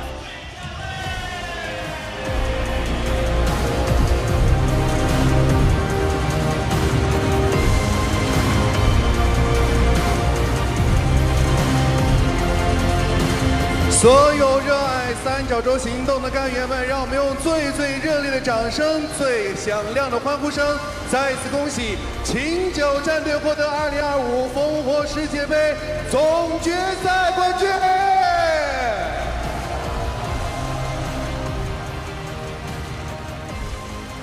再次恭喜我们的秦九战队，也有请我们的秦九战队面向我们的镜头。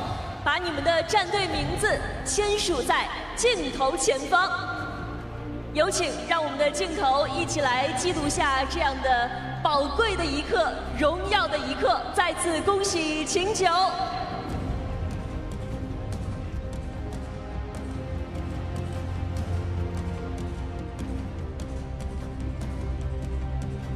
恭喜你们，把荣耀铭刻在赛场之上。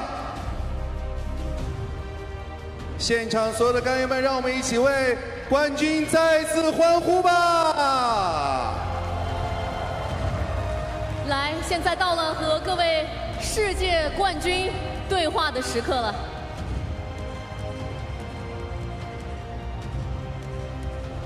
首先想问一下各位，从烽火杯的舞台来到烽火世界杯的舞台，从亚军变成世界冠军，现在心情到底是什么样的呢？兴奋，兴奋2字总结。来，把话筒给到身旁，九哥，感觉已经是激动难以用语言表达了吗？现在很感动，感谢我的3位队友，很感动，拿了这个世界冠军很不容易，只有我们自己知道我们经历了什么。是，这一路上走来啊，其实有非常多的一些艰辛啊。是，你们值得。来，我们再来问一下其他的2位小伙伴。是，想问一下魔，刚才其实教练也有提到啊，这一路上走来，其实经历了非常多的一些困难，能简单和大家分享一下吗？从我们建队现在应该是2个多月嘛，从打训练赛到现在，就是一开始谁也打不过，就是怎么说呢，就你根本见不到可能半路就死了。一路成长到现在，我就进步啊，或者努力啊，就是怎么说熬夜什么的训练没有浪费，努力是有结果的，真是有结果的。那最后到底是怎么样去克服这些难点的呢？就一句话，兄弟们想赢。兄弟们真的想赢，可以看到 Kid 在今天这几局比赛当中啊，真的非常想赢啊。特别是之前啊，有很多的弹幕小伙伴有提到说，哎，秦九要看最后的那3局 ，Kid 是怎么想这件事的？就是前面的状态不好，但调整了嘛。因为我们真的是一个非常擅长打逆风局的队伍，这个逆风对于我们来说就是越难，我们越有劲。当我们拿到砖的那一刻，后面就是我们的主场。就是秦9的主场啊。那拿下这一个世界冠军之后 ，Kid 最想感谢的人会是谁呢？其实感谢人真的有很多，但着重的感谢 MO 果然389，一个把我招进了队，一个在培养我，然后一个陪伴我，真的我非常非常感谢他们。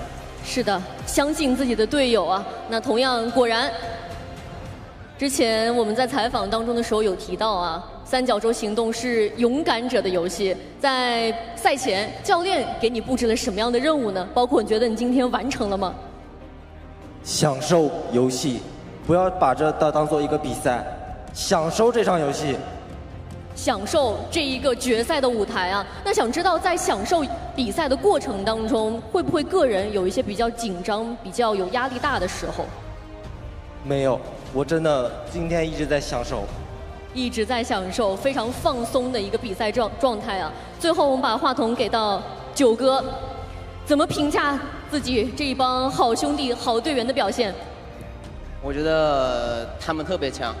然后我在这里特别想感谢我的同事文科，因为没有他，我们队伍就没有 MO。MO 是我认为三角洲现在最强的选手，没有之一。他太强了，他叫 MO。三角洲最强的选手就是 MO， 在我的心里，是他带着这支队伍前行。拿到了这个世界冠军。是，来 MO 这一番评价有什么话想说的吗？怎么说呢？我只能说，以后带兄弟们拿更多的世界冠军。以后带兄弟们拿更多的世界冠军啊！其实也是我想问9哥的下一个问题啊。咱们目前已经攀上了世界杯的顶峰，下一个目标会是什么呢？我觉得人的一生中最重要的其实并不是凯旋，而是持续奋斗。未来我也看到现在国内训练赛很多俱乐部都非常强，是我们未来非常强劲的对手。流水不争先，真的是滔滔不绝。我希望我们这支队伍能够一直的走下去，一直奋斗，因为三角洲真的是一个特别好的项目，它在蓬勃的发展。我们一定也会在未来持续不断的努力，做到更好的自己。希望在之后的比赛当中，能够多次看到秦9的身影。秦签赛场，9战中眠，让我们再次恭喜秦9！恭喜秦9，在前进的路上，没有人能独自取胜，而秦9在一遍又一遍地告诉我们，这就是团队的力量。享受比赛，享受舞台，秦9战队，你们做到了。那接下来，让我们用最热烈的掌声，一起来有请腾讯天美 J3 工作室总经理 Leo 登台，为冠军战队颁发冠军荣誉奖章。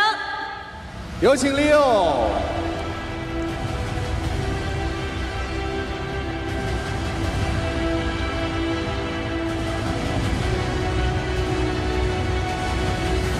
此刻，让我们共同见证，这是属于团队的辉煌，更是对胜者的最高嘉奖。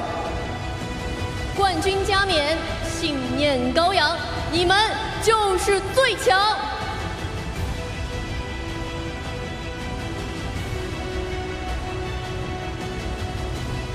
谢谢。接下来有请 Leo 和我们的冠军战队合影留念。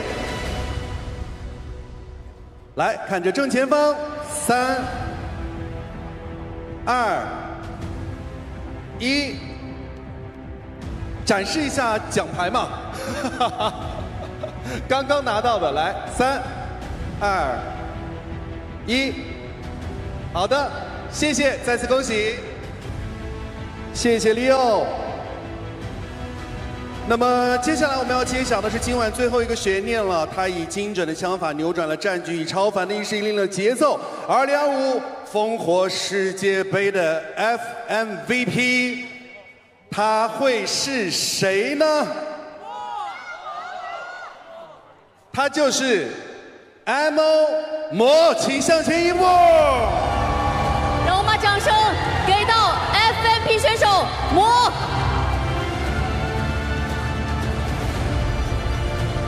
那么接下来时间，我们要有请到一位贵宾，让我们一起有请到的是三角洲行动制作人 Shadow 为 FMVP 颁发荣誉奖杯，有请。有请。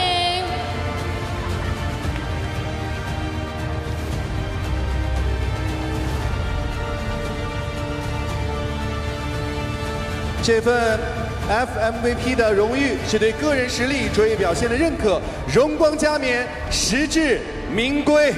有请 Shadow 和我们的 FMVP 以及我们的冠军战队一同合影留念。一同合影留念。好，我们看向镜头前方。好的，谢谢，谢谢 Shadow， 谢谢，谢谢。来了 ，MO， 这个 FMVP 奖杯重吗？有点沉。有点沉，你觉得这里面蕴含着什么？蕴含着我多年的努力吧。我已经拿了很多全冠军了，这是第一个世界冠军。可以看得出来，魔的经验非常的丰富啊。这个 FMVP 真的是实至名归啊！想问一下，这一路走来啊，有特别多支持秦九的粉丝，包括这个家人也在支持着你嘛？有什么话想对他们说吗？感谢大家的支持，秦九不会让你们失望的。秦九不会让你们失望，同时魔永远不会让大家失望。再次恭喜你！再次恭喜！要感谢每位干员的助威，也要感谢在赛场上拼尽全力的选手以及幕后辛勤付出的战队全员。所以接下来有请秦九战队的成员上台，和冠军一起再次高举起这座象征着至高荣誉的冠军奖杯，有请。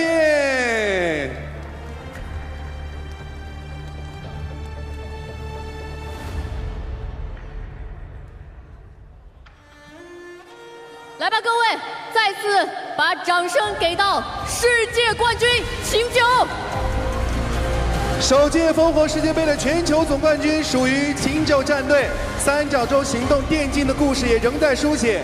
明年此时，我们将再度共襄盛举，届时相信失败者将卷土重来，而卫冕者要捍卫荣誉。期待烽火再燃，巅峰无界。与此同时，全面战场全球赛事也即将开战，欢迎各位干员关注。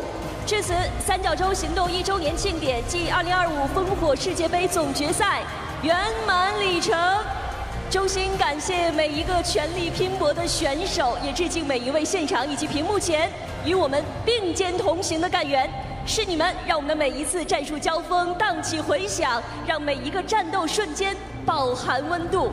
回首这一载，有人从大坝新兵成为航天高手，有人初出茅庐进阶成战区统帅。我们曾谈笑牛角洲行动，高呼天空属于哈夫克。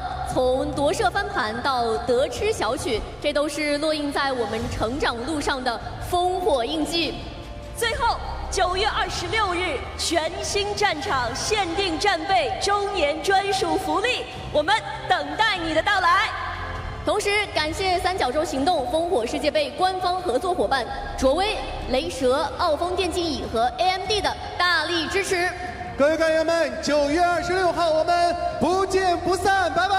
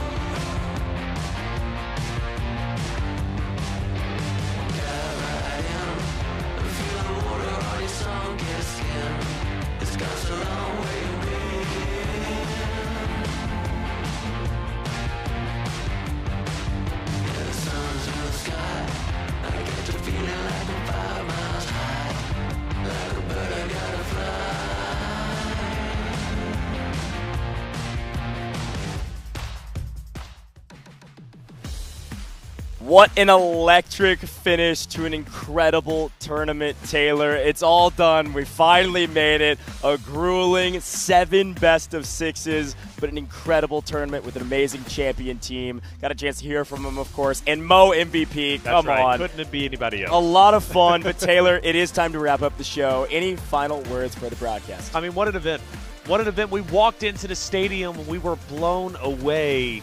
But that wasn't the only thing, right? It was the gameplay, too. Thank each and every one of you for being out there and supporting not only this game, but also the players and the teams. Without you, this event wouldn't be what it is. I can't wait to see what the Delta Force future ends up holding.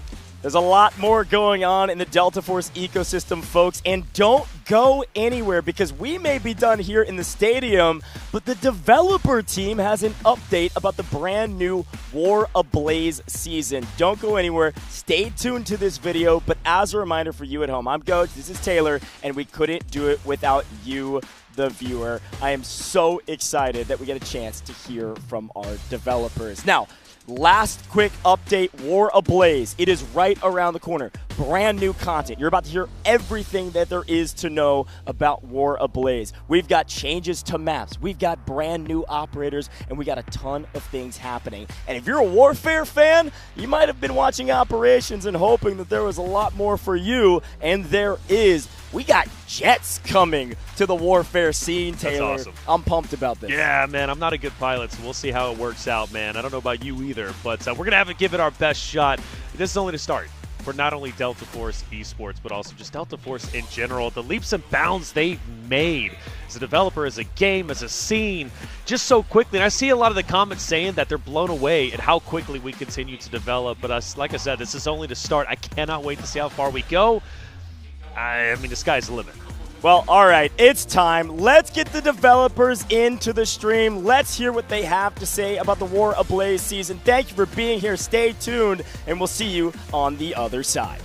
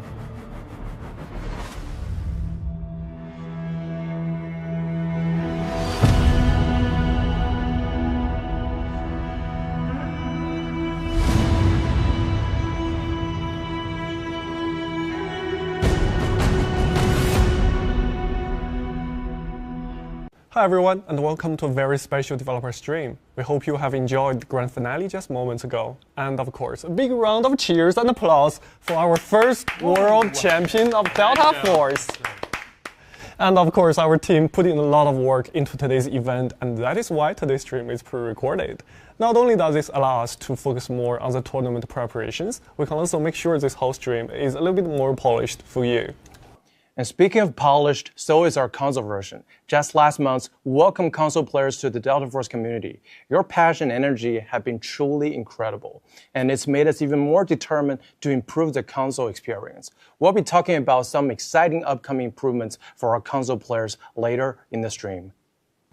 And as we said, this is a very special stream. Back in September of last year, Delta Force was first launched in the Chinese market. And we are about to celebrate the game's first anniversary on September 26th. It's been an amazing year, gentlemen. So thank you very much, and also to our awesome community. Yeah, thank you. It's been a great year. Yeah, that's right. In today's stream, we'll be sharing an outlook of upcoming long-term improvements for Delta Force, from visual and gameplay to quality of life updates, and they will fundamentally improve your overall experience in the game's year 2 journey and beyond. But before all that, we'll introduce a brand new season launching on the 23rd of September, Season War Ablaze. Despite that some of today's trailers were shared with you before on our social media, you will be possibly surprised. And we have Seth and Kai joining us to provide a deeper look into the new season. And as always, assets from the stream are recorded from an early build, so nothing there is final. And don't forget that we have drops enabled for our viewers on TikTok and Twitch. Plus, we will be doing 3 rounds of awesome code giveaway, so make sure you stay with us until the end of the stream. It's only my 3rd day here, and once again, my equipment's been dampened by the thick, unshakable fog. The locals told me this used to be a thriving mountain city, until their exiled prince led the wolves in. Havoc built 2 Skynet server bases right here, at the heart of the city. Everyone says they want to save Asara, but the land beneath their feet has been bled dry under their endless salvation.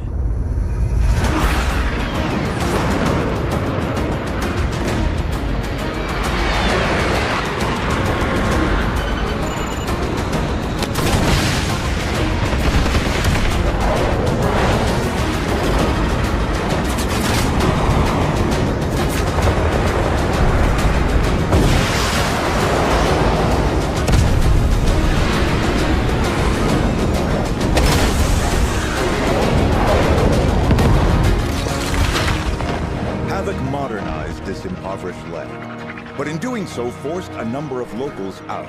Today, this uplift has deepened into a rift, one that seems impossible to bridge. Large-scale climate control technology, once envisioned as a tool to end droughts and wildfires across the globe, has now been weaponized into an instrument of destruction. It's as if, in our pursuit of energy from the atom, we have forged a Damascus blade.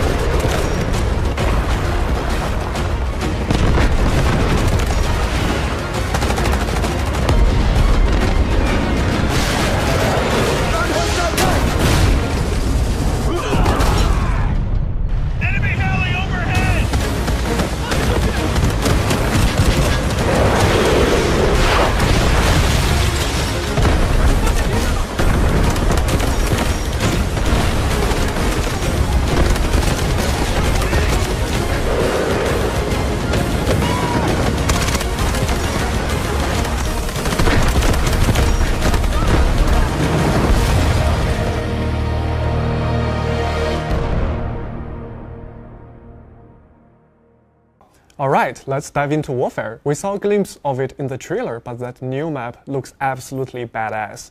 Kai, maybe you can fill us in on the story, like what's the story and stage for this new map? Absolutely. So, Ford is set in a once thriving Asian town. It was bustling with life until Havoc forces moved in and built their Skynet server grid. So drastic climate changes happened and following conflicts drove the population out, and the town together with its surrounding areas fell into grip of Havoc. So we're not just fighting over an empty piece of land. There's a real story of conflict here. Exactly. So the local militia who lost their homes have teamed up with GTI to reclaim their homeland. What happened next? Only time can tell. Cool. Now, in terms of gameplay, what's the biggest feature of this new map, Ford? What's going to feel different for our players once they dropping in for the first time ever here? Yeah, so the first thing you will notice is the verticality. So this map is designed around a canyon, creating these massive, unprecedented vertical drops. So you will be fighting up and down structures with huge height differences, which really adds a new dimension to combat. And I saw something about a new weather condition. It looked pretty spooky. Yeah, it can be. So we are introducing dense fog on this map. It severely limits visibility, making those long-range engagements much more difficult. So it forces you into these really tense, sudden, close-quarters fights. It really gets the adrenaline pumping. Wonderful. So we have verticality and adrenaline. Now we have to talk about jets. So Kai, my friend, it's finally here, and tell us a little bit more about it. Yeah, well, the jet is here is so special because our community wants it. Well, that makes it special. And this is our first true fighter jet, and it feels completely different from a helicopter. When you kick it in, you really get this incredible sense of acceleration. So we even added a sonic boom effect. It's the fattest and highest flying vehicle in the game. So you truly feel like you dominated the skies. It sounds absolutely amazing. I was wondering, what kind of firepower is it packing? Yeah, it has a very impressive loadout. So you can get a primary cannon and for strafing and dogfights. And the second slot is where you can customize with options like air-to-air missiles, air-to-ground missiles, and the last one, powerful radar-guided missiles that automatically lock onto enemy vehicles. So this bird is a fantastic tool for seizing air and ground advantages. Are we adding any specific mini mode for this lovely new bird? We have, so air superiority. So this mini mode places heavy emphasis on airborne vehicles, jets, and helicopters. Your goal is to destroy the enemy's air power to help you ground units capture objectives. Wow, I love that. Now let's move from the sky to the ground. Let's talk about Team Deathmatch, which we're adding to the game. Another hot request from our community. Indeed. We looked at the core experience of Bleeze, which is that fast-paced, non-stop action, and we decided to remove everything that gets in the way of that. So what kind of interruptions are we talking about here? Well, a lot. So on top of smaller map sizes for more condensed combat experience, that is, first, we removed the revival. So once you are out, you can just redeploy immediately. No waiting time. And we also simplified the deployment screen so you can pick your loadout and get back in the fight easier. And we also removed other things like map-wide objective capture and respawn beacon and more. Basically, your typical team deathmatch clash experience. That sounds intense. So now action part has been covered. Now let's talk about the strategic side of things, namely Victory Unite. Is it getting some more big updates in our new version? Yes. So we are actually adding fortifications that you can build to this mode. And we wanted to add more strategic freedom, depth, and offers player even more freedom. So they have more ways to support their team now. With this addition, commanders and squad leaders can build fortifications right on the battlefield.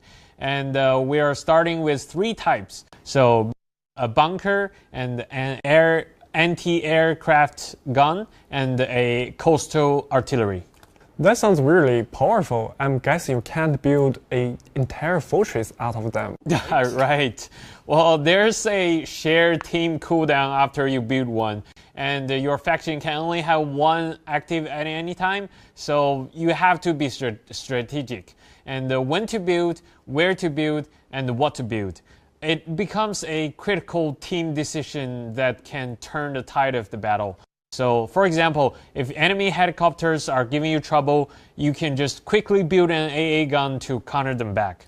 So now it's not just about who has the best aim, but who has the best strategy. What else is new? Right. So we also added a pre-battle role selection phase.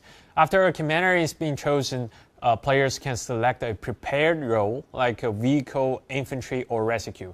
Rest assured you won't be locked to your choice while in the game. So this is only to help the commander understand the team's best strengths and let players signal how they want to contribute. So plus, we are also adding exclusive titles and the rewards based on rank earned in Victory Unite. We're hoping all these additions can make Victory Unite a fully fledged mode for players to immerse into. And it's not just the fun that keeps players immersed in Warfare mode, since we are to add a new firearm appearance series that can be unlocked when players are playing Warfare mode, right? Yes, and some are quite hard to get by. So if you see one of those appearances, you know that's a die-hard player. I think some players will really love this. Okay, so now let's sum it up about Warfare. The first thing, FOD, which is a new map coming to Warfare featuring verticality, which means the height difference. Basically, we want you to enjoy the fighting experience, whether you're from a mile above or a mile below. You can experience the charm of this ancient ruin. Exactly. And we are also, to make things even more exciting, we are introducing dense fogs. It can be your good protection, it could also be your downfall, right? And plus, Victory Unite is now a fully fledged mode where fortification is now introduced for you and your team to have more leverage to secure the win. Yeah, that's really wonderful. And I believe right now you can also indicate your preference roles before the game so everyone knows who is going to do what in the game, which makes even more coordination possible during the game. Right? Yeah, that will be really helpful. You are doing a lot of work, my friend. Yeah. Yeah, and also I believe we are adding jets. Gentlemen, ladies, we are adding jets to the game, so you will be able to fly that wonderful bird, fastest and highest in the game. Yeah. And on top of that, we are adding Team Deathmatch, which is our fast-paced, no-hassle mode for the players who really want some actions in the game. There is no targets or objectives to capture, there's no revival time, it's just fast-paced action for the players to really enjoy, right? Correct. That's really wonderful. Moments ago, GTI called us shameless thugs, accusing us of using violence to infringe upon the rights of the Asaran people, even calling for the closure of Tide Prison. Well then, GTI, let me ask you this. When Havoc was healing the sick with Relink, who bombed the new Tower of Babel? When Havoc built Zero Dam to end drought in Asara, who broke the dam? When Havoc revived Asara's economy by building a space program, who brought down the Spire, shattered Skynet, and unleashed wildfires upon this land? Tell me, GTI, do these actions not constitute violence? Are these not the actions of shameless thugs? Should the people of Asara not be outraged? Asara cannot lose Tide Prison. The world cannot survive without unyielding order. The guilty must stand trial. Cross is rallying his prison guards for a full purge of the Ravens faction. Infiltrate their ranks and eliminate the Raven. Stay sharp. Don't compromise yourselves. Awaiting orders, sir. Get them!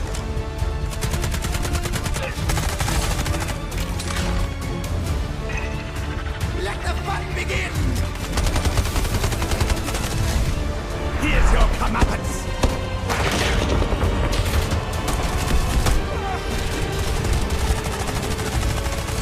The Raven's down. Good job, team.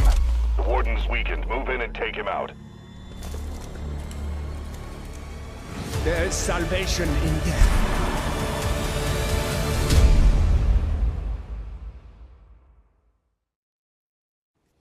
Alright, let's move on for our operations players. It's very hard for us now to see that new face in Tide Prison, so why don't we start with them?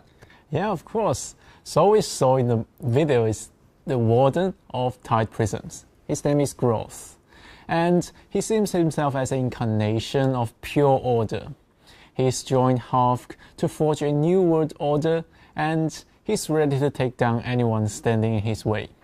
His goals go far beyond this, but we won't spoil too much, so please just go play the game to find out. I gotta say, he sounds absolutely badass. Yeah, and actually I would say elegant. The way he fights is elegant, but yet still deadly. Really though, elegant? You're gonna have to explain that one. Well, I think it came from his extreme self-disciplines. So in combat, he's basically like an ultimate version of a basic soldiers. So there are no flashy, over-the-top skills. His movement is just clean and efficient. He uses an H12 and prefers precise, controlled burst to suppress players and execute the combat strategies. Okay, now I get it. He's less like a villain from the movie, but more like a highly trained professional. Now, with his arrival, I hear there's a new mission coming. Yes, we want to expand players' experience with tight prisons, so we are creating a new task. There will be a clash between the Warden and our old friend Raven. And you can choose a side. You will have to defeat the opposing party and retrieve intel and complete the missions. The choice is entirely up to you, and I can't wait to see how you guys handle it. Awesome. More choices are always good. Yeah, and you know what's also always good? It's more opportunity for players to engage. Now, when you defeat another player or squad in the game during their task, you can inherit their active in-game task progressions. You can finish the job and claim rewards that would have been theirs. Oof, that sounds pretty fun and intense. Yeah, and we figured out we should invite mobile players to the party, so this season Tight Prisons will come to mobile system. That's really awesome. Now, Tight Prison isn't the only map that's getting some love from you folks, right? That's right. A massive forest fire has broken out in the Liali Grove, and it's spreading. As for the reason, this time it's not Hafk, and you will have to find out the real culprit yourselves. This change will significantly affect the gameplay experiments on the map, and the valley is becoming like an inferno, with heavy smoke severely impact visibilities and the fires altering path and sightlines. It's a whole new challenge. Sounds thrilling. Okay, you keep me waiting long enough. I gotta ask about this one. Let's talk about the most important thing, loot. Any good news? Yeah, of course. We are adding brand new legendary loot this season, like Impressionist painting and GPS locators. Stacks are getting high, so we obviously will get up the loot. Paintings, huh? Classy. I need my 3-3 safe box to carry all the shinies. Well, you can have even more good news then, my friend.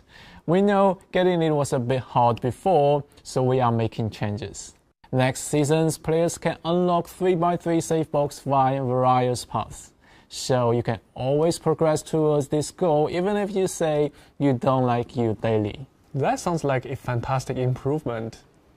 Yes, and we are not done yet. We are to add loot protections. Players who get a kill or an assist will have priority access to the loot, and other teammates can request access. Also, reviving a teammate will automatically grant you access to their loot. Of course, loot protection has always been toggled on or off by the players, so you guys are always in control. Yes, that's great. So my squad mates have to save me before they can actually take my stuff. I love it. That's a great change. What about the other higher tier maps? Are they getting any changes as well?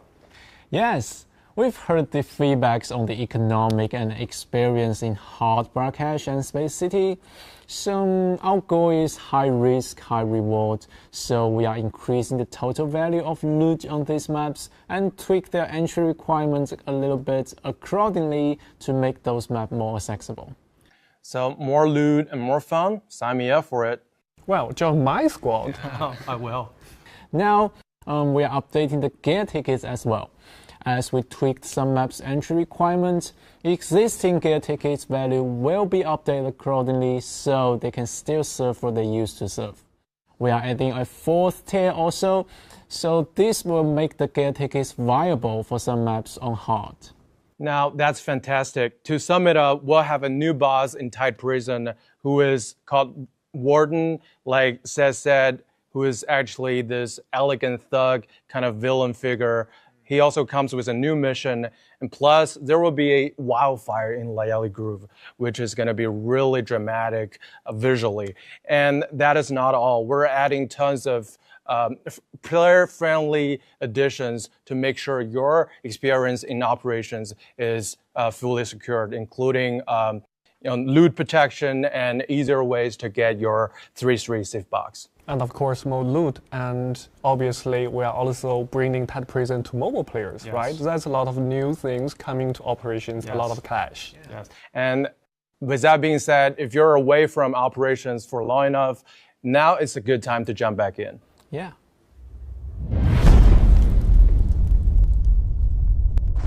All right, we've covered the massive updates to maps and modes. I think it's time we talk about the new face joining the fight, gentlemen. Of course. And since we are adding all sorts of cool weather conditions to our maps, we need someone who can do some stellar raycon work. Smoke or no smoke, meet London Harrison, codename Raptor. So we're getting a certified handsome old timer. So same question, who is this guy and what's his history? Raptor has a really interesting past. He was actually one of the members of GTI before starts his PI gigs, and one of which led him into this very center of the conflict between Havk and GTI, where he met someone who shares a close tie with his past.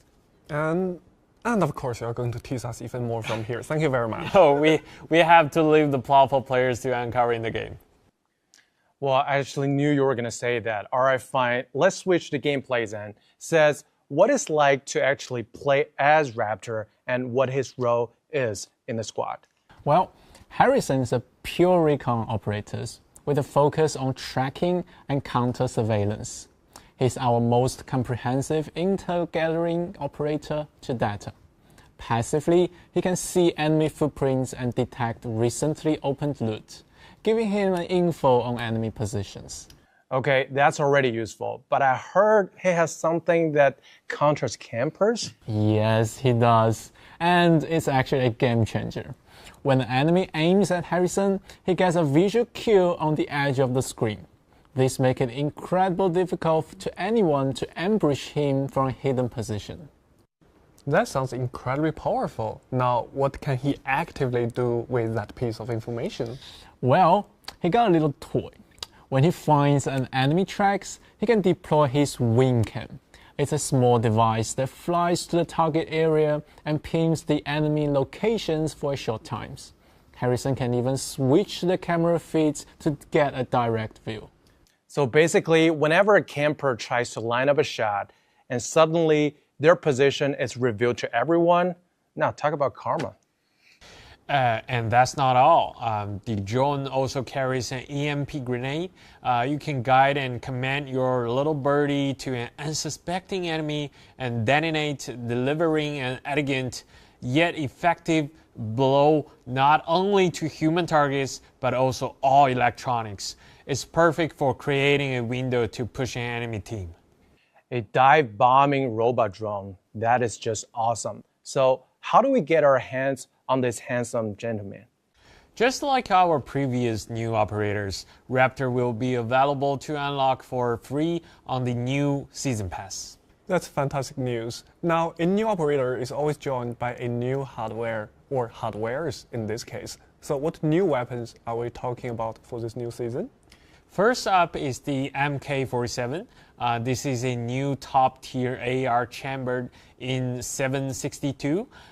Its key feature is a compact design that removes the traditional buffer tube, making it shorter and more maneuverable while still packing that heavy hitting punch. So it is absolutely melts enemies at mid-range. So more 7.62 to power. You love to see it. What's our second new weapon? Our second entry is for players who want a bit of classic style. It's the Marlin lever action rifle. We've taken that iconic Western frontier design and give it a full tactical modernization. That is actually a cowboy gun in Delta Force. Let's go. What kind of a role does it play? Well, it fires a massive .45 to 70 rounds, so it gets incredible stopping powers, excelling in close to mid-range fights. And with a full suite of modern attachments, you can customize it to fit perfectly into today's special operations. It is that old school aesthetics meets new school performance. Now it's time for a topic our community is most concerned about, anti-cheat. During season break, we have issued over 40,000 bans and nearly 20,000 cheaters were banned for 10 years. With multiple new anti-cheat upgrades focusing on security for console version, penalty for modifying in-game files, and most importantly, cheater compensation, where now covers more victims affected by cheating behaviors. Starting from this season, we're also upgrading the mechanism for behavior detection via AI-driven automated analysis of highly suspicious behavior, such as wall hacks, exploits, and bullet tracking. The detection accuracy has been significantly improved, leading to a 200% increase in long-term bans. In the meantime, we have also optimized the speed for detection. Over 30% of the cases now can be detected in real time, and we could intercept the cheaters during this process. And your games will be even safer moving forward. And finally, we do want to reiterate our efforts and upgrades on anti-cheat measures against kernel cheat on mobile. So kernel cheats, the ultimate form of mobile game cheats, are very hard to detect and highly malicious. From this season, the GTI security team has achieved breakthroughs against kernel cheats with industry-leading comprehensive detection solutions that can cripple kernel cheats and precisely impose nearly 32,000 10-year bans throughout season break. To summarize our anti-cheat efforts this season, cheater compensation is now more perceptible than ever. Behavior detection is smarter and faster, and kernel cheats on mobile are now being specifically targeted with upgraded measures. And like we previously mentioned on our social media, it's an uphill battle against cheaters, and we're in it for the long haul. With new anti-cheat measures to be announced each season, with your reports and feedback, we believe the gaming environment in Delta Force will be cleaner and fairer as time goes by. All right, from security to some very exciting new content, you may have already spotted the teasers we shared on our official channels over the past few days. That's right. Now, with the launch of our brand new season, War of Blades, we're turning up the heat even more with a major crossover. Hello, David. In 60 seconds, the chains around your legs will be electrified. Your life or your legs. Make your choice.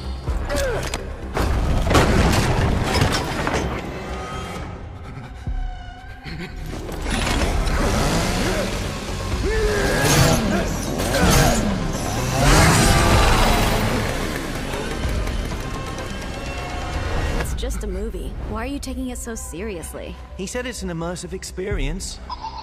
The game is not over. It's just begun. We're excited to officially announce that starting September 23rd, Delta Force will enter a full-scale collaboration with Lionsgate's iconic horror franchise, Saw. For this collaboration, we've drawn inspiration directly from Saw's aesthetic to create a legendary melee weapon like no other. A costume chainsaw featuring chilling detail like the classic reverse bear trap. And of course, when you think of Saw, you think of Billy, the face of fear itself. And that's why we have created a striking new legendary operator skin for D-Wolf, inspired by Billy the Puppet. Alongside the skin, you'll also receive Billy-themed items, a costume avatar, calling card, and name card. But that's not our only collaboration.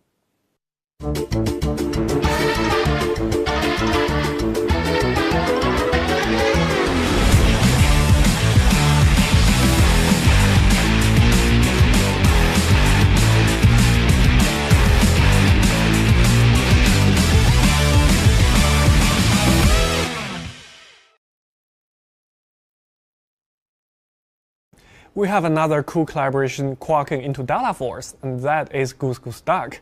Firearm charms, themed firearm appearances, and bundles will roll out throughout the new season. We want everyone to have some lighthearted fun, and these awesome Goose Goose Duck themed items will be available for free.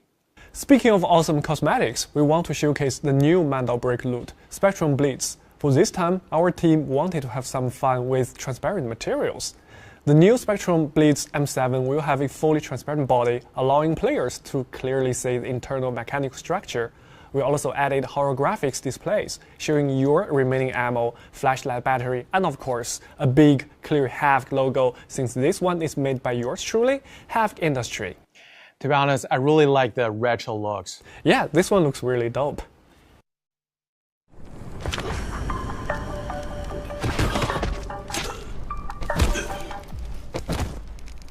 I was born to hold the blade.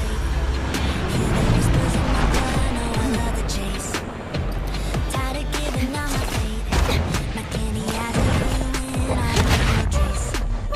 I'm good or evil, it's a coin toss. 50-50 test shot. They give me hiding, but you're crawling, I can see you in my eyes. Time's up, and when it gets dark, doors open, count it down. I have these villains.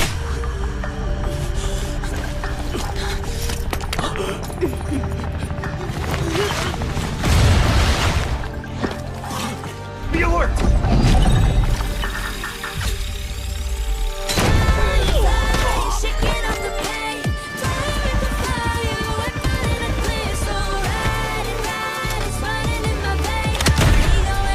We need to retreat!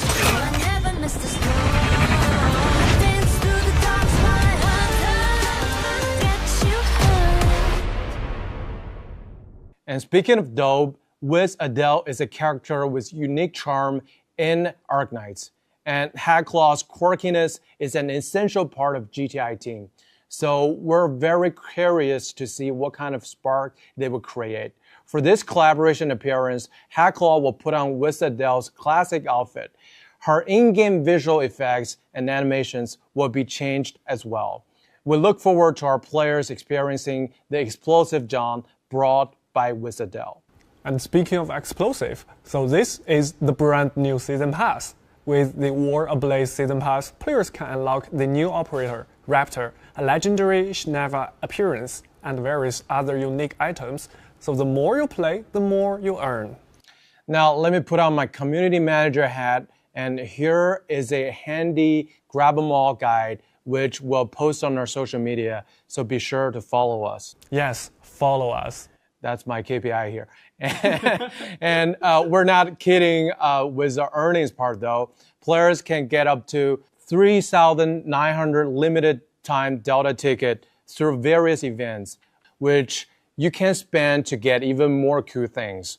Other cool stuff includes legendary firearm appearances, limited edition vehicle appearances, and more, all for free. Did you do the math? Yeah, we actually did. Players are looking at 14 firearm appearances and 7 vehicle appearances, some of our best looking bangers, on top of the huge free Delta ticket we're giving away. And that is 3,900 time limited Delta tickets we are looking at. And that is actually the good part. We did plan a triple reward throughout Season War Blaze, which is worthy of $300 US. That includes the first anniversary rewards on September 26th, and the after party on October 10th, and finally the juicy part, spooky masquerade events on Halloween. And remember, you simply need to launch the game on September 26th, the big anniversary date, to get a lot of awesome rewards from us, including 800 pre-mentioned Delta tickets, a legendary firearm, charm, badge, anniversary-themed icon, calling card, and a spray to celebrate this awesome past year we've spent with you, our dear community. Yes.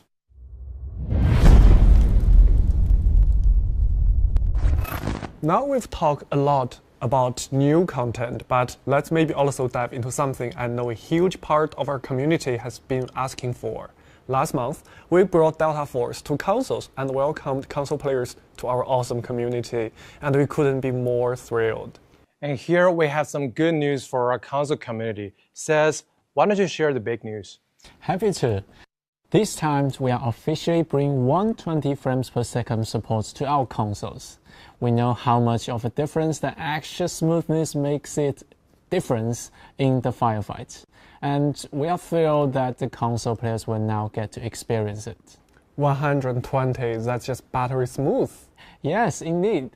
Initially, it will be available on a section of maps that we are fully optimized for it. Our plan is to roll it out to additional maps in subsequent updates as we ensure performance is rock solid across the board. So now it's not just about how the game looks, it's about how the game feels in your hands. Kai, the team has been digging deep into the controller experience, right? Absolutely. So our goal is to make the game feel intuitive on a controller. We rolled out a whole suite of optimizations in this new season, including significant improvements to aim assist to make it more consistent and helpful. Without being intrusive, we're also improved a lot on UI and UX, specifically for console players to make navigating menus and managing your loadout and inventory easier. And of course, the audio issue the community has been talking about being fixed. It's really all those little things that add up to a great experience. And here you guys are just not stopping here. Can you maybe give us a peek at what's further down the road for our players on console? We are actively working on bringing a full mouse and keyboard support to consoles, as well as dedicated matchmaking queues for console-only players, and even more awesome things on our backlog. More on that in the future, maybe. That's awesome. So now, while you're waiting here, here's a quick look of our exclusive Delta Force controller for Xbox. They're tailor-made and comes in a very limited supply. Wow, limited how? Well, hundreds. They're not for sale, but you can always get one. Just follow us on our social media giveaway event. Yeah, last time I checked, I already followed, and you have my shipping info, so thank you very much. But let's now maybe switch gears to our operators playing on the go. I believe you also have some good news here for us, right, Kai? Exactly. For the new season, we'll focus heavily on optimizing the vehicle combat experience on mobile. After this update, we will have new tools to help you in vehicle fights, including a landing point indicator to show where your shots will hit, better aim assist for vehicle-mounted weapons, and a new quick fire button is all designed to help you land your shots and have a blast doing it. Making vehicle combat on touchscreen feel better is a huge plus. Are there any other control improvements for players on the foot, Seth? Yes, we have two new options in the mobile setting based on player feedbacks. First, you can now enable a swipe up to slide jump on the slide button. It will make your movement much more fluid. And second, we are adding an options for the combined crouch and prone button to simplify the interface for those who prefer it. So more ways to customize your control is always a good thing. Great stuff all around, a ton of performance and quality of life updates for both our console and mobile players. Exactly. And the team is always working hard to make sure the game is always getting better. And it's not just for our immediate future. Our plan is to support Delta Force and the community in the years to come. And we have some big plans ahead.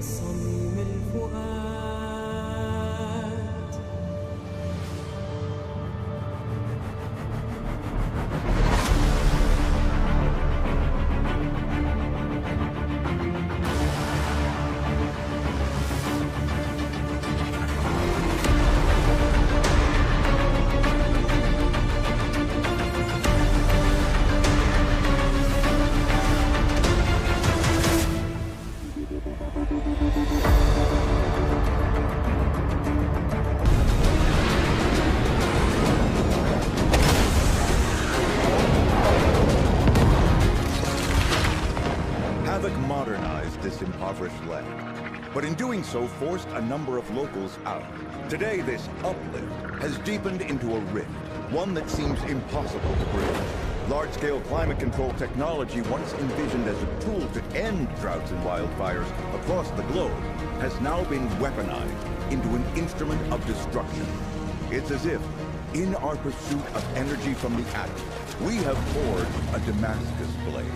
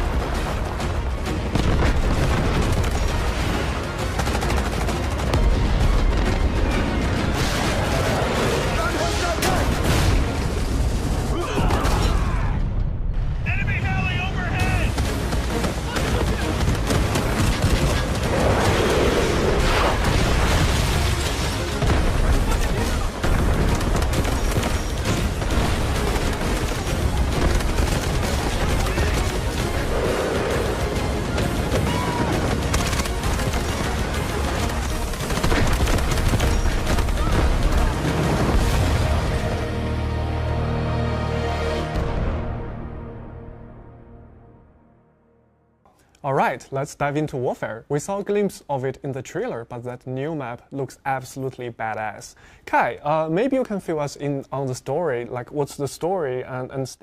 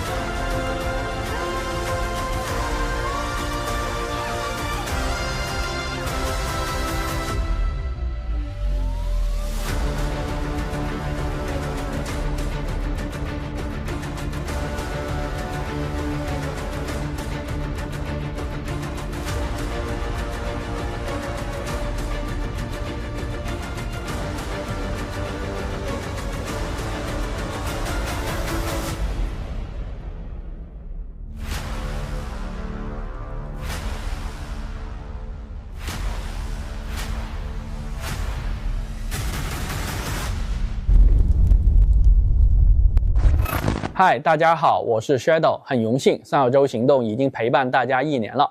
从去年的9月份开始，我们陆续和各个国家与地区的朋友见面，感谢你们和我们一起见证了 PC、移动、主机的全球上线，共同达成了多个令人难忘的里程碑。全面战场、烽火地带、黑鹰坠落、红薯窝等等等等，都有你们的身影。也谢谢你们创造了各种各样有趣的梗。我们希望在未来的10年里，与你们一起让 Delta Force 变得更好。这不是说说而已，在新的1年里，我们将带来 Unreal 引擎升级、全场景破损、航天基地 2.0、多端体验优化、更多 IP 联动等等的全新内容。接下来，让我们的团队成员为大家介绍一下详细的情况。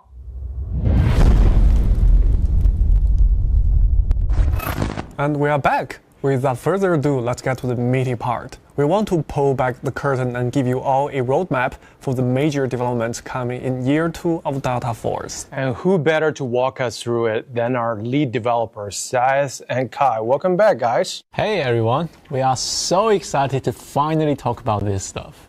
Yeah, we've been working on some foundational changes and we can't wait for you to see them. Fundamental change sound big. Let's start with warfare maybe. What kind of upgrades are we talking about, Kai? We're starting with how we build the world. We're integrating real-world scanning technology, photogrammetry, to create our assets.